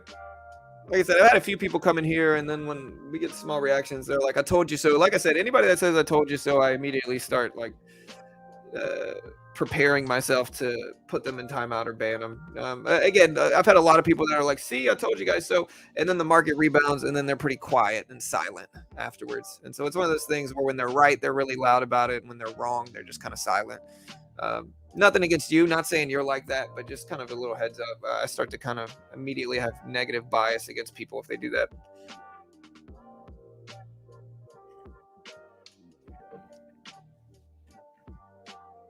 Again, we're neutral.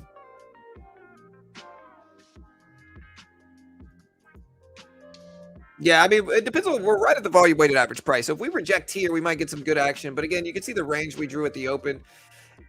We're still so sideways. I just want to see us break down in one specific direction. A lot of the time, what's happening over the last few weeks is that opening bell will be choppy and neutral, and then eventually the range will hopefully break. And then when the range breaks, then we'll get some better price action to capitalize on.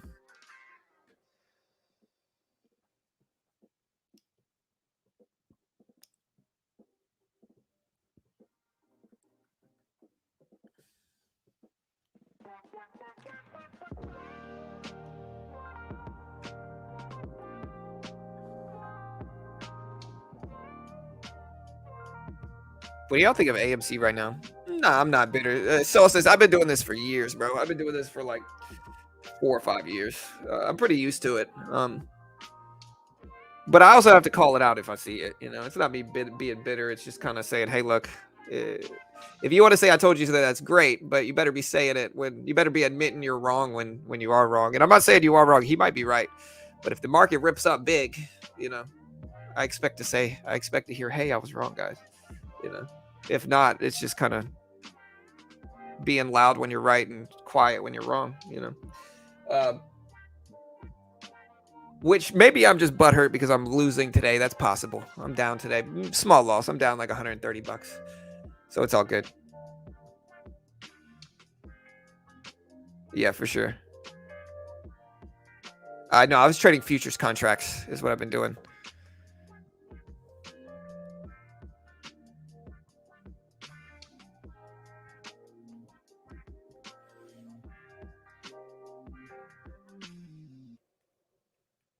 Again, kind of a neutral market.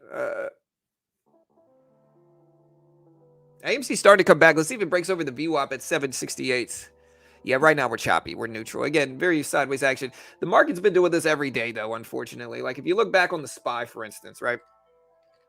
If you look back on the SPY, The market has been so neutral every day at the opening bell. Like Friday, we definitely got neutral activity at the open, up and down, up and down.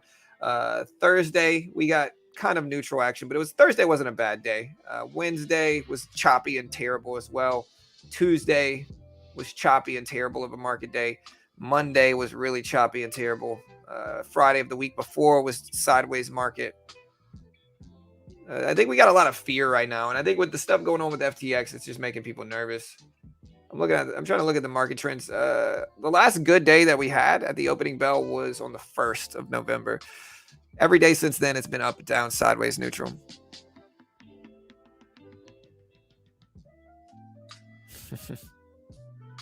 $5 gallinator. You know, no, I'm just messing with you.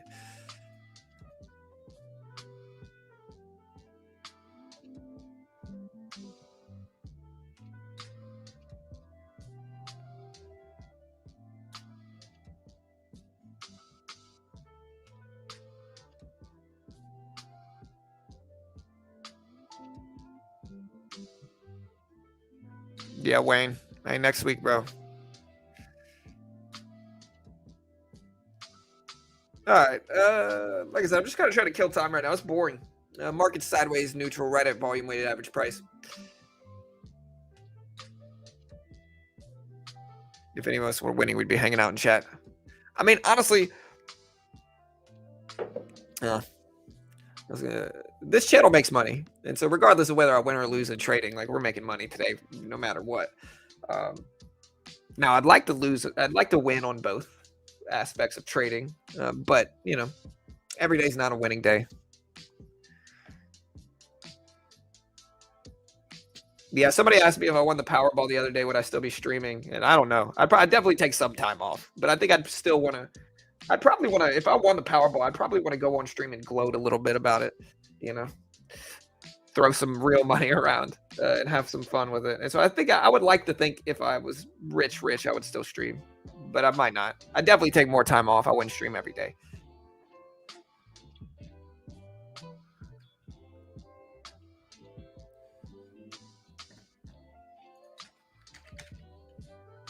All right, so AMC rejected at VWAP at 780s.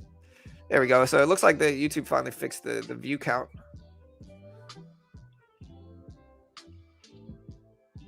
Yeah. Yeah, for sure, Wayne. Hey, for sure. It's a good business, man. I don't know where I want to take it yet. Again, I know the next step for me would probably be to build some type of software, which I kind of have off and on. And I'm a software engineer as well. Like I build mobile apps and stuff like that. The Squeeze app is kind of out. You know, we're not messing with the Squeeze app right now, but the next step would be to build software for sure as a business. But it just takes so much time to do so. And like people don't understand. Like I'm married with kids, man. I don't have a lot of free time. I really don't. And so I'd have to find the time or maybe pay somebody else to do it or outsource it, you know.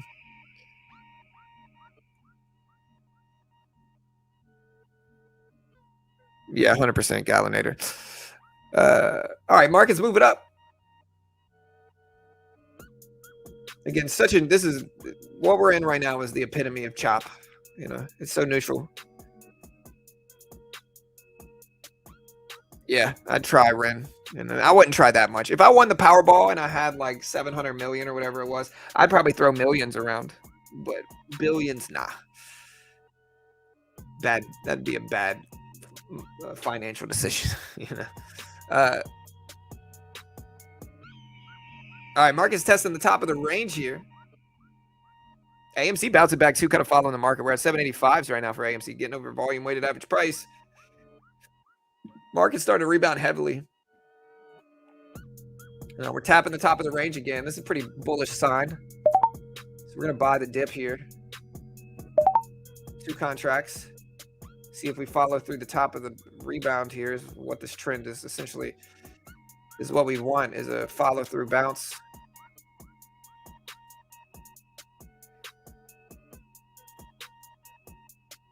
Yeah, Rahul. We try.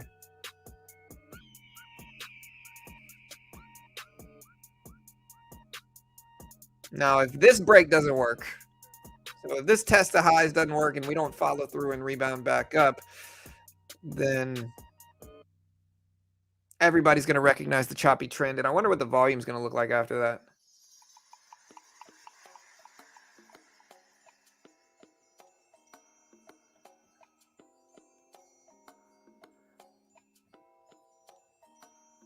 Yeah.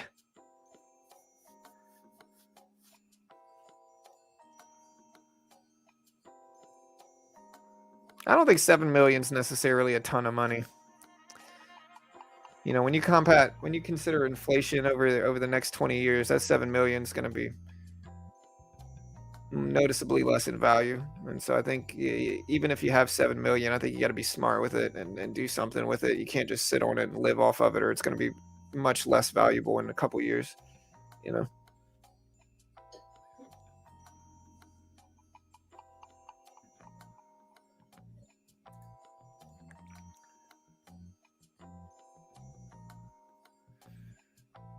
Yeah, I mean, I feel you. I get it.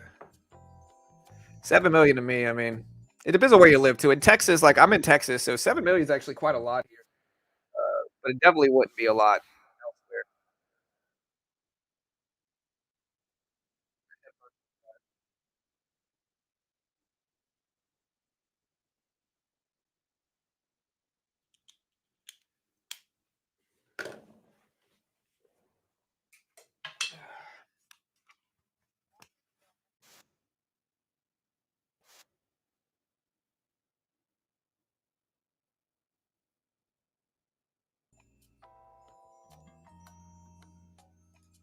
There we go. That's nice.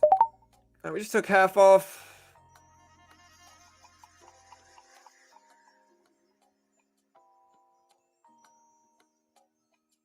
Got one contract here. We might take a little bit more and add some more here. I think this is a strong move. 2 contracts now.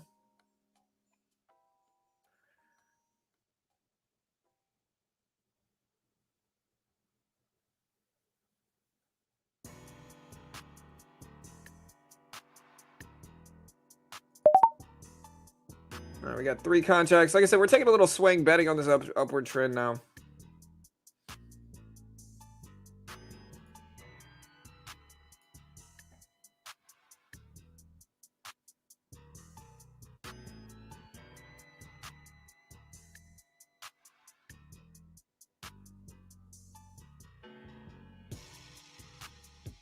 Yeah, 7 million is enough to. My point is 7 million is a lot of money. I'm not. Let me put this in perspective, right? I'm not saying 7 million is not a lot of money. What I'm saying is that if you take $7 million and you just kind of sit on it without doing anything with it, you don't use it to make more money. You know, you don't leverage that 7 million to do more things with it. Whether it's invest in real estate, like do something that'll combat long-term inflation, then that 7 million is going to go quick.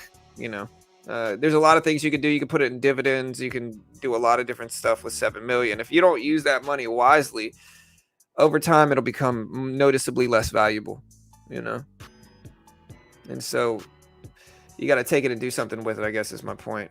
You know, I don't think just sitting on 7 million long term is going to be smart. If you want to give something to your kids or whatever, you know.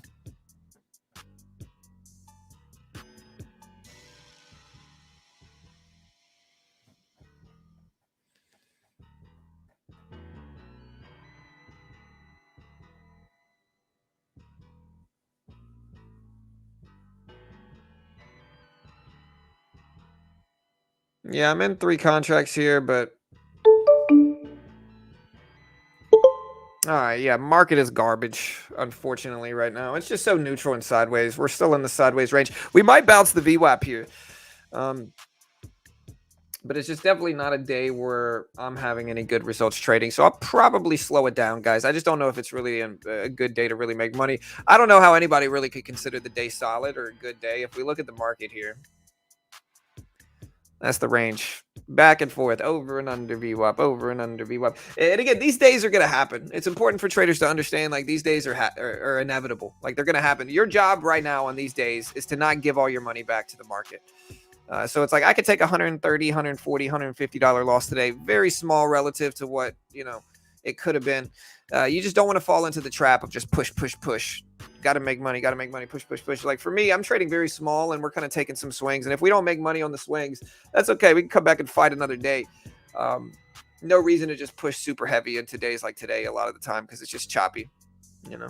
So we're going to get out with a small L and then live to fight another day. And if the market starts to run a little bit, maybe we'll do some more stuff.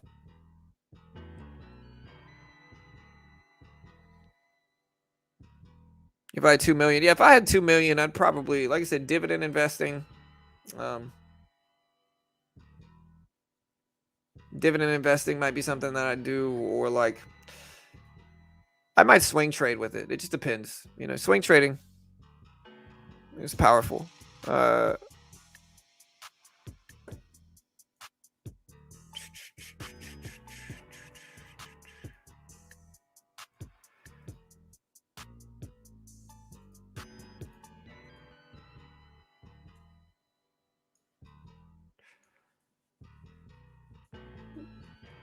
Yeah, I mean, sir, I'm gonna put this out there. Here's my actual chart. Okay, so like, here's my actual chart.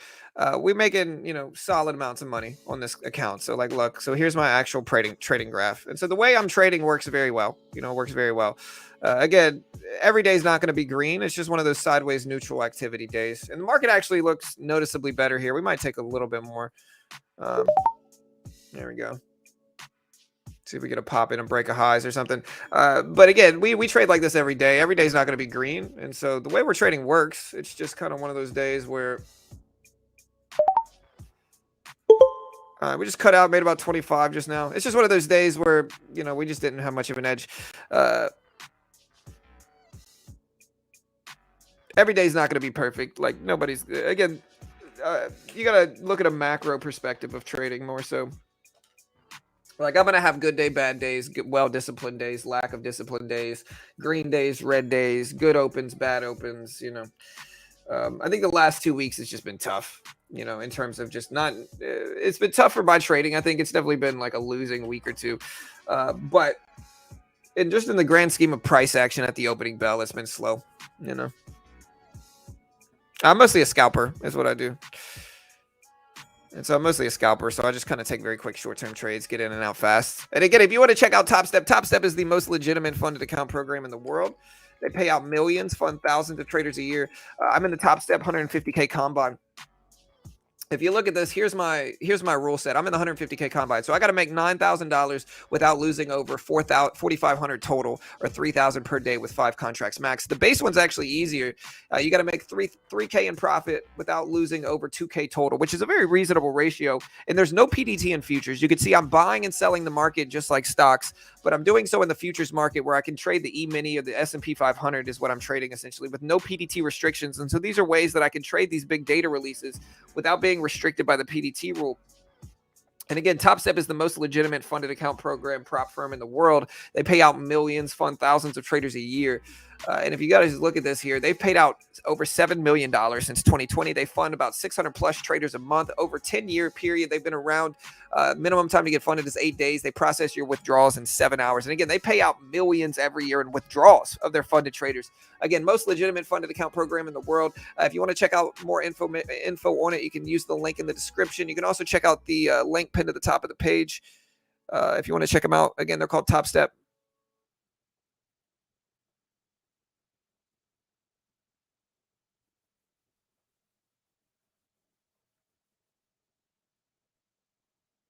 Yeah, it's mostly choppy neutral markets right now. Like when there's a lot of economic releases and a lot of stuff going on economics wise, most of the time traders are less likely to take big size. Like you could see me trading this morning and we traded, but we were trading very small. Like we were trading very small size. And so I think a lot of traders are taking that perspective on it too. Where they're just kind of trading small, you know. And that's okay. That's kind of what you want sometimes. You know, you got to be willing to take small scalps.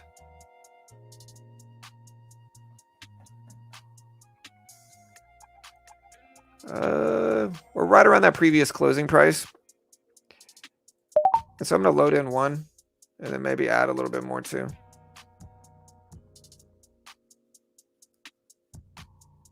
I think they're different rules, Kyle. I think the rules are a little bit, whoa.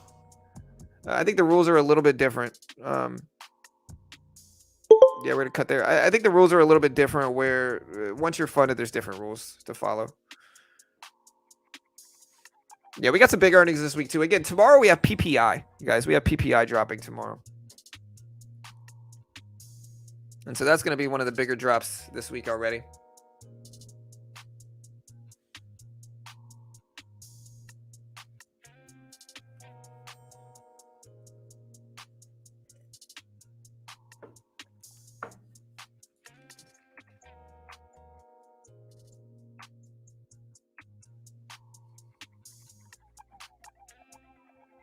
AMC broke up to $8 and then pulled all the way back down under VWAP at 775. So we're still keeping an eye on that, I guess.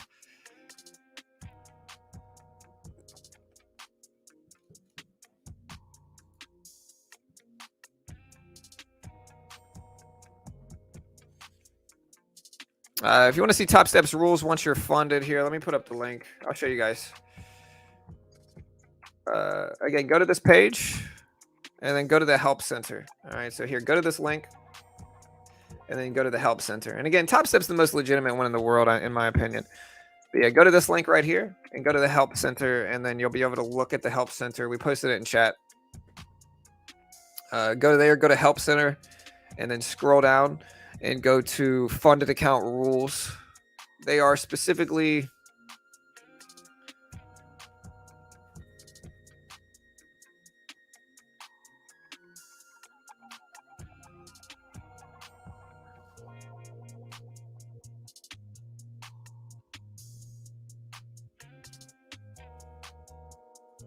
oh yeah, no, actually they match the same rules. So the funded account rules are going to be the same as the combine rules. But I think the key with that is that once you're funded, you need to scale down your size because you're not working towards any big goal. You know, so like once you're funded, you can trade 1 or 2 contracts max and just kind of live off of the $100+ a day in profit or losses that you take without really risking your account, if that makes sense, right? So if you get 150K in funding, your maximum daily loss limit is $3,000, right? So you can trade 1 or 2 contracts at the regular and just get out if you lose 1,000, or if you lose $500, just stop trading. Very relatively safely. And I think that's what most people should be doing once they're funded, is scaling down their size dramatically. I think most people lose their funding. The Topstep also has a really cool thing where if it used to be if you got eliminated from the funded account, you'd have to start all the way over. Now, if you get eliminated from the Topstep funded account, you get to start right back over at phase 2. So you don't have to start over again. You go right back to phase 2. And then if you pass phase 2, boom, you get your funded account back and you can withdraw and all that stuff. Again, so that's one of the things that they do now.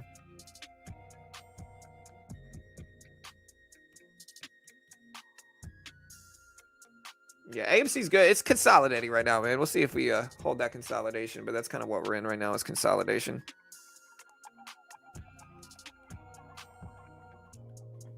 Yeah, and so you can see that's kind of the market right now. We'll see if we get some good action here. Put the charting back up here for TOS.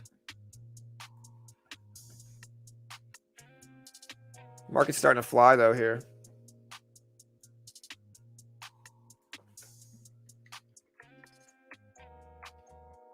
I think that high of the day here. Like I said, man, that high of the day level is where a lot of people are gonna catch some income from it.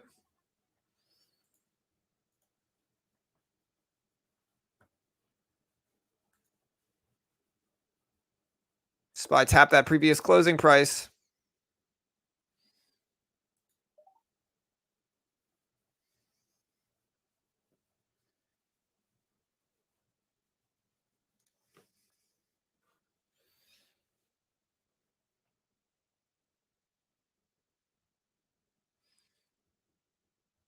Market's starting to fly. Look at AMC start to fly too.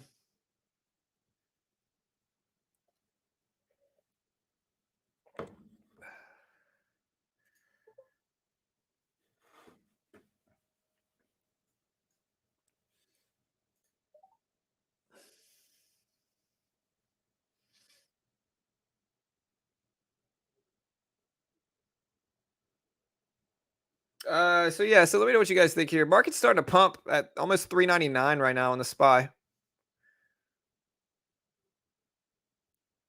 Still pumping up, getting pretty big action here.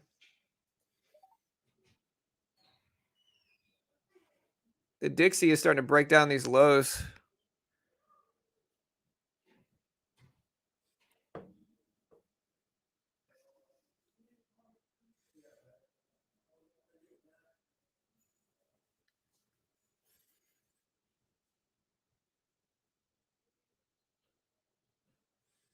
Dixie still looking weak.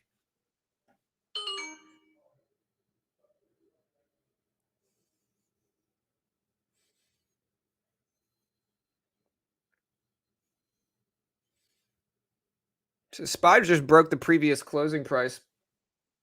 We'll see if it actually holds support there. So you can see this previous closing price. Let me find my epic pin.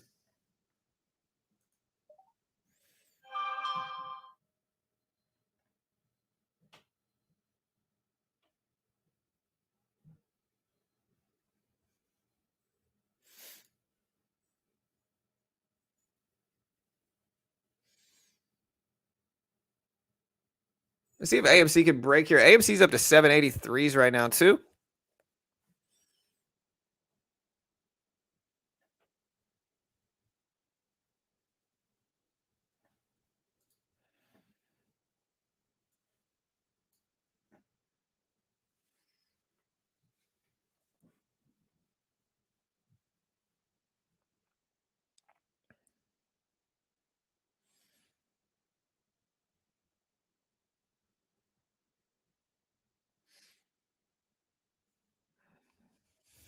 Magic beans. Is that like the office? Jim's magic beans that he sells to Andy? Whole family here loves The Office, man. We watch it probably way too much. All right, market's still kind of consolidating. AMC is all the way back up to 790s here, man.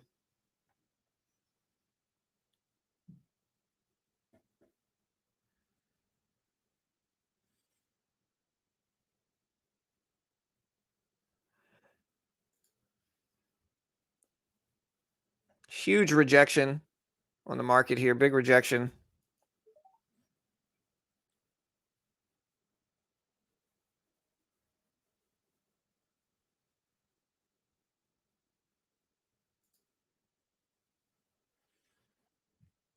Yeah, I'm a contrarian as well. It just depends on like there's a lot of nuance to it, but yeah, I'm mostly a contrarian as well.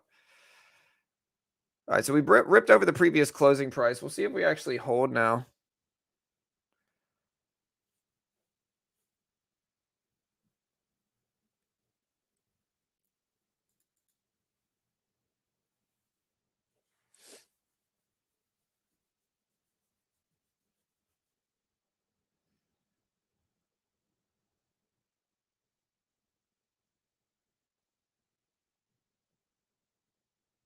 Market trying to hold over the previous closing price. Let's see if it holds green and makes a test towards 400 today. That's kind of what the market is kind of consolidating here. Um, we've mostly stopped trading today, but we'll see if the market can hold over the previous closing price and get back up there. It's trying right now, but it's kind of a tough time.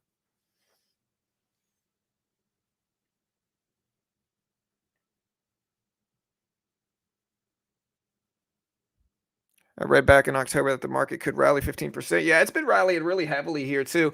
Again, I don't know if it's going to continue. Of course, AMC started to dip down to 775s. I just hope it holds. Like, I'd love to see the market hold the gains that it's put in. Also, guys, y'all check out Chart Prime. If you haven't checked out Chart Prime, it's a trading view indicator service. Really powerful service here, and you can use it in stocks, crypto, futures, whatever you want to use it in, right? So if we look at the S&P 500 right now, you can look at the S&P 500, or we could look at the SPY, which is kind of what I'm trading here. This could be a really powerful service because not only do they have look at I like using these to predict tops and bottoms here, and I think you can use these really, really accurately. They show you what candlesticks are there. They also show you a predictive algorithm that predicts up and down and down and up. And so if you look at those two bearish engulfing candles right next to each other, we get a nice little drop. If you look at also, if you peep out, like here, let me get this away from the screen. If you peep out here, look, possible reversal up, possible reversal down, big follow through drop. And so again, possible reversal down, drop, two bearish engulfing candle, drop, possible reversal up, We get a bounce, possible reversal up, and a bunch of bullish engulfing candles. We get a bounce. And so this is called Chart Prime. Really useful indicator service. Can be really powerful. You can use it in stocks, crypto, futures, all that good stuff. Here's the link if you want to check them out. Again, great way to help support the channel. You can use promo code BTRADE. Get 20% off. Here's the link. And market is trying here. It's trying to hold up there. It's been consolidating at this level for a minute now.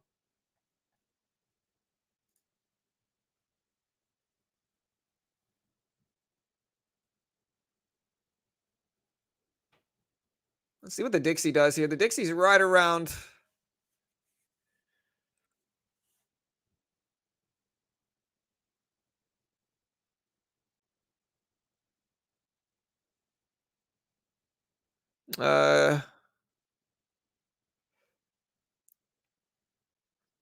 Again, I'm wanting to see if the market holds the previous closing price. I might jump into another position, but if it doesn't, we're just going to say, okay. Um,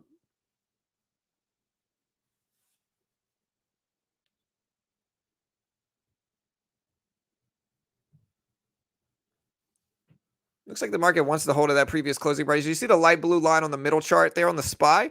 That's the previous close. That's the level at which it goes from red to green, green to red on the day. So I'm trying to see if the market holds this green price action here, which it's trying to. You can see the light blue line right there now. New candle opening up too.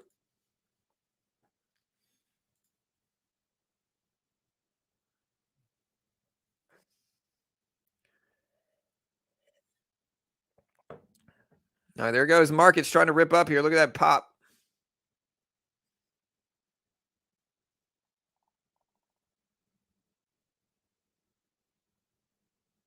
It's trying to go here. Market's trying to go green. It's been mostly consolidating just around a previous closing price, which is one of the ways we identify strength or weakness in markets. AMC starting to pump back up. It's at 785s now too. Look at 785 level.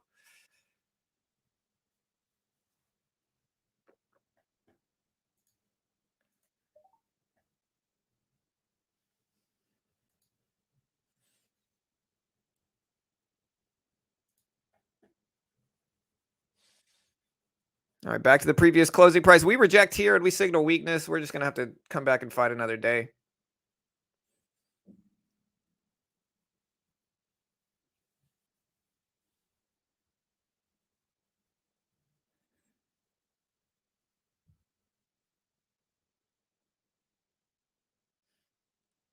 Big weakness here. Yeah, we're going to come back and fight another day. It's just not really holding any good trend.